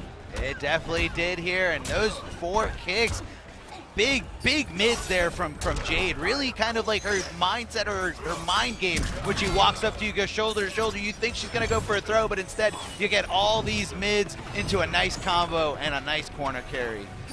I like what Jinty's doing, waiting it out, and that was hit perfectly like timed. On the frame that the purple glow went away. I think he's got a timer in his head ready to know exactly when purple stuff is going away. I'm so scared. We're in double fatal blow territory, ladies and gentlemen. Jade's is very big, and when it comes to a hitbox, hits in front of her, is an overhead.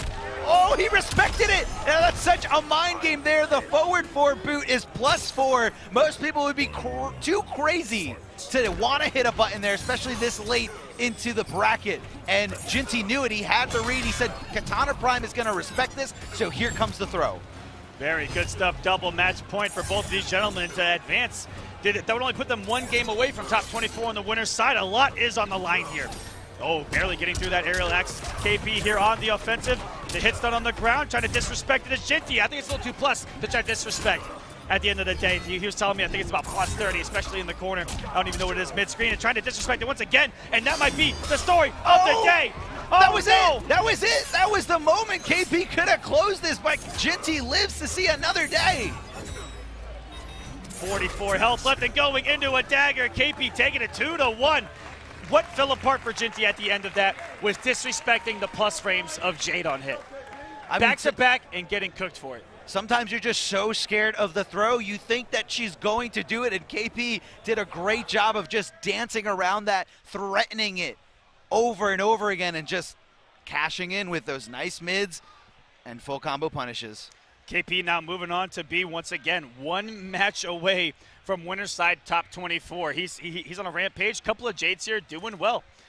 Got to respect at the end of the day, he will face either Tweety or a tie in the next round. These matches this early are so brutal. You can look at them at the end of any other tournament at any other day. Let's take a look at some highlights from that match. KP versus Jinty. KP versus Jinty, the crushing blow on the forward throw after a throw escape was failed. Really cashing in on that. And here we go, more crushing blows. The third amplified slide does lead into a boatload of damage here. And again, the universal down to the best way to get around throws. Throws are technically highs, so you duck them, make them whiff, and make sure that that crushing blow follow-up is on point. And the fatal blow from the overhead, the audacity from Jinty to just do it.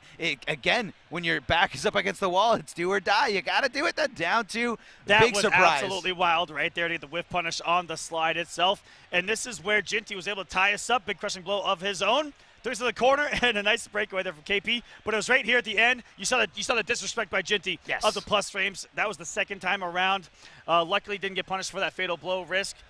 And here we go. We talked about Kano moving through from Biohazard. Winner of this plays Biohazard next. Will it be a Kano mirror? I'm not sure if it's going to be a Kano mirror, but that's probably the last thing I would ever expect this late into the bracket. But we've seen Biohazard and Mustard doing work with this character. Is Scar fully equipped with the knowledge? Did he lab against this character enough? Does he understand the mind games? Does he understand the situations that Mustard is trying to put you in? And can he fight back? Or is he just going to go in and mix like another day with Mama Cage, with Sonya? Big shout out to all the competitors. I'm sure there's a lot of familiar faces that you guys see out there. The OD boys. Faces old and new. Having a real good time. Look, he's a little camera shy. I was sitting next to him earlier. He's very camera shy. He doesn't want this attention, but you know what? He's here. I had to talk to him, having a good time. Plays the game itself. Plays Scarlet out there.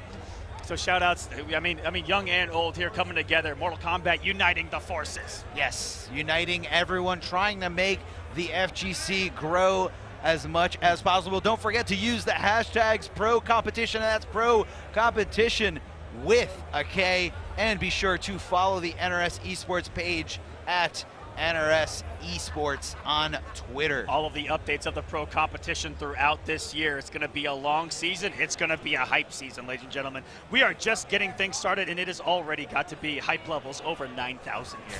Round one. Over 9,000 indeed. And now all of you get to deal with, listen, Mustard is a tournament-winning Kano. He won the commentator bracket at some of the time. That's a tournament. Listen. That's a tournament. We may be washed up. It's a tournament. But we're okay. So, Mustard, very skilled player here in and of itself, and is showcasing it for you guys.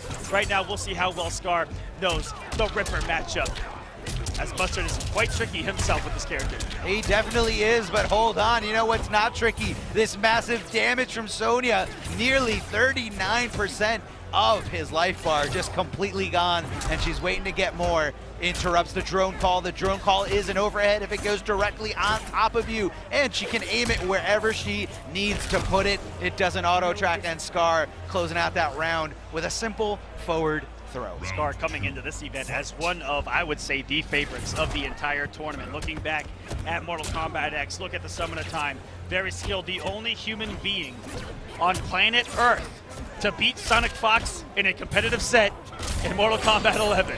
Well, if you ask Sonic Fox, he says it doesn't count, but I think it counts in my book. Something was on the line. Even if it was just seating, it was still on the line. Oh, man, this is going to hurt. The back two into the forward two. Going to extend the combo. What's going to be the mix-up? The throw escape from Scar. This is his opportunity. Break away to get the momentum back on your side. But I think it's too little, too late. Scar going in like a madman. Mama Blade never out of it. Only one mix-up away with a fatal blow right now. I'm so scared. And going through it gets the punish.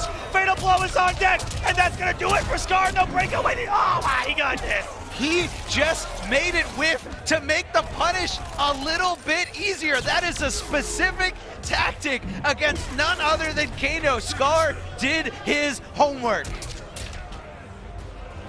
What a round right there. What a comeback. That was full life. Mustard had him on the ropes. Scar with his back to the wall, showing us the veteran that he is. I'm shocked. I'm shocked that he made it whiff and just made, I mean, it's punishable either way, but he made the punish a lot simpler. He saw it and he said, I'm just gonna do it. Hopped right over to the other side, and Kano just tries to drop kick absolutely nothing. Sonya not there anymore. Scar looking strong here. Mustard's really gotta dig deep into his bag of tricks, into his bag of tactics and understand what he's doing wrong against Scar. Bag of Tricks is exactly how to describe this character, Kano. That's what he's built of, it seems. Bag of Tricks, a lot of command grabs, tricky situations, hitter blocks that you have to make a couple of good reads on. And of course the knowledge. Yes. Knowledge is power. Oh my goodness, sit down, says that drone. I love the delay wake up there from Mustard, and you hate to see that happen just because if the low hits, the tick does not come out. The command grab does not connect because of the hit stun. And that's really, really unfortunate there for Mustard. Scar could have closed out right there. Didn't have the amplification to add on the sweet chin music from Mama Blade, but still that string having enough to chip him even if he had a last breath available, which he did. It means he pressed the button there. Scar up 1-0, match point now for him. And how happy is either Scar right now, or how on alert is Biohazard watching him get the only other Kano experience, I think, in this top 96 before he would potentially have to play him, by the way. I mean, look, Biohazard is watching closely no matter what. If you're the smart player that he is, you want to see what your potential competition is capable of. But right now, it looks like Scar is trying to run away with this 4-round straight. Checking him with the down 3. Great poke there by Mustard. Let's get this going. We're going to amplify it for more damage. Stabbing it right on the shoulder. Getting right behind him. This is scary stuff here. One mix-up away is Scar from taking it. Is he going to cancel the ring? Does not. Empty jump. Mustard, that becomes a mix-up of Kano Ball or not. Looking for the chip, one more, no, gets into the throw, last breath, not gonna matter. And Scar taking a 2-0 over Mustard, advances to play. Biohazard for top 24 winners. What a heartbreaker there at the end. Teching that throw was not even an option. Even when you throw tech in this game, you still take just a little bit of damage, and he didn't have anything to spare. Absolutely nothing to spare. We were on last breath situation. Absolutely. Great stuff, though. Mustard definitely had his moment where he could have taken grasp. Scar hit him with an RKO out of nowhere. Left this man... I know. Breathless. Breathless, I should say, and it was hard for him to recover from that point on. Scar looking dominant as always. Mustard, we'll see what he can do on the loser side of top 96. Let's take a look at some highlights from that match. And as you can see here, this is pretty much Scar doing what he does best, and that is showcasing what makes Sonya such a strong character here. And, you know, Mustard was going at this. Command grabs connecting, crushing blows, amplifying that damage, and making some waves here with Kano. And this was everything right here. Yep. Getting the punish, even after whiffing something the complete opposite direction. And then saw that Mustard did not have the breakaway. Optimized that bad boy. And what a reaction from that, dare I say, the old man Scar here, showcasing what he's all about. And we see Noble Tweedy sitting down, Arma.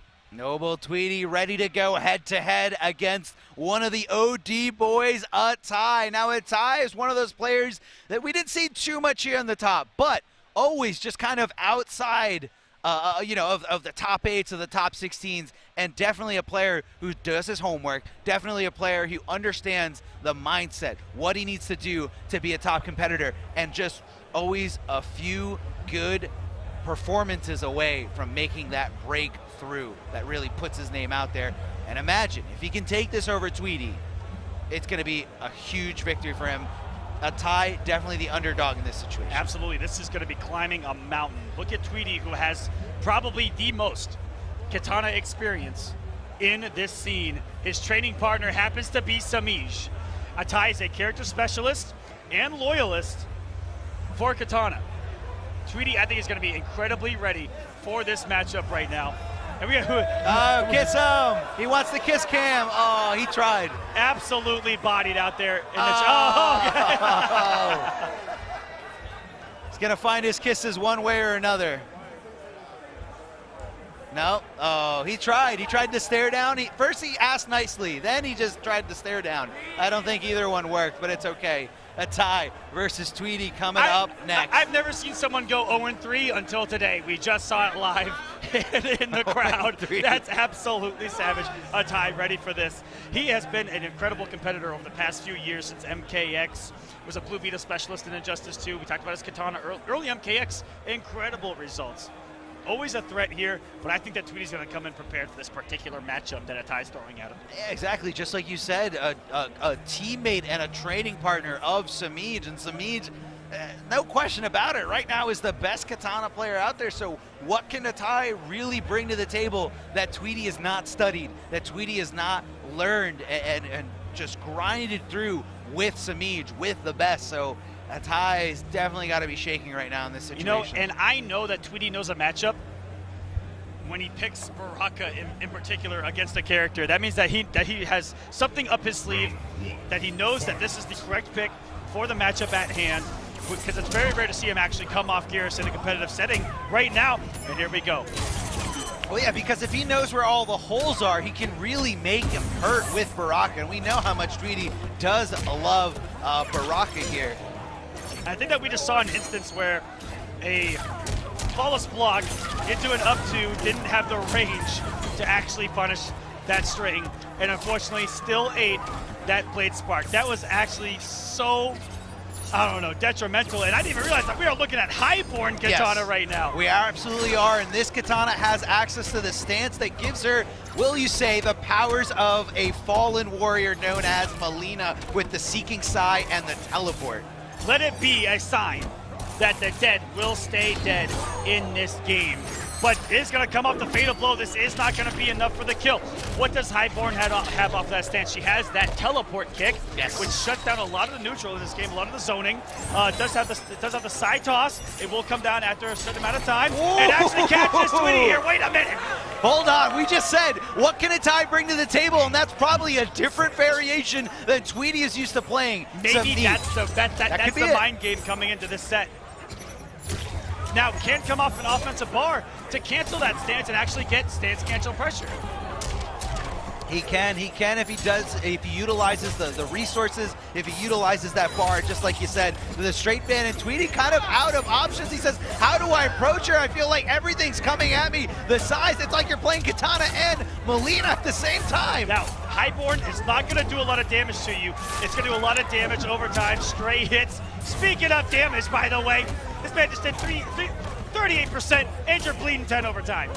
Yes, you are. DOT, watch that health bar just kind of slowly tick away. Atai can't be feeling good about him. He gets him out of the air with that down 3. Now watch out, Interactable is in play here. It is a high throw that leaves you in a standing position right next to your opponent, so it's one of the best ones in this game. Is he looking for the teleport?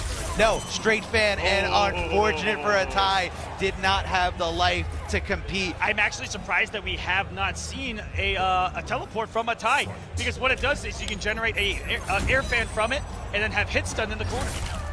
Well, maybe we will see that. Maybe Atai will make the adjustment, but this could be the ace up his sleeve that he needs to take down Tweedy. Looking for that